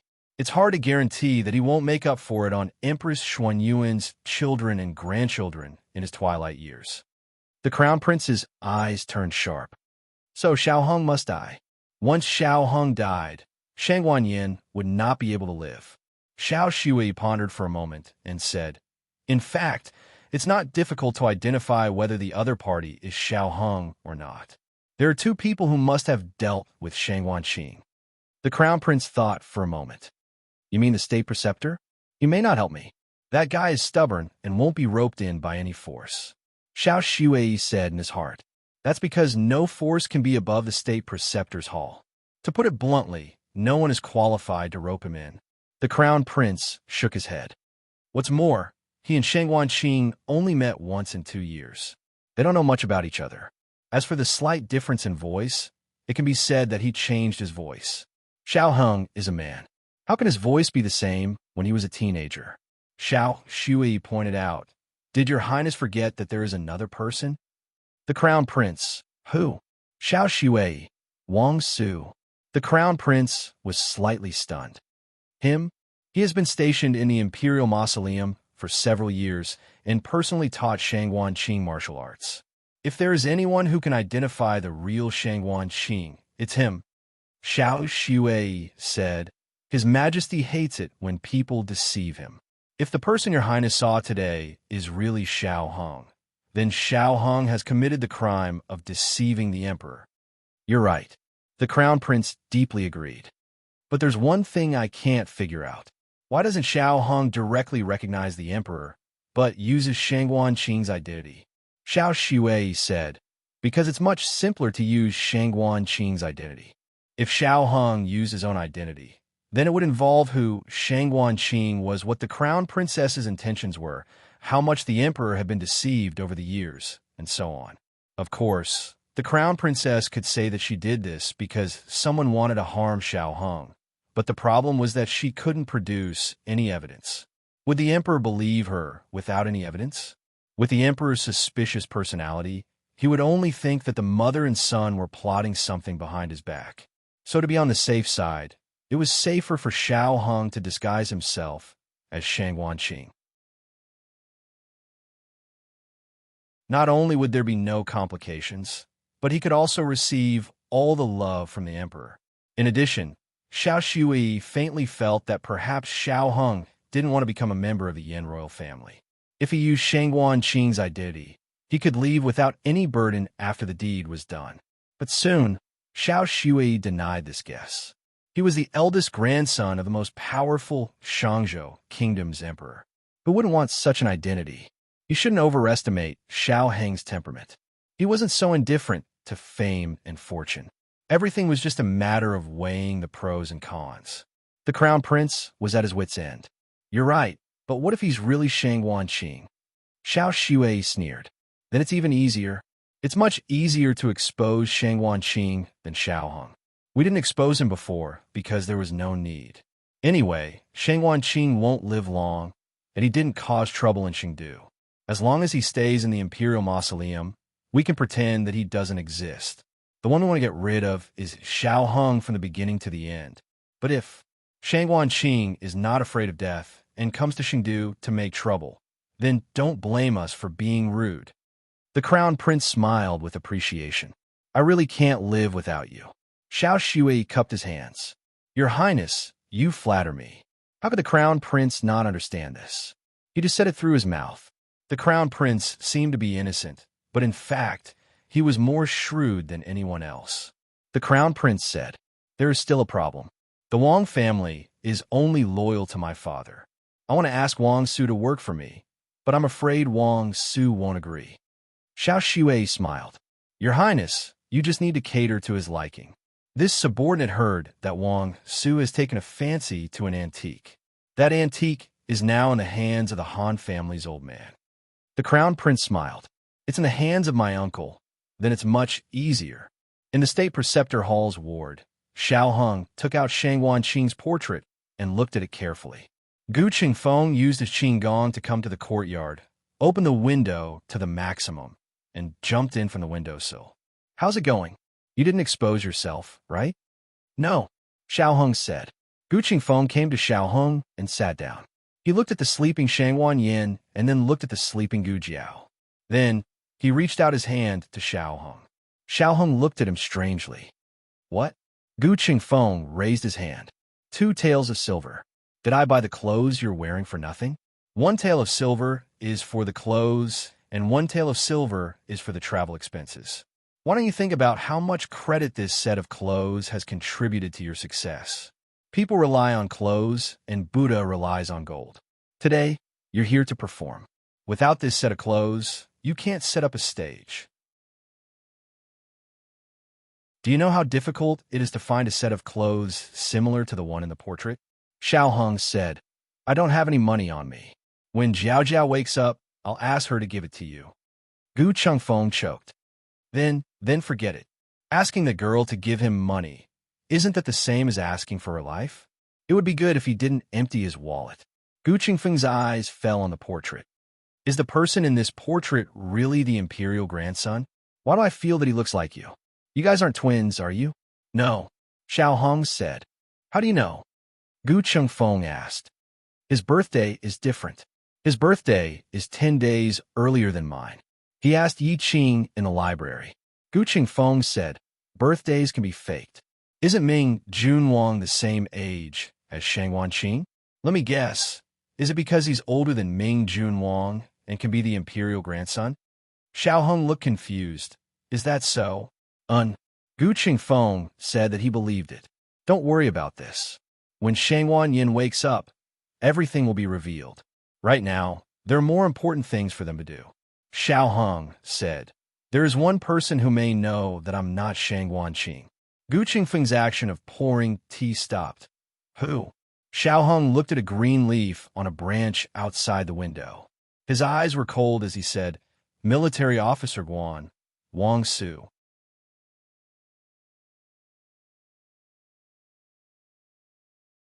Chapter 728.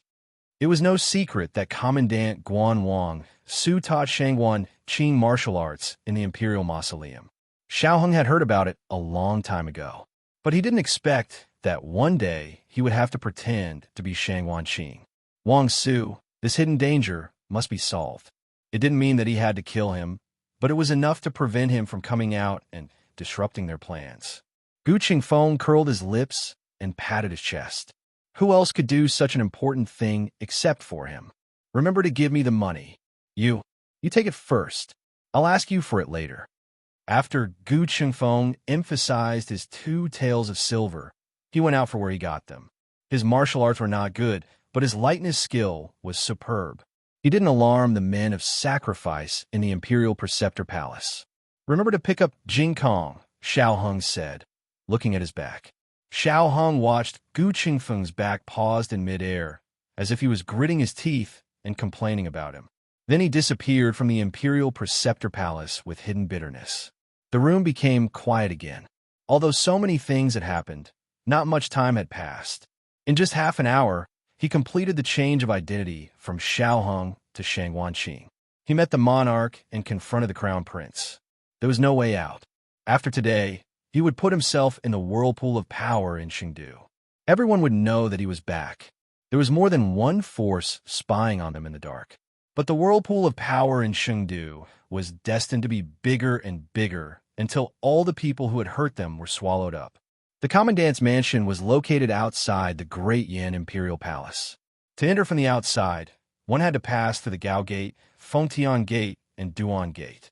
Gu Qingfeng paced back and forth outside the Gao Gate, secretly wondering whether he should sneak in or wait here.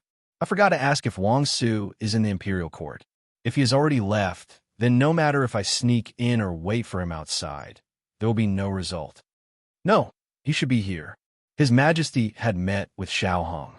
Based on my understanding of Xiao Hong, even if there wasn't anything fishy about the former crown princess injury, Xiao Hong would still find something fishy about it.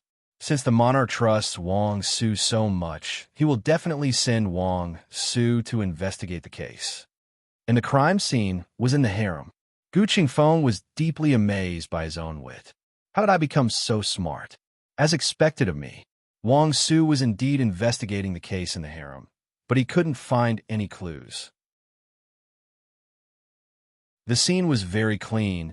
Except for the traces of Shangwan Yan's fall, there were only the footprints left by her personal palace maid. In addition, there were several kinds of footprints that belonged to the eunuchs who came to move Shangwan Yan. All of them have been eliminated as suspects. Seems like he's an expert who knows Qin Gong. Wang Su stood on the hillside, looked at the place where Shangwan Yan had fallen, and jumped. This was a steep slope, but the walls of the slope were covered with vines. Even if one were to randomly grab one or two vines, they would still be able to grab one or two. Wang Su carefully examined the scene for half an hour and finally left with a sullen face. He was an outsider. Although he was ordered to enter the harem to investigate the case, he couldn't walk in the harem without permission. Li Sandy from the Zhanghe Palace followed him. Li Sandy didn't say much and just followed him silently. When the two were about to leave the harem, a eunuch in his early 30s suddenly walked toward them. Oh, isn't this Wang Darren and Eunuch Li? What a coincidence. He greeted with a smile. Li Sandy slightly bowed and said very politely, Eunuch Su. This eunuch's surname was Su and his name was Gao. He was the favorite person of Imperial concubine Han. Su Gao smiled and looked at Wang Su, chatting with him. Wang Darren came to investigate the case, right? I don't know if Wang Darren has any clues. Not for the time being. Wang Su said. Su Gao's eyes flashed with a trace of loss. So it's like this. Wang Su said, it may not be man-made. Maybe it's just an accident. Su Gao sighed. Yes, the harem is an important place. Ordinary assassins don't have the courage or the ability to enter. In any case, I hope Wang Darren can find out the truth as soon as possible. Don't let the former crown princess get hurt in vain. Wang Su said, if there's nothing else, I'll go first. Su Gao smiled and said, Wang Darren, take care. Wang Su went out of the harem. Li Sandy sent him out of the Meridian Gate. Walking on the bluestone path in front of the palace, Wang Su slowly spread out his palm. It was a hooked silk thread. It was found in the thorny bushes on the hillside. There were no footprints in that place. If this silk thread didn't come from Shangwan Yan's clothes, then it must belong to the murderer. Gu Jiao slept for a long time, but Shangwan Yan woke up first. The effect of the anesthetic had largely faded, and her mind was sober. She opened her eyes and looked at the strange roof in a trance. For a moment, she didn't know where she was. Awake? Xiao Hong came over and looked at her. Today, Xiao Hong didn't wear a mask, revealing his face. Shangwan Yin stared at him. Her mouth couldn't close. After a long while, she closed her eyes. I'm dreaming. He was the person she could only see in her dreams. Xiao Hong sat down on her bed and looked at her. Does your wound hurt? Hurt? Shangwan Yin was startled. It hurts. She was hurting all over. This wasn't a dream. She opened her eyes and looked at Xiao Hong with shining eyes. Xiao Hong smiled softly. Shangwan Yin suddenly felt embarrassed. She couldn't move. Only her eyes rolled around in her eye sockets. Then, her ears turned red at a visible speed. Huh. Xiao Hong was slightly surprised. You weren't like this when you were in Tianxiang Pavilion. You didn't feel ashamed when you watched me and Jiao doing this and that. I thought you were as good as my father. Shangguan Yin was injured in more than one place. She was wrapped like a rice dumpling. She moved her fingers. Xiao Heng saw it and asked her, "What do you want to take?" "A handkerchief," she said. Xiao Heng asked strangely, "What do you want to do with a handkerchief?" Shangguan Yin sternly said, "To cover my face. I'm shy." Xiao Heng, Jiao and State Preceptor perform an operation on you. The operation was very successful. Do you feel uncomfortable anywhere? Xiao Heng asked. No, Shangguan Yin said, and looked at Gu Jiao on the small bed. Xiao Heng followed her gaze and looked. She's asleep. Shangguan Yin softened her voice. Then let's talk in a low voice. Xiao Heng smiled. Okay. Shangguan Yin looked at his flash of a smile, and her eyes also flashed with a trace of bright charm. However, suddenly, she realized something, and her expression slightly changed. This is the State Preceptor's palace? You. How can you come to the State Preceptor's palace? Xiao Heng calmly said, I met the Emperor and the Crown Prince. I told them that I am Shangguan Qing. Shangguan Yin opened her mouth wide. Xiao Heng continued, I saw Shangguan Qing's portrait. In a flash, Shangguan Yin's eyes flashed with countless complex emotions. She looked at Xiao Heng in a daze. She wanted to say something, but hesitated. In the end, she only carefully probed. You know, everything? Xiao Heng nodded. And Shangguan Yin was stunned. Know what? Xiao Heng said. Life experience. Shangguan Yin's eyes flashed with shock again, but she quickly calmed down. How do you know? I guessed it. Xiao Heng said truthfully. His behavior in Tianxiang Pavilion that day was very clear. Coupled with his various encounters, the various news revealed by Yi Qing, and even Zhang Dequan's shout of His Highness Zhang's son, that night, he was getting closer and closer to his life experience. When he saw Shangguan Qing's portrait, he finally had an answer to this question. He was Shangguan Yan's child. It's just that he was not completely sure about his relationship with Shangguan Qing. Who is Shangguan Qing? My brother? Twin brother. A negative tone. Xiao Heng opened his mouth. Then he is. Shangguan Yin bit her lips and whispered after a long while, Xiao Qing. Xiao Heng was not surprised by this answer. There was no other reason than Shangguan Qing's birthday was Xiao Qing's birthday. At that time, Xiao Heng and Xiao Qing were poisoned at the same time. There was only one antidote. In order to let Xiao Heng get the antidote, Shangguan Yin hid Shangguan Qing and told Xian Ping Ho that she killed him. The process of making Xian Ping Ho believe it was not easy, so Shangguan Yin didn't want to mention it. Even later, Shangguan Yin almost died when she faked her own death. Shangguan Yin looked at Xiao Heng with a nervous and perturbed look. Do you think I'm too cruel? In order to let her son get the antidote, she deprived Xiao Qing's chance to live. It was difficult to say who was right and who was wrong. He was not her, so he didn't know what kind of struggle she had in her heart. She only wanted her son to live on. All these years, she had been burdened with what she owed Xiao Qing and Xinyang, as well as the longing for her own flesh and blood. Perhaps anyone in the world could accuse her of being heartless, but Xiao Heng, who had survived because of her heartless nature, could not. I won't, Xiao Heng said. How did you think of taking Xiao Qing away? Shangguan Yin whispered. I wanted to take him back to the Imperial Teacher Hall and see if the Imperial Teacher Hall can cure him. You might ask me why I didn't take you away and see if the Imperial Teacher Hall can cure you. In fact, even if I knew the current situation and had to do it all over again, I would still make the same choice as before. The Imperial Teacher Hall was a way out, not the best way. She would rather be condemned by everyone. She would rather bear the infamy of her previous life. She still wanted to be a selfish mother. All of the crimes and suffering would be left to her to bear. Her Aheng just needed to live well. You are not afraid that Princess Xianyang will kill me to avenge her son? Princess Xianyang was not a weak woman. She was also very decisive. Of course, he was not accusing her of being naive. He just wanted to know more about what she had experienced. The good, the bad, the dangerous, the things he had struggled with, and the things he had missed all these years. Shang Guanyin said, Xian Ping Ho will not let her know that her son was killed by me. You really understand my father. He did indeed lie to Princess Xianyang, saying that Shao Qing died at the hands of assassins. It was only later that Princess Xianyang found out under the instigation of some people. However, she did not succeed in killing me. At the last moment, she carried me out of the fire. Shang Guanyin blamed herself. It was all because I attracted those assassins. Otherwise, you two would not have been poisoned. Xiao Hong hesitated for a moment, but still decided to tell her. Those assassins were not attracted by you. They were left behind by the previous emperor. That year, the people who poisoned me and Shao Qing were the dragon shadow guards that the previous emperor of Zhao country left to my mother. The one they really wanted to poison was Shao Qing. I was poisoned because they were careless. This tragedy had nothing to do with Shang Guanyin. If there was someone to blame, it could only be blamed on the previous emperor. And in a sense, it was fortunate that Shang Guanyin took Shao Qing away. Otherwise, they would have continued to poison Shao Qing. At that time, Long Yi was not there.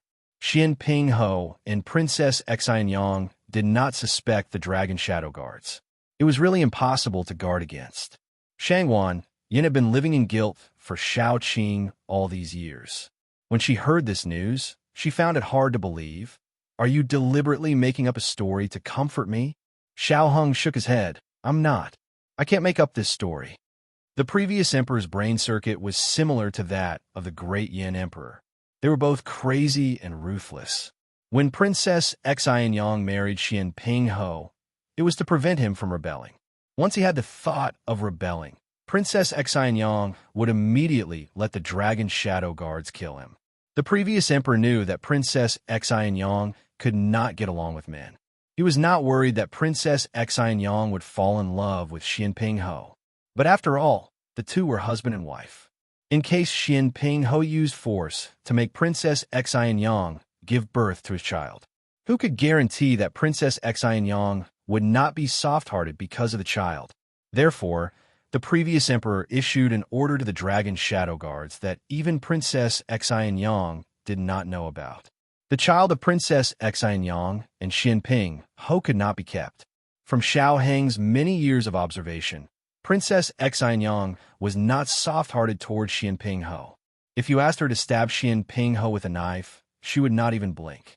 The previous emperor really thought too much. Since ancient times, emperors have always been suspicious, harming others and themselves. Moreover, there was one thing that the previous emperor was wrong about. One of them did use force, but the one who was forced was Xian Ping Ho. The past was unbearable to recall. As expected, Xiao Hong did not think about the entanglement between Princess Xianyang and Xian Ping Ho. He spoke out another doubt in his heart. But since Shao Qing and I are not twins, why do we look exactly the same? As he spoke, he pointed at the mole under his right eye. Even this mole is the same? Shang Guanyin embarrassedly said, This is because I gave him a face-changing mask. Xiao Hong and Shao Qing were half-brothers. In terms of appearance, there was a certain degree of similarity. For example, the two's face and nose were very similar to Xian Ping Ho, but their eyebrows were not the same. Shao Qing inherited Princess Xianyang's almond eyes and flat eyebrows, looking gentle and weak. Xiao Hong inherited Shang Guanyin's phoenix eyes and slightly raised eyebrows, with a trace of heroic spirit. When he smiled, it was particularly warm and healing. This was also why everyone who had seen the young Marquis of Zhaodu called him gentle as jade, a youth who made people feel like they were bathed in the spring breeze. But later, Xiao Hong had an accident and was stranded among the common people. The smile on his face was less, and the gentleness in his eyes disappeared. He was covered with a layer of invisible sharp armor. In the early years, I didn't care too much about the problem of appearance. Until one time, I heard a servant whisper that this child didn't look like me at all. When he was young, it was hard to tell, but the older he grew, the more he didn't look like me. I was anxious. The state preceptor Hall was willing to treat Shao Qing because he was the eldest grandson of the emperor. If people found out that he wasn't, he wouldn't be able to continue receiving treatment. So I sent someone to Zhao country and got your portrait. Then I drew the parts that didn't look like you. Speaking of this, Shangguan Yin paused. It was at that time that your identity was exposed, letting the crown prince know of your existence. Xiao Heng suddenly understood, so that's how it is. Then everything made sense. Xiao Heng touched the mole on his face. Shangguan Qing had drawn it according to him. Now that his mole was gone, was he imitating Shangguan Qing or imitating himself? He really didn't know whether to laugh or cry. What's wrong? Shangguan Yin looked at him and asked. Xiao Heng said, my mole is actually gone. At that time, Princess Xenyang, in order to not let those people easily find him, burned the mole on his face after a big fire. He changed his appearance, and his voice and figure were different from before. In addition, he lost the mole. Even his own father, Marquis Xianping, spent a lot of effort to confirm that it was him. Shangguan Yin gently said, she is really good to you. Her tone was gratified, but also sad and lonely. In the end, she still missed it. In his 19 years of life, there was never a mark of her. Can I call you Aheng? The crown princess was born to be respected. Even if she was executed in public in the throne room, she never lowered her noble head and never begged. But at this time, just asking if she could call him that, she used up all the humility in her bones. Xiao Heng said, you can call me whatever you want. Then can you please call me? Shangguan Yin didn't say this. She lowered her eyes and endured the sadness and bitterness in her heart. Can't cry. The descendants of the Xian Yuan family shed blood, but not tears. She didn't cry when she gave birth to a child. She didn't cry when her bones were broken. She didn't cry. In fact, Xiao Heng still had a lot of things he wanted to ask her. For example, what happened last night? What happened more than 10 years ago? Why did she become a slave? Xiao Heng looked at her weak body and said, you rest for a while. I will go and get something to eat. Okay. Her voice was choked with sobs. She tried hard to suppress it. Xiao Heng stood up and stopped in his tracks. Shangguan Yan's heart suddenly jumped. Is he going to call me? Is it? Xiao Heng said, I forgot to ask you what you want to eat. You just had an operation. Millet porridge and barley porridge are both good. Oh. Shangguan Yin was disappointed and said in a low voice, both are fine. Xiao Heng. Then millet porridge? Shangguan Yin.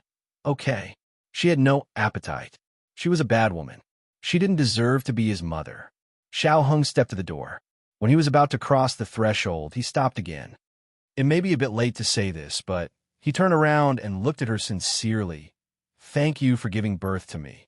Thank you for bringing me into this world. And thank you for everything you have done for me. Mother. The word mother that he had waited for 19 years softened the years and comforted the more than 7,000 days and nights of separation.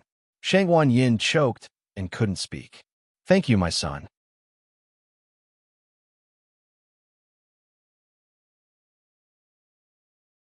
Chapter 729. Gu Qingfeng waited outside the palace for a long time until his temper flared up. Wang Su, can you do it? I still have to pick up the child later. You're delaying me from my work. I'll count to 3. If you still don't come out, I'll go into the palace to find you. Wang Su came out. Wang Su had just brought people to search Tianxiang Pavilion yesterday. Gu Qingfeng had seen him before. The symbol of Commandant Guan on him was obvious. It was hard not to recognize him. After Wang Su left Gaomen, he sat on the carriage to return to his residence. Gu Qingfeng followed quietly. Wang Su was not in a hurry. The carriage did not go too fast. As they left the palace, there were more shops and pedestrians on the street. This caused Wang Su's carriage to slow down. Gu Qingfeng followed at a distance. When Wang Su's carriage passed by a restaurant, it was stopped by another carriage. A middle-aged man, dressed as a steward, came down from the carriage. He smiled and cupped his hands towards Wang Su's carriage. It was unknown what he said to Wang Su, but Wang Su got down from the carriage and entered the restaurant beside him. Gu Qingfeng did not go in directly. Instead, he went to the ready-made clothing store diagonally across the street to buy a set of female clothing. He could not bear to buy jewelry, so he only used a hairband. Wearing a veil, he looked like an ordinary girl.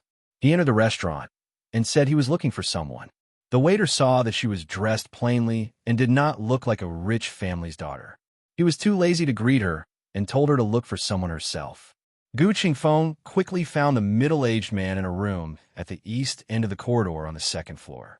He was guarding the door. There were 2 men of sacrifice with him. Was there such a big lineup? What was going on? With the men of sacrifice guarding, it was impossible for Gu Qingfeng to eavesdrop in the corridor. He entered an empty room, pushed open the window, and jumped out onto the roof. He used Qinggong to come to the room where Wang Su was. He bent down, picked up a tile, opened it slightly, and looked down through the gap. An old man? He was dressed very luxuriously. He sat on an armchair, his hands resting on the handle of a rosewood cane. Gu Qingfeng happened to be on top of his head, so he couldn't see his face clearly. Wang Su, on the other hand, was sitting opposite him. Due to the angle, Gu Qingfeng could see a small part of Wang Su's face. "What is old Master Han doing?" Wang Su said. "Old Master Han? Han Ye's grandfather, the head of the Han family?" Gu Qingfeng pricked up his ears.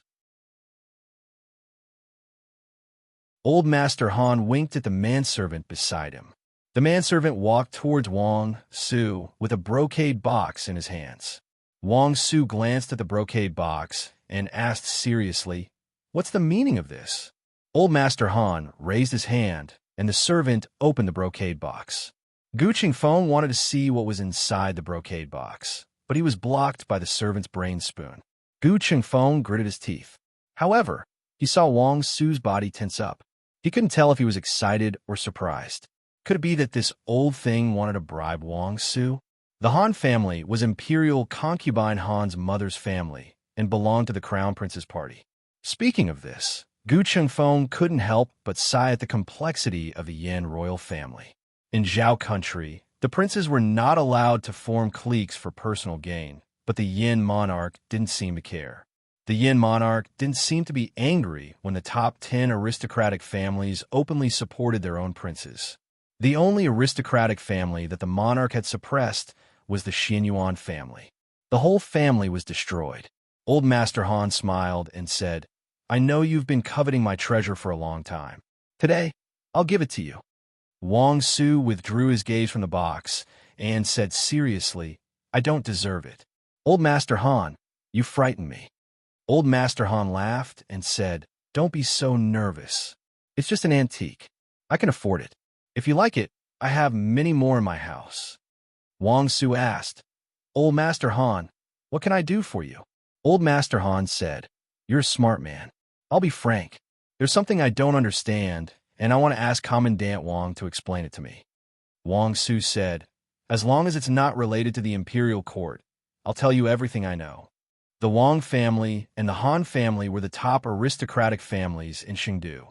In terms of background, the Wang family was more profound than the Han family. However, Consort Wang Xian didn't give birth to a son and only had 2 princesses. Therefore, in the eyes of the people, the Han family with the crown prince was better. But in fact, according to Gu Qingfeng's investigation, the Wang family was more valued by the monarch. Old Master Han said faintly, "I heard that the crown prince is back." Wang Su frowned and said, "Oh, I haven't heard about it. You're well informed." Old Master Han smiled and said, "You don't have to make insinuations. After all, I'm the crown prince's uncle." The crown prince just went to the state preceptor palace to visit the deposed crown princess. His Majesty was there, and so was the crown prince. The implication was that he didn't pay much attention to the deposed crown princess, but it was such a coincidence that the crown prince met the crown prince. The crown prince was old Master Han's nephew. How could he not tell old Master Han such an important thing? Wang Su took a deep look at old Master Han and asked, "Then what does this have to do with you coming to see me now?" Old Master Han said, "To tell you the truth, I suspect that this crown prince is a fake." Wang Su's expression changed, and he asked, "Why do you say that?" Old Master Han said meaningfully, "My family's people were transporting ores to Qi City. Yesterday, they sent a pigeon back saying that they met the crown prince. Qi City is at least 7 to 8 days away from here. I don't think the crown prince can grow a pair of wings and fly back." Wang Su frowned and asked, Your family's people know the Crown Prince? Old Master Han seemed to have expected him to ask this question. He smiled and said, "You don't think that with our Han family's ability, we can't get a portrait of the Crown Prince, do you?" There was a portrait, but the matter of the Crown Prince meeting the Crown Prince was a fabrication. But if he didn't say that, how could he arouse Wang Su's suspicion? No matter whether Wang Su believed him or not, he would still go to the State Preceptor Palace to check. Gu Chengfeng clenched his fists. This old thing was very cunning. Wang Su looked at Old Master Han with a serious expression and asked, "So, Old Master Han, you want me to expose the Crown Prince?" Old Master Han nodded without hesitation and said, "Exposing him is beneficial to our Han family." "That's right, that's my purpose. I want to clear all obstacles for the Crown Prince. We're all smart people, so why pretend to be innocent and hypocritical?" Wang Su said seriously, "If he's a fake, then it's my duty to expose him. Old Master Han, you should take back your things." Wang Su didn't do this for the Han family, but for the emperor. Old Master Han sent him again and again, but Wang Su refused. In the end, Old Master Han sighed helplessly, and Wang Su took his leave. Gu Qingfeng slowly put the tile back and planned to leave as well. At this moment, he heard a conversation in the room. "Master, why didn't he take it? He didn't refuse us, did he?" It was the middle-aged steward. He had been waiting in the corridor outside the door and didn't hear the conversation inside. Old Master Han smiled and stroked the antique in the brocade box. "The Crown Prince is still too young. It's a bad idea to cater to his interests and ask for help. It's better to attack his weakness and turn him into the master. How can I let go of this treasure?"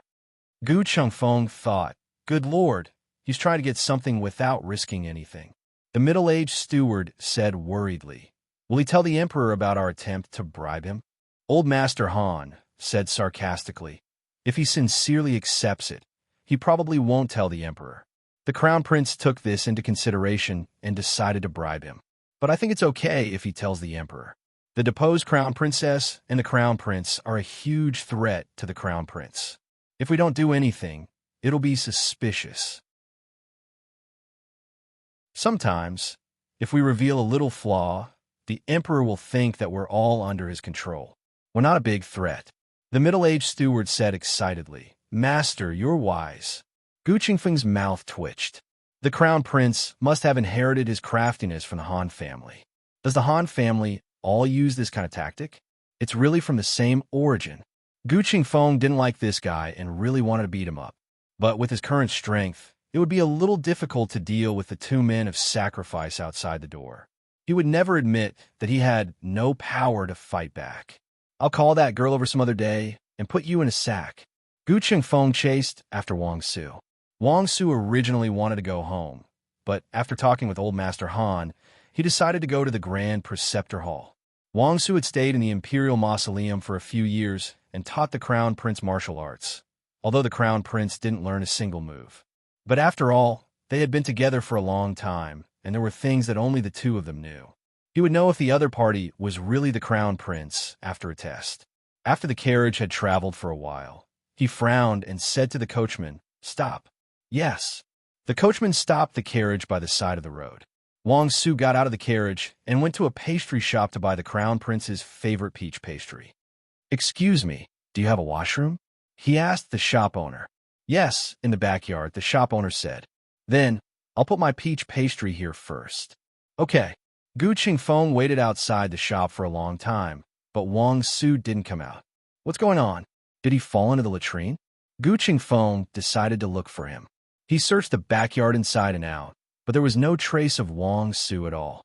Gu Qingfeng slapped his head. "Oh no," he found out and ran away. Wait, I can't be anxious. Where'd he go?" "I know. He must have gone to the Grand Preceptor Hall. He went to find the Crown Prince." Gu Qingfeng had been in contact with Xiao Heng day and night.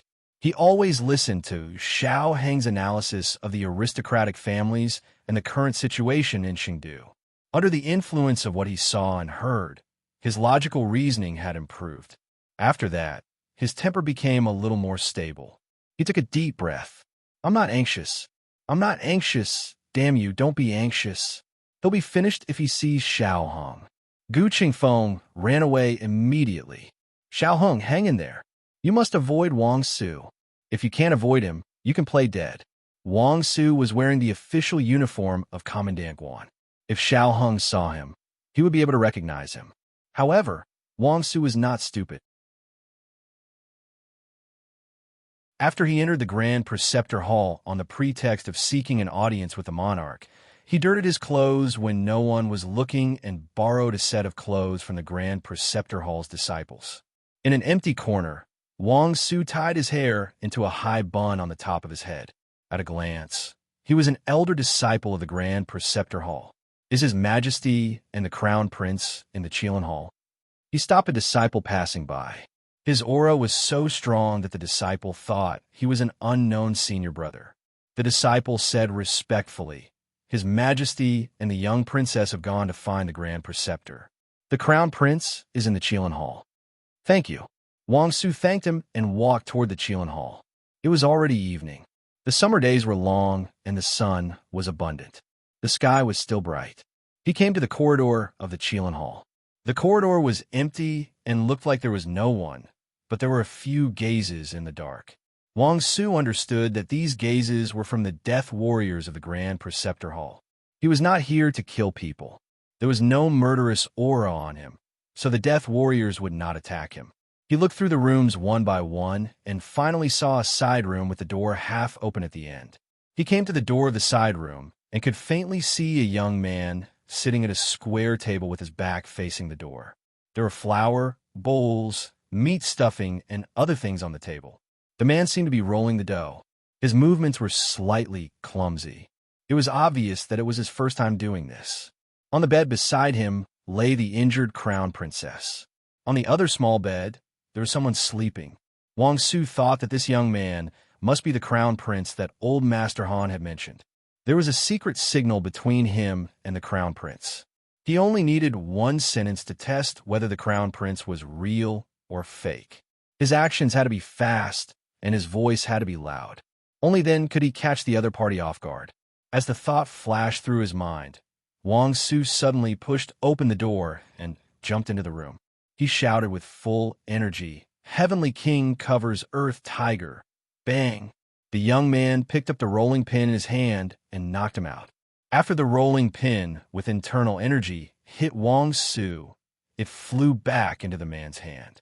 Gu Chongqing did not turn his head. With a face full of flour, he continued to seriously and clumsily roll the dough. Younger sister wants to sleep. Don't be noisy.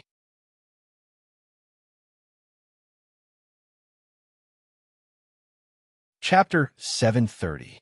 After Gu Chengfeng realized that he had lost Wang Su, he rushed to the Grand Tutor Hall with all his might. He used his qin gong to the extreme. The wind blew and he almost couldn't open his eyes. However, he still couldn't catch up with Wang Su. There was no other reason. This was the inner city of Chengdu, Wang Su's territory. Gu Qingfeng usually stayed in the remote Tianshan Pavilion in the outer city. Even if he entered the city, he only came to see Xiao Heng and little Jing Kong.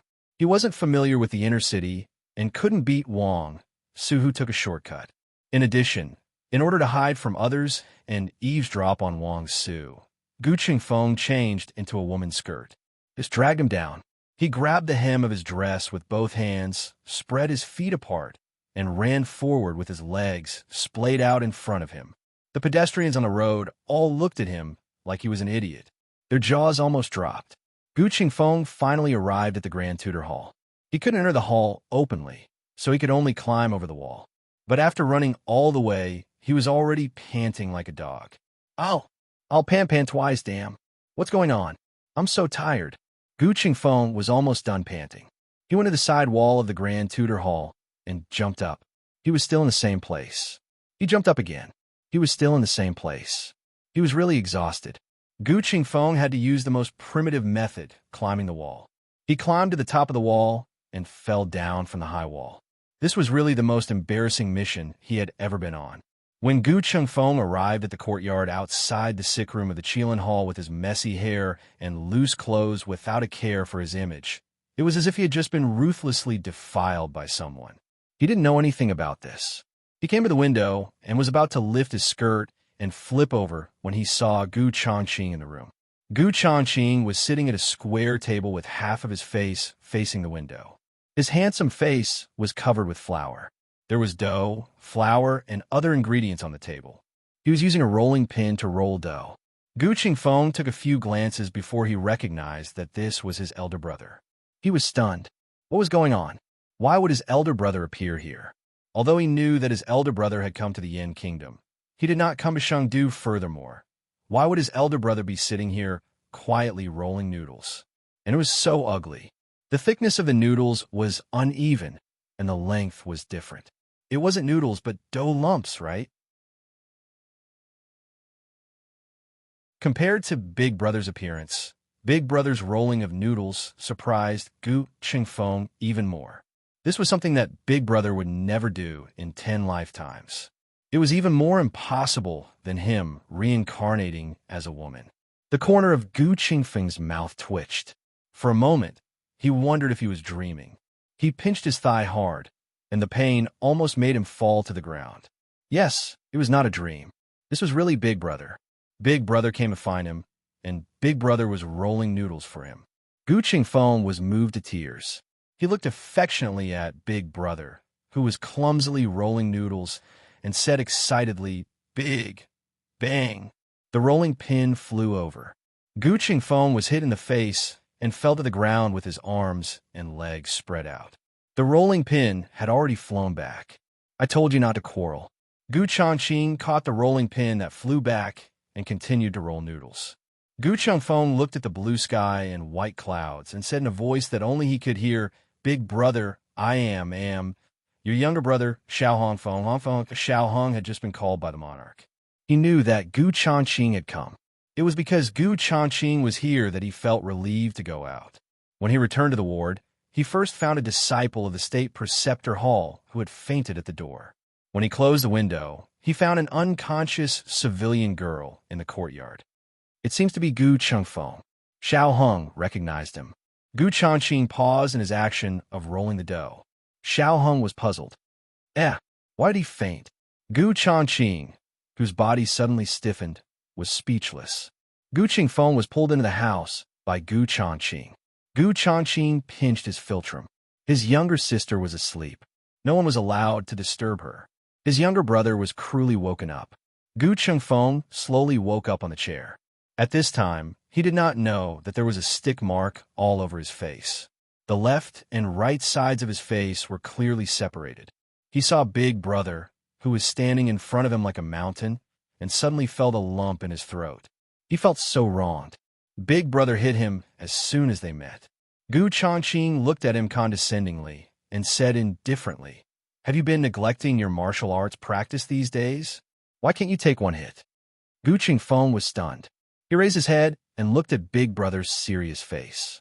It was not that Big Brother did not recognize him, nor did he hit him. He was testing his martial arts. Big Brother had always remembered his martial arts. He misunderstood Big Brother. "Big Brother," Gu Changqing said sternly, "from now on, wake up an hour earlier every day to practice martial arts." "Yes, Big Brother." Gu Changqing turned around and heaved a sigh of relief. Gu Jiao woke up at dusk. She had good sleep. She felt alive. She sat up and stretched. Then she realized 3 things. First, Gu Changqing was here. Second, there was a strong fragrance of noodles in the house. Third, Gu Jiao looked strangely at Gu Changfeng, who was sitting beside Gu Changqing. How did you become a pig's head?" Gu Qingfeng pointed. "That's a pig's head. I'm not." Gu Jiao looked in the direction of Gu Qingfeng's finger. She saw an unconscious man who was tied up and sitting on the ground by the wall. From the extent of his bruises, this person was indeed better. This was because Wang Su shouted louder, so Gu Changqing hit him harder. "Who is he?" Gu Jiao asked. "Wang Su." Xiao Hong said. "Eat the noodles first. I'll tell you slowly." Gu Changqing said to Gu Jiao. Gu Jiao nodded. She got up and sat down beside Gu Changqing. Using noodles to let his sister sit beside him was very scheming. Gu Jiao looked at Gu Changqing beside her, and then looked at Xiao Hong and Gu Qingfeng. "You're all here. Where's Jing Kong? At this time, school should be over in Jing Kong. Xiao Hung said. They brought her to the garden to play with the little princess.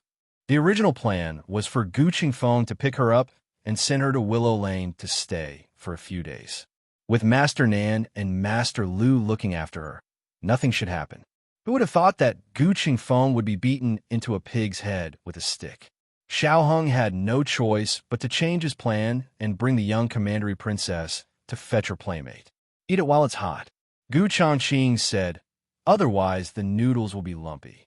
Gu Jiao looked at the steaming hot noodles in the bowl. She didn't ask whether it was noodles or noodles. She just sighed and said, I just woke up and there's food. It's good. Gu Qingfeng and Xiao Hung burped together. Yes, you're really good. We and the other disciples of the state preceptor palace in the kitchen are all stuffed. In order to improve his cooking skills, Gu Changqing rolled wave after wave and cooked bowl after bowl. This bowl was just out of the pot. Fortunately, Gu Changqing's cooking skills were better than Xiao Yolong's. Except for the ugly appearance, the taste was not bad. Gu Jiao didn't eat at noon. After the operation, she fell asleep. She was really hungry now. Gu Jiao said, the noodles are quite chewy.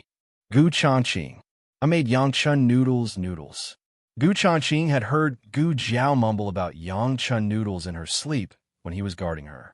The chefs in the state preceptor's hall could not make authentic Zhao country Yangchun noodles, so he decided to cook for his sister personally. While Gu Jiao ate the noodles, Gu Jiao told Gu Qingfeng about old Master Han meeting Wang Su. Anyway, Wang Su is the only one who can recognize the eldest grandson of the emperor, except for the former crown princess. Gu Jiao slurped the noodles. Oh, I see. As soon as her voice fell, Wang Su woke up. When he opened his eyes, he found that he was tied up. He looked at the people in the room with a dumbfounded face. He didn't understand what happened. Just now, there was only the eldest grandson of the emperor, but now, why are there people? His eyes looked back and forth between Xiao Hung and Gu Changqing.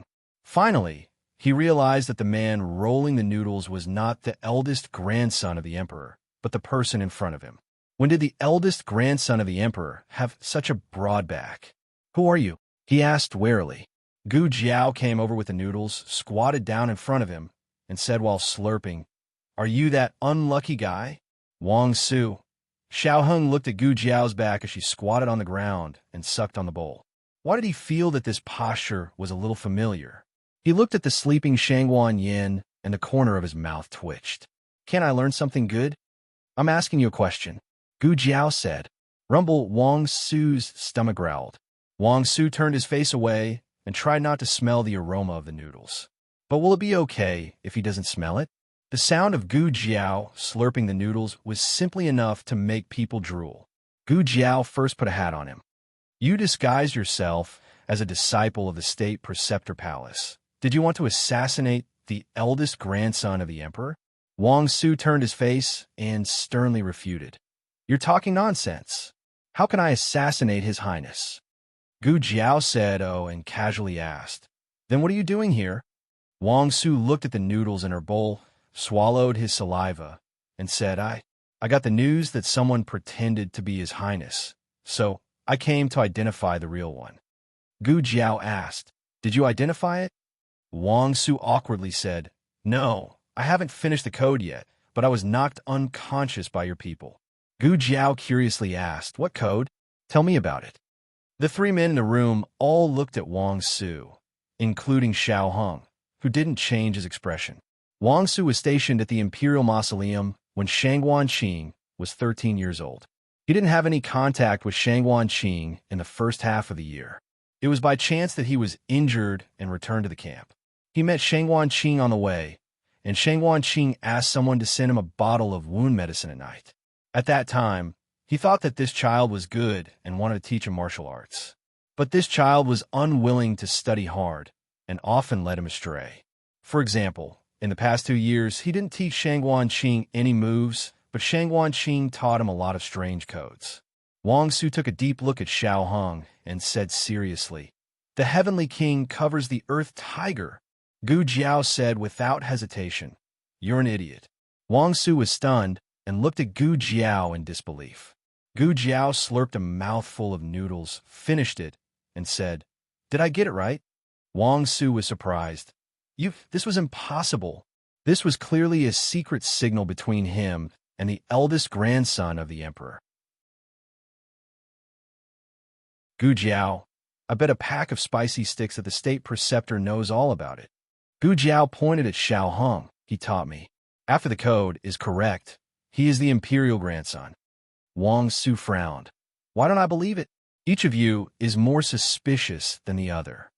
The thought flashed through his mind. Wang Su frowned and said, I still have the code. I don't believe that you can all answer it. Gu Jiao slurped a mouthful of noodles. Go ahead. Wang Su. Red, orange, yellow, green, blue, purple. Gu Jiao. East, west, north, south, center, and white. Wang Su was shocked. Every cause has its effect. Your retribution is mine. Wang Su's body trembled. He gritted his teeth again and made a ruthless plan. Medicine, medicine. Gu Jiao slurped a mouthful of noodles. Check, check. Wang Su was shocked for the third time. Gu Chengfeng patted Xiao Hung next to him and whispered, What are they talking about? Do you understand?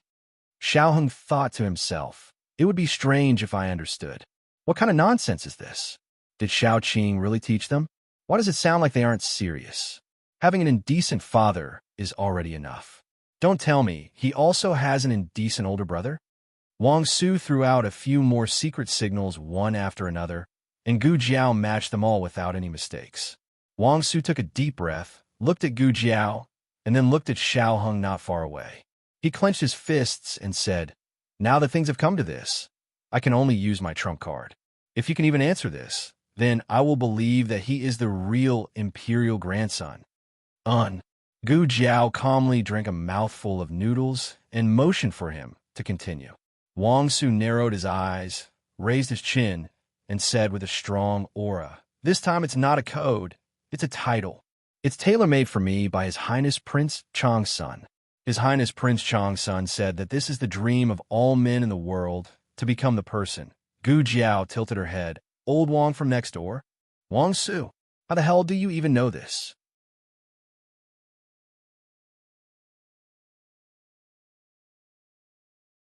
Chapter 731. Wang Su completely collapsed.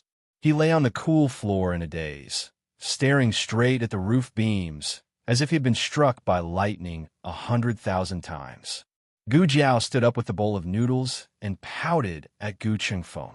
She said lightly, Untie him, he's one of us. Gu Chengfeng was dumbfounded. That's it? No, there's so many people here, and you're ordering me around? You know I'm the most reliable. Gu Chengfeng strode over with a big rolling pin mark on his head and untied the rope on Wang Su's body. How could Wang Su not recognize this was the common woman who had followed him on the street? With an Adam's apple, it was a man. Wang Su's heart was full of doubts. Who were the people who appeared beside the imperial grandson in this room? One was a terrifying master who could knock him down with a rolling pin. One was a master of Qinggong who was good at disguise and forced him to escape, and the other was Xiao Lulang, whom he knew. He was the doctor that the monarch had invited for the deposed crown princess. He was the one who had brought Xiao Lulang in through the palace gate. No, why were you following me just now? Wang Su asked Gu Chengfeng. Since the girl said she was one of them, Gu Chengfeng didn't plan on disguising himself as a woman anymore.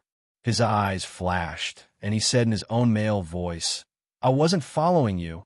I was following the crown prince. The crown prince met with the old man of the Han family again, so I followed him to see what tricks he was up to. Who knew he would come? You secretly met with the old man of the Han family. Isn't that suspicious? Sure enough, he was a man, Wang Su thought.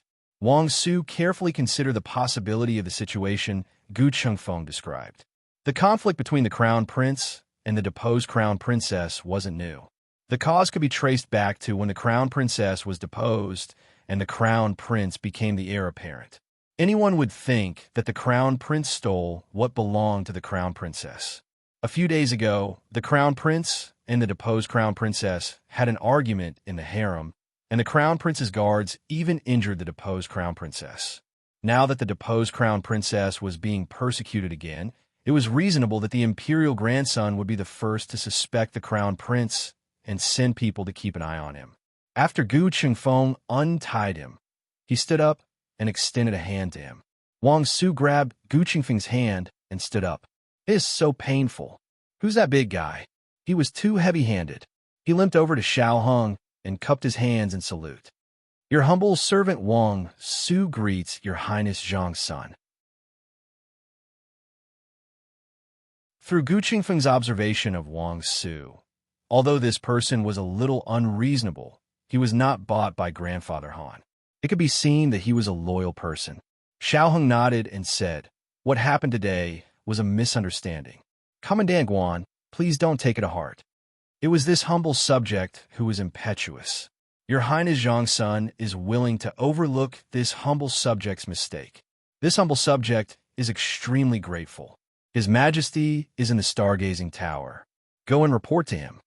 "Yes." Wang Su cupped his hands in salute again and then retreated. The moment he turned around, he suddenly turned his head to look at Xiao Hung. "Your Highness Zhang's son won't ask this humble subject whether or not this humble subject has found any clues. Even Imperial concubine Han had sent people to inquire about it in front of him." Xiao Hung looked at him with a heavy gaze. "I believe that Commandant Guan will give my mother justice." His Highness Zhang's son still trusted him. As always, a wave of heat rolled through Wang Su's heart. An impulse to be trusted struck him in the heart. He solemnly said, "This humble subject will do his best." He left the room. Gu Qingfeng stuck his head out to take a look. He entered the room and clapped his hands. "Okay, he's gone far." Xiao Hung took out a clean piece of gauze from his bosom. After opening it, a small thread was revealed. This was something that had been found on Wang Su's body. Wang Su had wrapped it in a handkerchief. It was incompatible with Wang Su's identity as Commandant Guan. It also faintly exuded the fragrance of grass and the smell of blood. Xiao Hung speculated that it was the evidence that Wang Su had found at the crime scene today.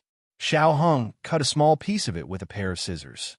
The clothes that Shang Wanyan wore when she was injured had been taken off by Gu Jiao and placed in a box in the ward as evidence. After careful examination, Xiao Hung found that this piece of silk did not come from Shang Wanyan. The four people sat around the square table. Gu Jiao had finished her noodles and was holding a bowl that was bigger than her face to drink the noodle soup. Xiao Hung sat beside her and said, "It should be the murderer's clothes that were left in the grass or thorns at the scene." Gu Qingfeng and Gu Changqing sat opposite the two people. "Is it that? Hanya's cloth?" Gu Qingfeng asked. Hanya was very suspicious. Not only did he assassinate Xiao Hung, but he also tried to assassinate Gu Jiao. He seemed to be the best knife in the crown prince's hand. Xiao Hung shook his head. "This is coarse silk. It's a fur coat in winter and coarse clothes in summer. Coarse silk doesn't have a strong insulation, but it has excellent ventilation, so it is generally used to make summer clothes," he said and looked at Gu Qingfeng. "Your coat is made of coarse silk. The quality is not as good as the coarse silk in my hand, but this kind of coarse silk is not the best.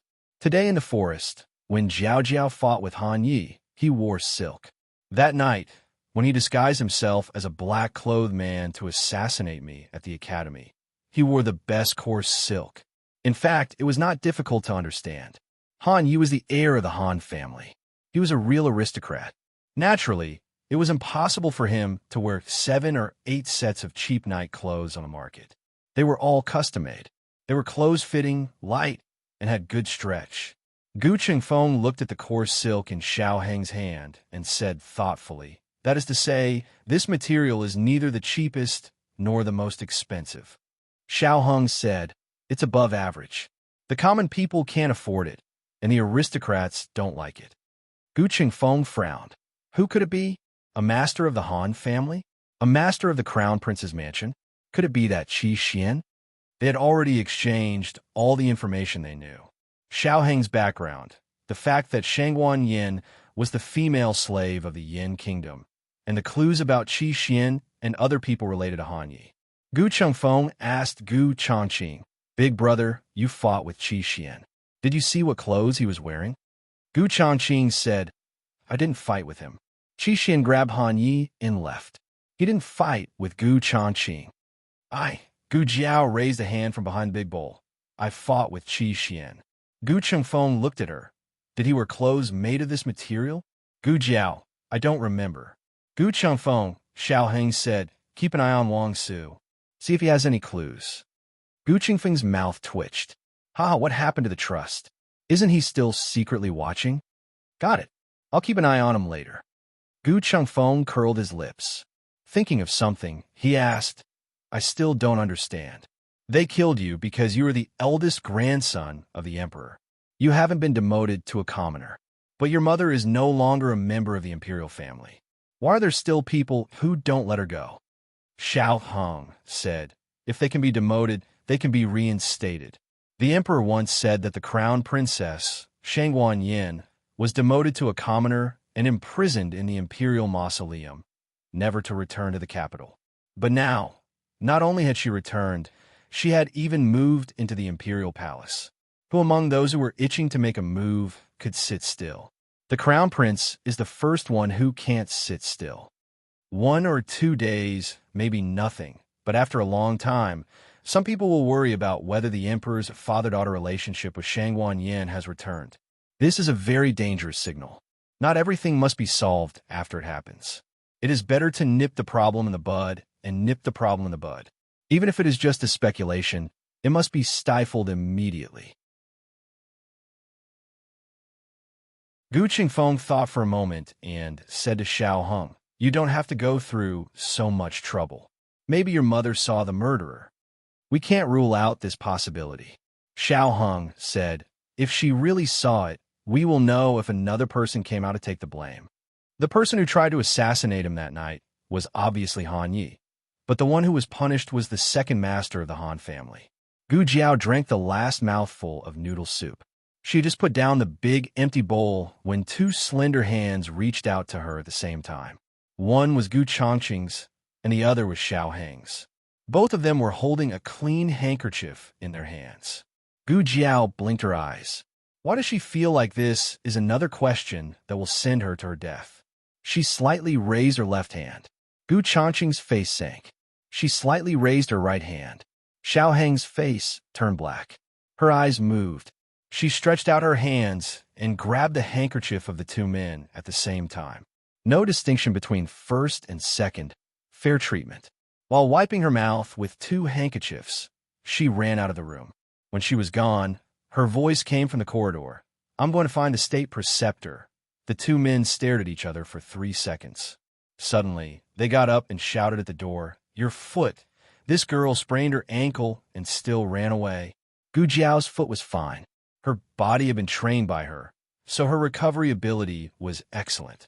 She went to the library. There were 3 floors in the library. The first floor was the largest, where the most common books were placed. The second floor was the second largest, which contained some more professional and hard-to-find books.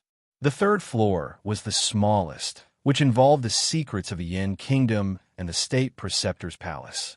For example, the former 6 books of the Yin Kingdom were once displayed on the 3rd floor.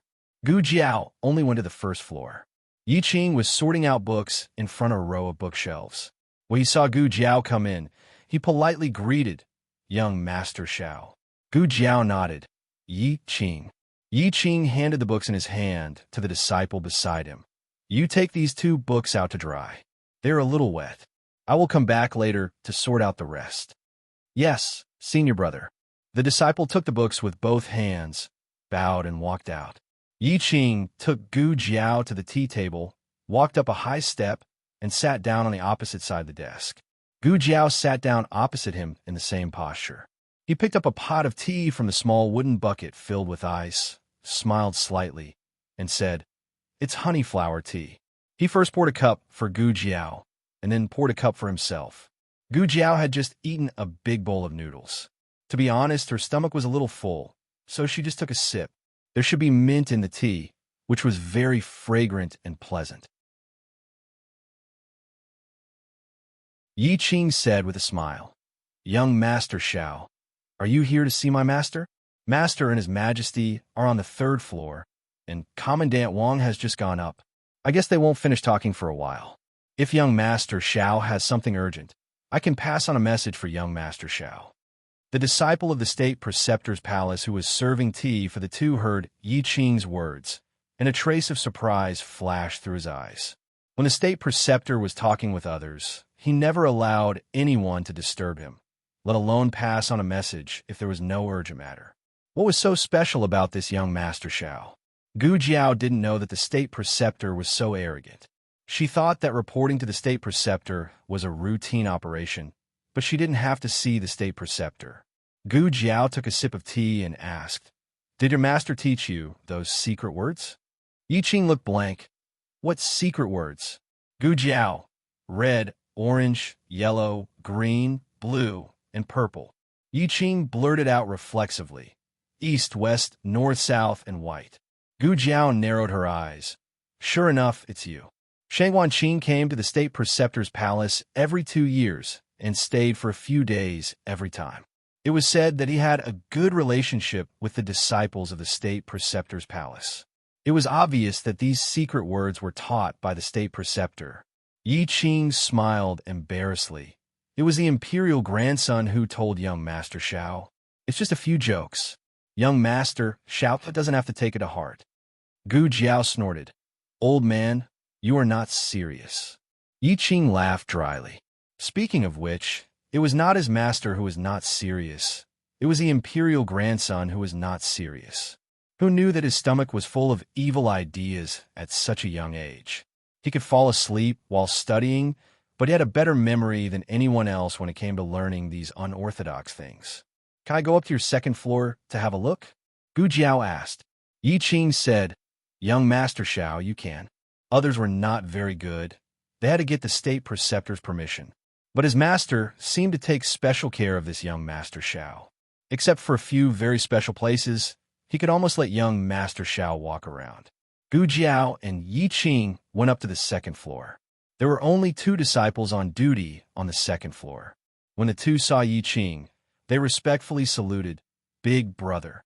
Yi Qing nodded and said to the 2, "You do your thing. I will show young Master Xiao around." "Yes." The 2 stepped aside. Yi Qing said to Gu Jiao, "Young Master Xiao, please." Gu Jiao casually looked around. There were books on farming, law, arithmetic, astronomy, geography, and other relatively professional books. They were more in-depth and comprehensive than similar books on the market. Gu Jiao put the farming book back on the shelf and looked at the row of bookshelves on the right and said, "What is that over there?" There were not books on that row of bookshelves, but scrolls. Yi Qing looked and said, "Those are portraits of all the major families." Oh, this was a good opportunity to collect information. "Can I take a look?" Gu Jiao politely asked. "Of course." Yi Qing smiled and said. It was one thing for him to treat Gu Jiao with respect, but it was another thing for Gu Jiao to reciprocate with respect. This was much more comfortable to get along with than those nobles who had a smile on their face, but their words and actions were full of disdain. Gu Jiao came to the front of the bookshelves. There were originally wooden signs of the major families on the bookshelves. Today's weather was good, so the disciples who were sweeping took the wooden signs away to clean. Gu Jiao casually picked up a scroll. Yi Qing opened his mouth, as if he wanted to say something, but after hesitating, he felt that it was okay. Gu Jiao opened the scroll. The portrait was of a man holding a red tasseled spear and wearing golden armor. His facial features were resolute, his eyebrows were cold, and there was a tear-drop mole under his right eye. Looking at the face in the portrait, Gu Jiao froze for a moment. Her eyes moved down. Xian Yuan. Her finger just happened to press on the last word of the name. She slowly moved her finger away.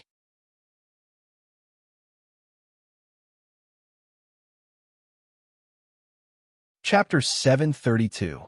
All the novels that can't be found online are here. Li. This is Xinyuan Li. Xinyuan Li and the king are of the same generation. If he is still alive, he should be about the same age as the king. This should be a portrait of him when he was young. Why do I have a feeling of déjà vu, as if I have seen it before? Is it the mole?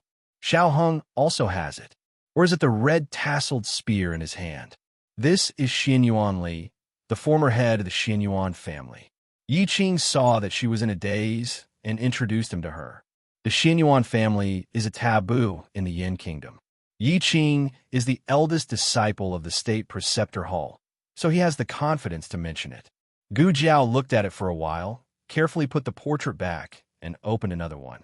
This time she looked at the name first, Xianyuan Cheng. It is also a portrait of a young man who looks to be in his early 20s. He is wearing silver armor, holding a red tasseled spear, looks like Xianyuan Li, very heroic, and has a cinnabar mole between his eyebrows. If he were to take off his armor, he would be an elegant young master with a jade-like appearance. Yi Qing looked at the portrait and said, Xianyuan Cheng was weak and sickly when he was a child. Coupled with the cinnabar mole between his eyebrows, he was always laughed at by young masters of the same age as a little girl. Then he followed his father to practice martial arts desperately, worked hard to become stronger, and finally became a famous general who can continue the legend of Xianyuan Li. Gu Jiao sighed. There is such an anecdote. The man in the portrait is tall, with fierce eyes and a murderous aura.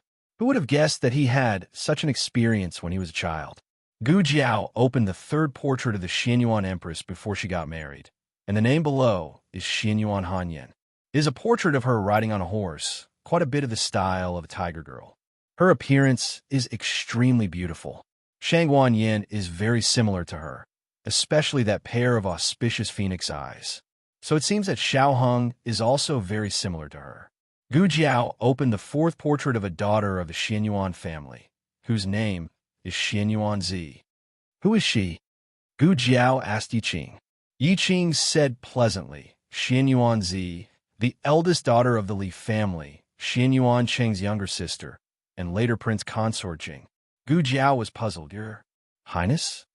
Yi Qing thought for a moment and said, Yes, Duchess, and when she passed away, Crown Prince Jing had yet to inherit the house of Duke, so she was buried as the Crown Princess.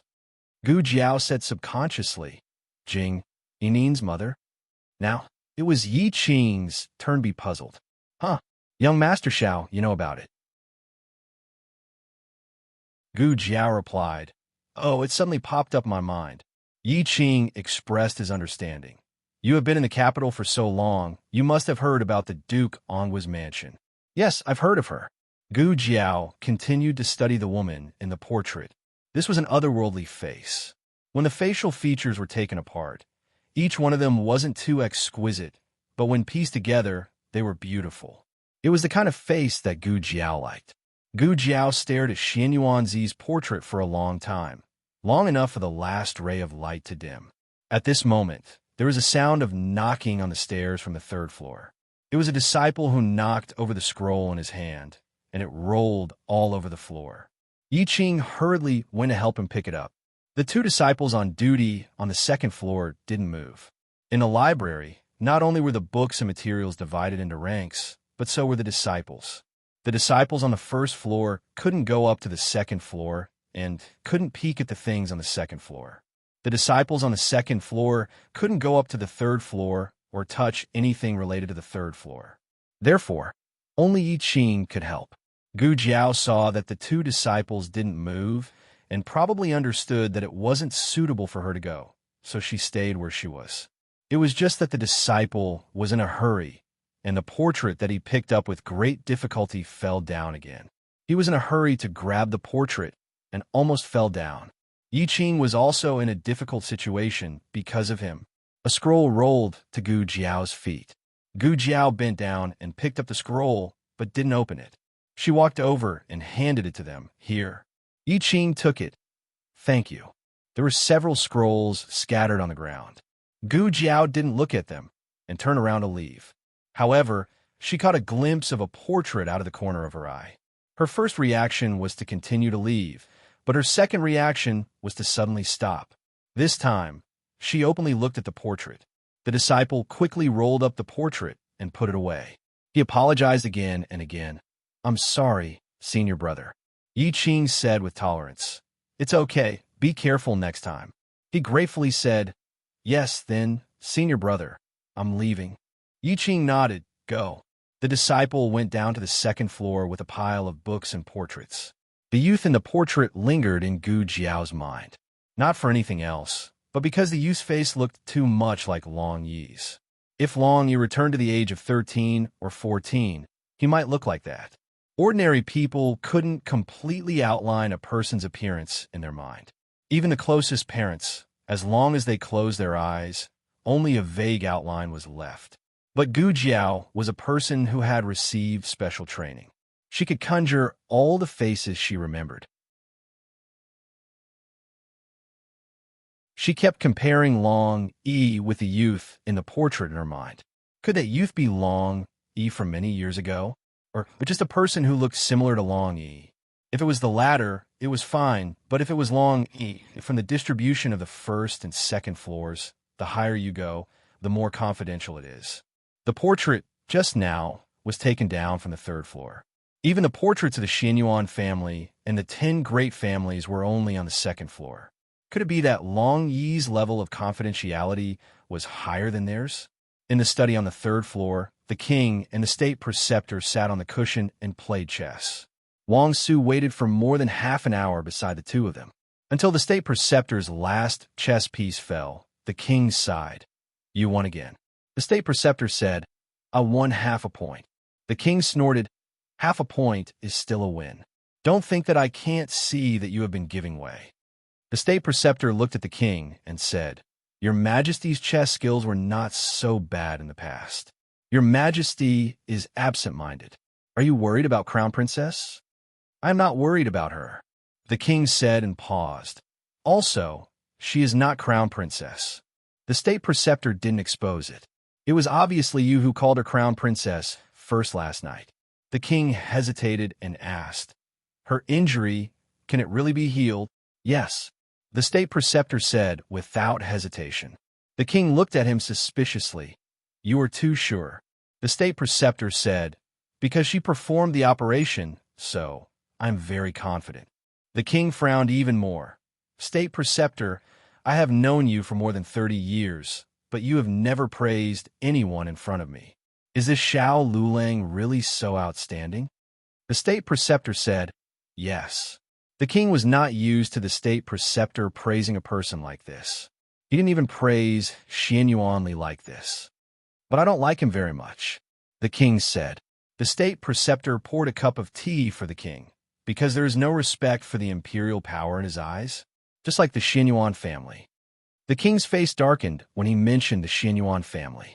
The state preceptor said lightly, "Your Majesty, you don't have to worry. He is just a student from Zhao country. Besides being proficient in medical skills, knowing how to play the bow, and having some skills, he is nothing." The king frowned. "You can admit that to this extent, and you still call it nothing?" The state preceptor seemed to be in a good mood. He laughed and said, "Since ancient times, heroes come from the young." The king didn't continue this topic. The state preceptor raised his hand. A disciple who was waiting respectfully by his side came forward, intending to rearrange the chessboard. The king waved his hand. "Forget it, don't play anymore. It is getting late. I should go back to the palace." "Your Majesty." The state preceptor looked at Wang Su. Only then did the king remember that Wang Su had just come over. It was just that he was too engrossed in playing chess, so he let Wang Su wait until now. "What's the matter?" Before the king finished his words, his voice got stuck in his throat. He frowned. "How did you become like this?" Wang Su had changed back to his official uniform of Commandant Guan, but he couldn't change his pighead face for a while. He didn't mean to smear the emperor's grandson. He just said embarrassedly, "I fell down." The state preceptor took a sip of tea and joked, "People who practice martial arts have great strength. The strength of your fall is also beyond ordinary people's reach. Ordinary people can't fall and become a pighead." Wang Su was embarrassed. Falling down sounded better than being beaten up. Wang Su went back to the topic. He cupped his hands and reported, "I investigated the case of the crown princess injury and found some clues." "Oh." The king just picked up the teacup and was about to drink. Hearing this, he put down the cup and said, "Speak." Wang Su took out a clean handkerchief from his bosom and opened it to reveal a thin strand of coarse silk. I found this in the brambles at the crime scene. It should be from the murderer's clothes. Jean de Quan took the handkerchief and handed it to the king and the state preceptor. The state preceptor glanced at it and said, "It's coarse cloth, produced in Huaiyan County. It's a medium quality. Our state preceptor hall also uses this kind of cloth to make summer clothes for our disciples." The material that the disciples of the state preceptor hall could afford to wear was not ordinary material. The king continued to look at the state preceptor. The state preceptor picked it up and sniffed. "It doesn't have the fragrance of our state preceptor hall. It's not from a state preceptor hall." The king, "Who suspects the state preceptor hall?" The state preceptor looked at Jean de Quan. "Who in the palace wears this kind of coarse silk?" "This." Jean de Quan couldn't deduce this with just a strand of coarse silk. The state preceptor said to the disciple beside him, "Go and get an identical piece of coarse cloth." "Yes." The disciple turned and left. Not long after, he came back with a long piece of coarse cloth. Jean de Quan walked forward and touched it. He said in surprise, "This is the material that I'm wearing." The state preceptor said, "It seems that it's a eunuch from the palace, and a eunuch with a rank like Eunuch Jean." Wang Su added, "The other party didn't leave any footprints at the scene. I guess that the other party's lightness skill is very high." There weren't many eunuchs who had lightness skill and a rank, but they couldn't rule out the possibility that the other party had been hiding their skills. The king said in a low voice, "I'll give you one night. If I don't see the culprit by tomorrow morning, you'll be finished as Commandant Guan." Only one night? This was two, but the king was a man of his word. If he couldn't find out the culprit, he could only be stripped of his official position by tomorrow. He cupped his hands and said, "Yes, sir." It was getting late, and the king should go back. "Where's the young princess?" he asked Jean de Quan. Jean de Quan said, "She seems to be playing with her little classmate in the garden. Xiao Zheng is following her." Xiao Zheng was an expert in the imperial palace. This was the state preceptor's hall, so the king was not worried about the young princess's safety. He was just worried that he had neglected her for so long that she would feel wronged and sad. When she was sad, she would cry. When she cried, it would be earth-shattering. "Where's the snack?" the king asked. "It's here." Jean de Quan carried the food box that he had prepared early in the morning. The king took Jean de Quan and the snack to the garden to find the young princess. Coincidentally, Gu Jiao was also looking for little Jing Kong. She also heard that the two children were playing in the garden in the afternoon. After coming out of the library pavilion, she directly came here. Who would have thought that she didn't find little Jing Kong, but met the king instead? When the king saw Gu Jiao, his mind involuntarily flashed with Gu Jiao's words, "If I'm cured, won't you bring your head to thank me?" The king's heart was burning with anger. Shangguan Yin was injured and settled down. He thought that no one would come to anger him. But now, he didn't know where this Xiao Lulang came from. The state preceptor was right. This kid's eyes didn't have any respect for the imperial power, so naturally, he didn't fear the king. He stood there with an indomitable spirit. In a trance, the king seemed to see the figure of Xianyuan Cheng. Why wasn't it Xianyuan Li? It was probably because when the king knew Xianyuan Li was no longer a teenager. He only saw the appearance of a young Xianyuan Cheng in bright clothes. "Why don't you kneel when you see me?" "Why should I kneel? I'm the king." "You're not my king. I'm from the Zhao kingdom." The king had lived for more than half of his life, but he had never seen such an arrogant person. The king's eyes became dangerous. At this moment, a little eunuch hurriedly came and whispered a few words to Jean de Quan.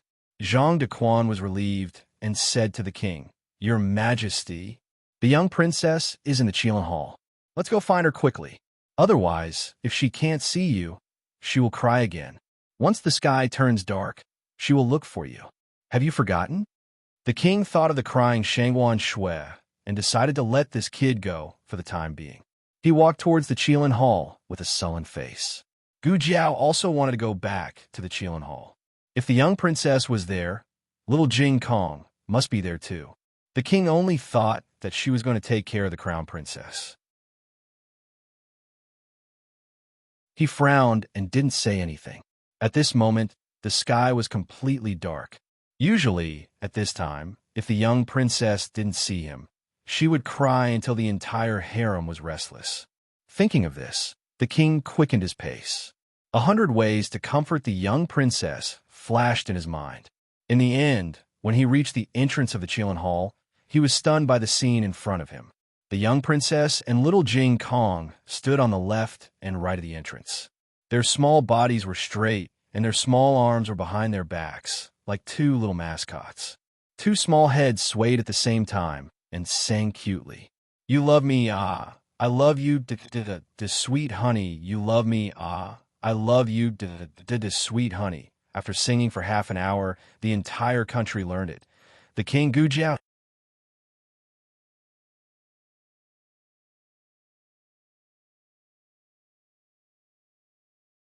Chapter 733.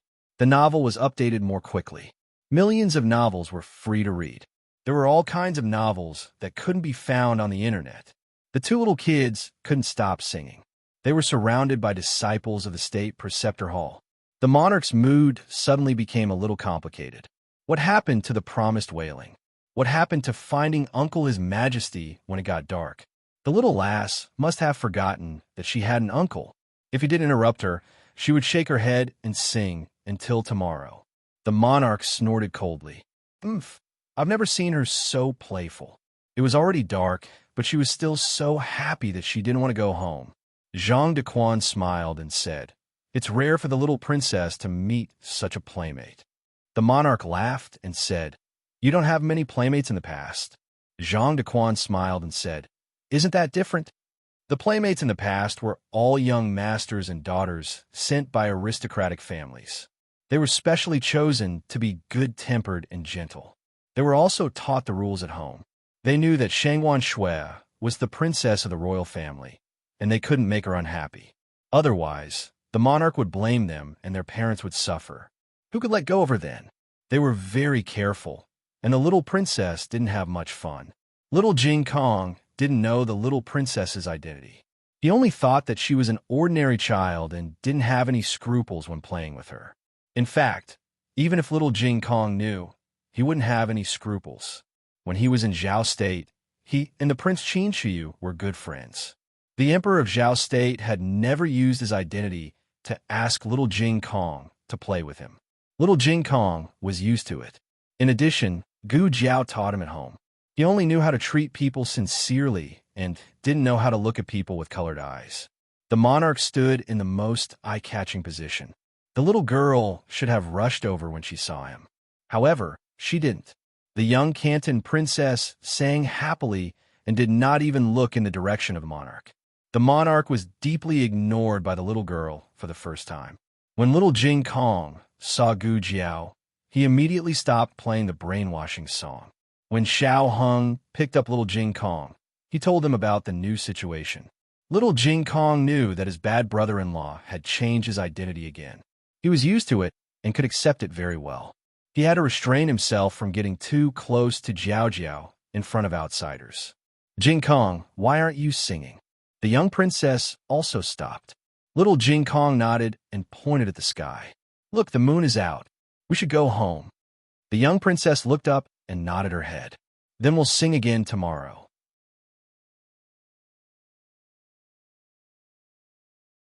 As soon as she finished speaking, the young princess jumped down the stairs and pounced in the direction of the monarch.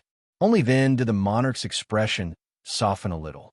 He opened his arms slightly and waited to catch the little fellow. Who would have thought that the little fellow would run right past him? Teacher. The young princess came in front of Gu Jiao and bowed very politely. The monarch was so angry that his wrinkles were twitching. Little Jing Kong was picked up by the young princess to the state preceptor palace. Since the young princess was leaving, she naturally had to send him back too. Little Jing Kong waved his hand. No, my sister will come to the state preceptor palace to pick me up later. Okay, I was thinking that we could go back together. I'll go first then. Goodbye. Goodbye. The two little kids said goodbye to each other. The young princess had a pleasant and fulfilling day. She felt refreshed on the way back. She completely forgot why she came to the state preceptor palace. When the monarch's face darkened and he wanted to remind her, she lay back on the soft couch and fell asleep. She played for a whole day and didn't take a nap. It was too tiring to be a child. The monarch was speechless. On the other side, little Jing Kong was Gu Jiao's little tail in the wing room for a while. It was time for him to go back. Little Jing Kong crossed his arms and snorted. He squinted at Xiaohong. But can you still go back to the academy now? Why don't you ask for leave for me and let me come here? In this way, he could be with Jiao Jiao every day. Ha! He was so witty. The little fellow was so proud that he shook his feet. Since Xiaohong had become Shangwan Qing, he really couldn't go back to the academy. Otherwise, it would be too suspicious if he disappeared in broad daylight for a whole day. Xiaohong certainly could choose to ask for leave for both him and little Jing Kong. But Xiaohong didn't do so. Children can't study for 3 days and 2 days. As Xiaohong spoke, he took out a set of clothes from the Kanglin Women's Academy. He went back to the Linglong Pavilion to pick up little Jing Kong. He held the clothes and came to Gu Qingfeng. Gu Qingfeng's heart skipped a beat. What are you doing? Xiaohong pointed at little Jing Kong. You can be his sister. Gu Qingfeng felt like he was struck by lightning. Why me? Gu Qingfeng refused. I'm different from you. I'm not as tall as you. Xiaohong agreed. He calmly turned around and took out a pair of ancient high heels from his bag. Gu Qingfeng was speechless. Gu Qingfeng started his hard life of going to school during the day and doing part-time work, singing opera at night. After Wang Su left the state preceptor's hall, he went to the imperial palace without stopping. He was investigating the case under the imperial edict and had the right to mobilize the eunuchs in the imperial palace. He started from the 12 imperial colleges. All the eunuchs who wore that kind of clothes had to be interrogated by the commandery. He sat in the hall of the commandery of the left. The eunuchs in charge of the 12 imperial colleges were lined up in the center of the hall. On the surface, these 12 eunuchs didn't know martial arts. But they didn't have the final say. Wang Su wanted to test it himself. If a person had a strong qinggong, he must also have a good internal force. To test whether a person had internal force or not, one was to see how he made a move. The other was to directly inject his internal force into the other party's meridians. The latter would make the person who was tested feel a certain degree of pain. The weaker the martial arts, the more painful it would be. Now that he was investigating the case, he couldn't care about this. He looked at the crowd and said, "Stewards, I'm sorry to offend you." He started with the ceremony supervisor. He pinched the ceremony supervisor's wrist. As soon as his internal force entered his body, a thin layer of sweat appeared on the other party's forehead. There were calluses on his palm. He only practiced a little martial arts. His internal force wasn't strong enough. He wasn't the murderer who assassinated Shangwan Yan. Then, he tested the 7 eunuchs in charge of the Imperial College and the treasure supervisor. They didn't have any internal force at all. Surprisingly, the 4 eunuchs in charge of the Divine Palace supervisor, the Imperial College supervisor, the prefect supervisor, and the design supervisor were all masters. This was not surprising.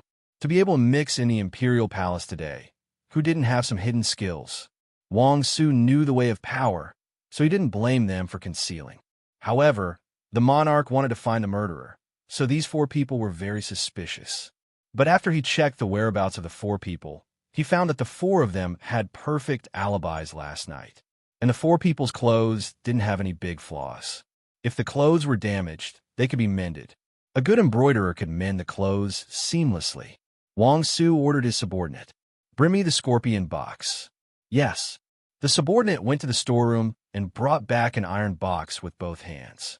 Wang Su said to the several managers, "This is a blue-tailed scorpion. It's extremely poisonous. 1 bite is enough to kill a dead man. There's no antidote." After he said that, he opened the handkerchief, revealing a strand of silk. This is the evidence left by the murderer at the scene. Now, I'll put in the scorpion box. The poisonous scorpions inside will remember its smell. In a moment, I'll have to trouble the 4 of you to stretch out your hands. The 4 of you can rest assured that they are all poisonous scorpions. They won't bite anything that smells different from the evidence. The 4 people were a little hesitant. Wang Su smiled faintly.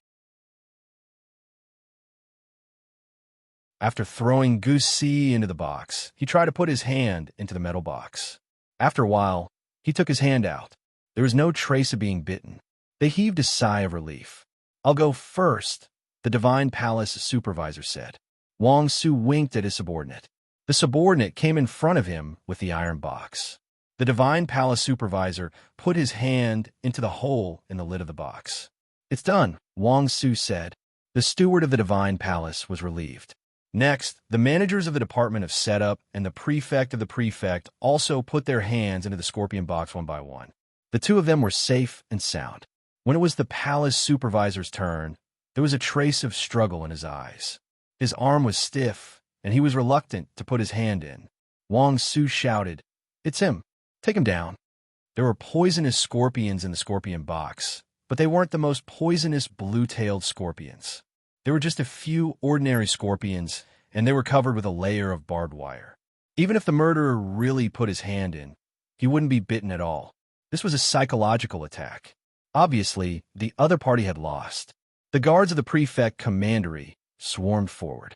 The other three managers also quickly reacted and wanted to catch the palace supervisor next to them. However, this person's lightness skill was too good. He rushed out with a leap. Wang Su said coldly, "Go after him." The guards of the prefect commandery chased after him, but they couldn't catch up with him at all. In the blink of an eye, he escaped from the palace. Wang Su was so angry that he gritted his teeth. "Split into 3. You 2 teams will flank him from the front and back streets. The rest of you, follow me." Wang Su relied on his absolute advantage of being familiar with the terrain. After a quarter of an hour, he successfully blocked the other party into a dead end. Wang Su said coldly, "I advise you to surrender obediently. Don't make a futile struggle. You know the king's means very well. Death is not scary. What's scary is that you'll suffer a fate worse than death." A ferocious glint flashed across the eyes of the palace supervisor. He flew over and injured a guard of the prefect commandery. He seized the other party's sword and fought with Wang Su's group. Only then did Wang Su realize that he had underestimated the other party's martial arts. The dozen or so of them were completely powerless against the other party. Wang Su personally fought, but unfortunately, he was defeated in 10 moves. What a powerful opponent. When did such an expert sneak into the palace supervisor? Wang Su blocked the other party's attack with his sword. He gritted his teeth and said, "Who are you? Who sent you to assassinate the deposed princess?" The other party didn't waste words with Wang Su and slashed at his arm. Wang Su fell to the ground, blood splattering everywhere. The other party raised the sword in his hand and ruthlessly stabbed at Wang Su's heart. Even if he died, he wanted to drag someone down with him. Wang Su knew that he couldn't escape. He subconsciously closed his eyes. However, the sword didn't land. An extremely sharp sword chi carried a majestic momentum and was as fast as lightning. It fiercely sent the other party flying into the wall behind him. Wang Su opened his eyes and turned his head to look. He saw an ink-clothed man holding a sword at the entrance of the alley under the moonlight. Wasn't this the expert by the emperor's grandson's side that knocked him out with a stick? Why'd he come? And he sent that troublesome fellow flying with a single move? The palace supervisor crawled up while holding his chest. He fiercely wiped the blood from the corner of his mouth. His sword fell to the ground, but he didn't pick it up. He clearly couldn't beat Gu Changqing, so he decided to escape. He tapped his feet and flew onto the roof. He jumped onto the roof and vaulted over the walls, gradually disappearing into the night. Wang Su said in shock, "He's the murderer. Quickly chase after him." Gu Changqing lightly said, "This fellow is a good opponent. It's a pity to catch him like this." Wang Su was confused. "How come I don't understand?" The palace supervisor ran for a while and found that the expert didn't chase after him. He sneered, "What's the use of having high martial arts? Haven't I still shaken you off?" Just as he finished speaking, a stick came at him and smashed him down from the roof. "Damn you!" He cursed and fell flat on the ground. Gu Jiao tapped his feet and landed in front of him. He tapped his palm with a rolling pin and calmly walked towards him. "Want to fight, brother?" The palace supervisor was speechless. 15 minutes later, when Wang Su rushed to the scene with his injured arm, the palace supervisor had already been beaten to the point that he couldn't even move his fingers. He looked at Wang Su with excitement in his eyes, as if he had seen his savior. Gu Jiao stood to the side with a refreshed expression. Gu Changqing walked over and asked softly, "How is it?" Gu Jiao said, "It's okay. He can't take too much beating." Gu Changqing seriously reflected. "Then I'll pay more attention next time. I won't cripple as many meridians as possible." Wang Su was dumbfounded. "What are you guys talking about? Isn't the main point the case? Pay more attention next time? What do you want next time?" Gu Jiao left him with a few breaths, so he could be interrogated. However, this person was very stubborn. He smiled contemptuously. "I didn't do anything. No one ordered me. You guys give up? I don't know anything. Is that so?" Gu Jiao looked at him condescendingly, took out a hallucinogen from the first aid kit, and injected it.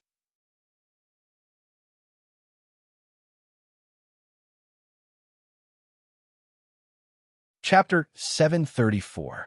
Wang Su looked at Gu Jiao with a dumbfounded expression. "Why did you give him a needle?" "To extort a confession." Gu Jiao said. "You can extort a confession with a needle?" Wang Su expressed his disbelief. Gu Jiao didn't tell him that it was a hallucinogen, lest he overthink and think that Gu Jiao was manipulating the murderer's confession. Gu Jiao looked at the murderer lying on the ground. His tense body gradually relaxed and understood that he was hallucinating. She couldn't let him go too deep, otherwise he would completely lose contact with the outside world and wouldn't be able to hear the outside world. Gu Jiao tapped his shoulder with a rolling pin and said seriously, "If you don't want to suffer more, then hurry up and tell me. Who is the murderer?"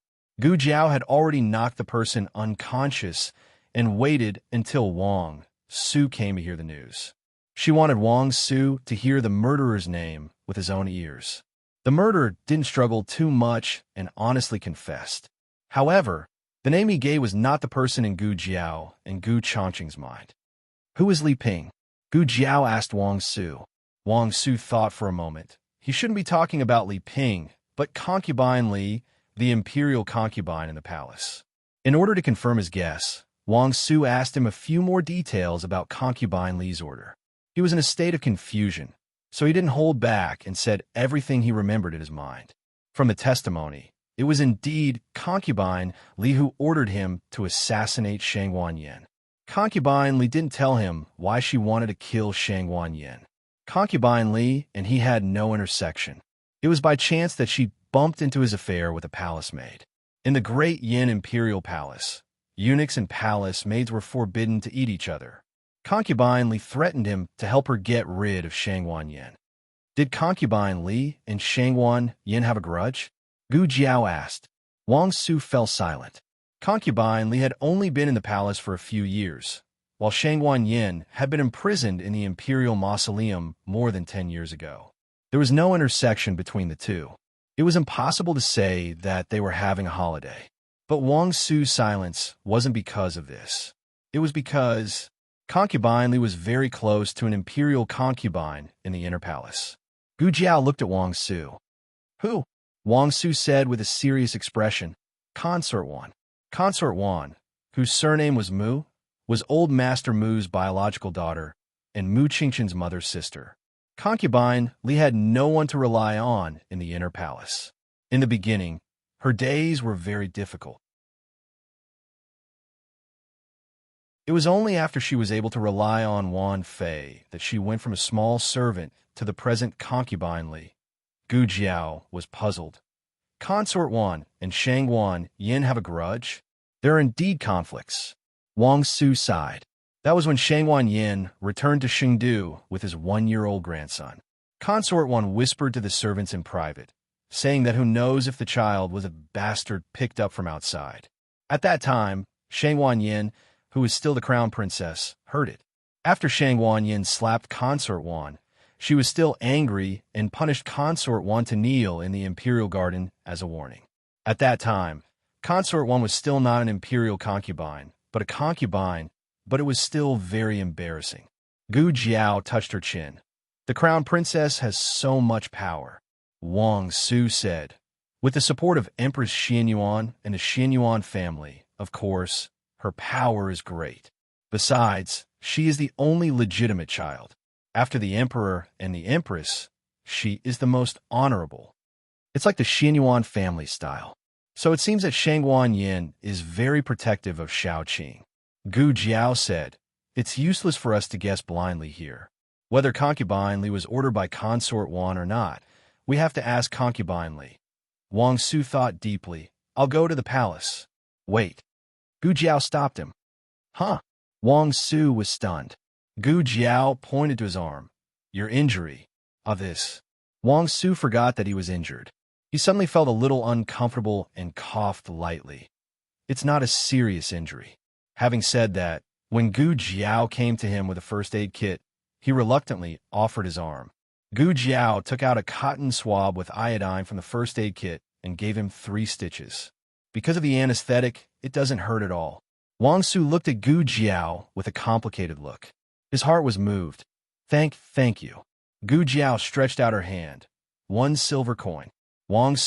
After Wang Su gave him money, he brought the murderer back to the rearguard commandery with a dark face. Looking at the 2 people's back, Gu Changxing asked, "Is he the murderer?" He was referring to the eunuch. Gu Jiao said, "It's him. I saw the crescent-shaped scar on the back of his right hand." Just now, Shangguan Yin woke up for a little while. Gu Jiao took the opportunity to ask her about the murderer. Shangguan Yin didn't see the murderer's appearance, but she grabbed the murderer's hand and touched the scar on the back of his hand. Gu Changqing's eyes were deep. "It's not Imperial Concubine Han." Yes, they all thought that the mastermind behind the scenes must be the Crown Prince's mother. Wang Su took the murderer back to the rearguard commandery, locked the murderer in the prison, and hurried to report to the emperor. The emperor asked Zhang Dequan to bring Concubine Li, who knew that Zhang Dequan only brought back news of Concubine Li. "Your Majesty, Concubine Li hanged herself." After getting the emperor's permission, Wang Su borrowed a very experienced coroner from the Ministry of Justice. He carefully examined Concubine Li's body and determined that Concubine Li committed suicide. She was not strangled or killed and then hung. The clue that was hard to get was suddenly cut off. Now that the person was gone, they could only start from Concubine Li's belongings and the people around her. After a whole night of torture, a little eunuch finally couldn't stand it anymore and confessed that Concubine Li had asked him to go to the bank to deposit a sum of money, a total of 3,000 taels. Concubine Li's annual salary was only 300 taels. She didn't eat or drink for 10 years to save this money. The problem was that she had been here for less than 10 years. She had spent a lot of money to bribe the servants and show filial piety to the high-ranking concubines. She was already struggling to make ends meet. So how could she have any money left? Concubine Wan, who was close to Concubine Li, became the first suspect. Concubine Wan cried injustice, saying that she didn't give Concubine Li the money. But when the emperor tortured the palace maids and eunuchs around Concubine Wan, a little palace maid confessed the truth. The money was indeed given by Concubine Wan, no more, no less, exactly 3,000 taels. "Your Majesty." Concubine Wan knelt on the cold, hard floor. The white marble reflected her sobbing appearance. The emperor sat on the chair, and Wang Su and Zhang Dequan stood on both sides. The emperor sternly said, "Do you admit it yourself, or do we have people thoroughly investigate your transactions with the Mu family?" Concubine Wan's salary was not low, but she spent a lot of money. Without the Mu family's filial piety, how could she take out 3,000 taels in one go? Concubine Wan honestly admitted. This concubine did give Concubine Li 3,000 taels. That was because she told this concubine that her father was sick and urgently needed money to treat his illness. The emperor coldly said, "What illness needs 3,000 taels?" Concubine Wan looked wronged. A bowl of bird's nest is 100 taels. Is 3,000 taels a lot? Concubine Wan was the daughter of the Mu family. Since childhood, she had lived a life of luxury. What she ate was golden bird's nest, which could be bought for 1 tael outside. She didn't understand the hardships of the common people. 3,000 taels was more than enough to treat a disease in a small Jianyang county. The emperor suspiciously asked. Then why did you deny it? Concubine Wan choked with sobs. Isn't it because Concubine Li had an accident? This concubine was close to her on weekdays. I was worried that I would be implicated, so I quickly distanced myself from her. The emperor looked at her deeply. His eyes flashed with an ominous light. Concubine Wan, I don't believe it. The next day before dawn, the entire harem knew that Concubine Wan instigated Concubine Li to murder Shangwan Yin. Concubine Wan was banished to the Cold Palace. The emperor originally wanted to take away her imperial concubine position and demote her to noble lady. It was concubine Wang Xian who interceded and temporarily kept her position. Shangwan Yin was no longer the crown princess. She was just a concubine, and she attempted to commit murder. Such a punishment was extremely heavy for an imperial concubine. Concubine Wan cried and screamed. Concubine Wang Xian asked her to stay in the Cold Palace for a while. When the emperor's anger subsided, she would find a way to save her. Even the empress didn't come out. How can I come out? At the entrance of the palace, Concubine Wan was crying and gasping for breath. Concubine Wang Xian patted her shoulder to comfort her. His Majesty is angry. Give me some time. Concubine Wan grabbed Concubine Wang Xian's hand tightly. I didn't do it. It really wasn't me. Sister Concubine Xian, please believe me. Concubine Wang Xian sighed helplessly. It's useless for me to believe you. His Majesty must believe you. Zhang Dequan urged. Concubine Wan, please. Concubine Wan glared at Zhang Dequan fiercely. You dog. Usually, it's Concubine Wan. Now that she's going to enter the Cold Palace, he doesn't even call her Concubine Wan. A luxurious carriage carried by 4 people slowly passed by the door of Concubine Wan's palace. On the carriage, the graceful and noble imperial Concubine Han lightly raised her hand to the accompanying eunuch. The carriage stopped. Imperial Concubine Han and Concubine Wang Xian were the first group of people to serve the emperor. They already have grandchildren, but because of proper maintenance, they look like they are in their early 40s. She looked at Concubine Wan with a smile. Oh, Concubine Wan is leaving? When Concubine Wang Xian's love waned, she brought the Mu family's first daughter into the palace to help her. Losing Concubine Wan was like losing an arm. Concubine Wan angrily glared at her, stepped forward, and pointed at Imperial Concubine Han. It must be you. You framed me. You killed Concubine Li. It's you. It's all you. Imperial Concubine Han raised her chin and smiled mockingly. It's better for Concubine Wan to say this in front of His Majesty. If His Majesty also thinks that this concubine did it, this concubine will bring my luggage and move to the Cold Palace to accompany you without His Majesty's order. You. Concubine Wang Xian shook her head at Concubine Wan, indicating that she should calm down. Imperial Concubine Han dusted the handkerchief in her hand, looked forward, and said indifferently, Bring a few more quilts. I heard that the Cold Palace is cold. Concubine Wan was about to explode with anger, but it was useless to be angry now. She was forced into the Cold Palace by this Han, B****tch. Zhang Dequan urged him again. I'll have to trouble eunuch Zhang to wait a moment. Concubine Wang Xian said politely, and had a palace maid give Zhang Dequan a bag of gold. Zhang Dequan accepted it and whispered, A quarter of an hour. It can't be any later. This servant still has to report to His Majesty. Concubine Wang Xian nodded and comforted Concubine Wan for a while. Concubine Wan wiped her tears with a handkerchief and said with red eyes, Sister Concubine Wang, help me take care of the 6th prince. That B****tch is vicious and merciless. She dares to harm me like this. I'm worried that she will harm the 6th prince.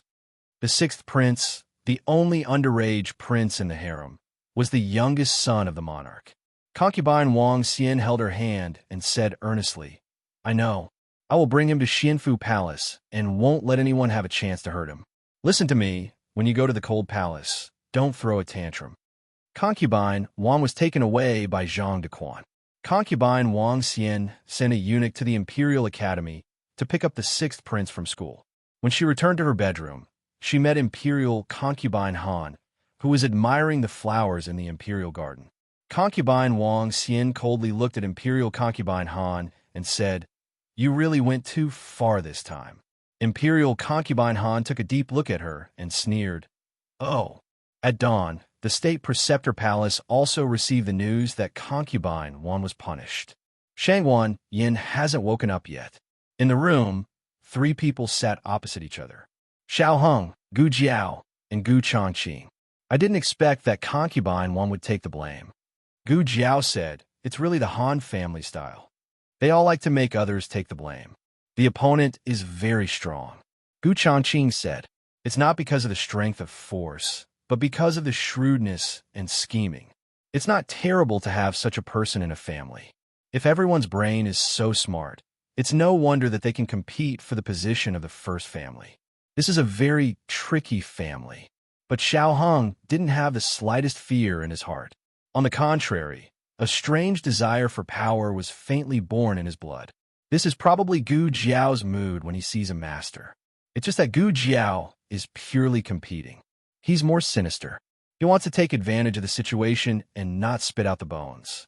The Han family and the Wang family are the 2 biggest fish. If the Han family wants to eat all the fish, then let them eat it. The 10 great families are not innocent. When the Xinyuan family was destroyed and the crown princess was persecuted, each family stabbed a knife. He doesn't sympathize with Concubine Wan. Just like in the past, no one sympathized with Xinyuan Hanyin, who was banished to the Cold Palace. The Han family is a good knife. Xiao Heng lowered his eyes and rubbed the blade in his hand. "Next, let's make this knife sharper." You're tuning in to the Romance Rendezvous YouTube channel. We're so grateful for your support, and don't forget to subscribe to join us on this incredible journey through captivating stories.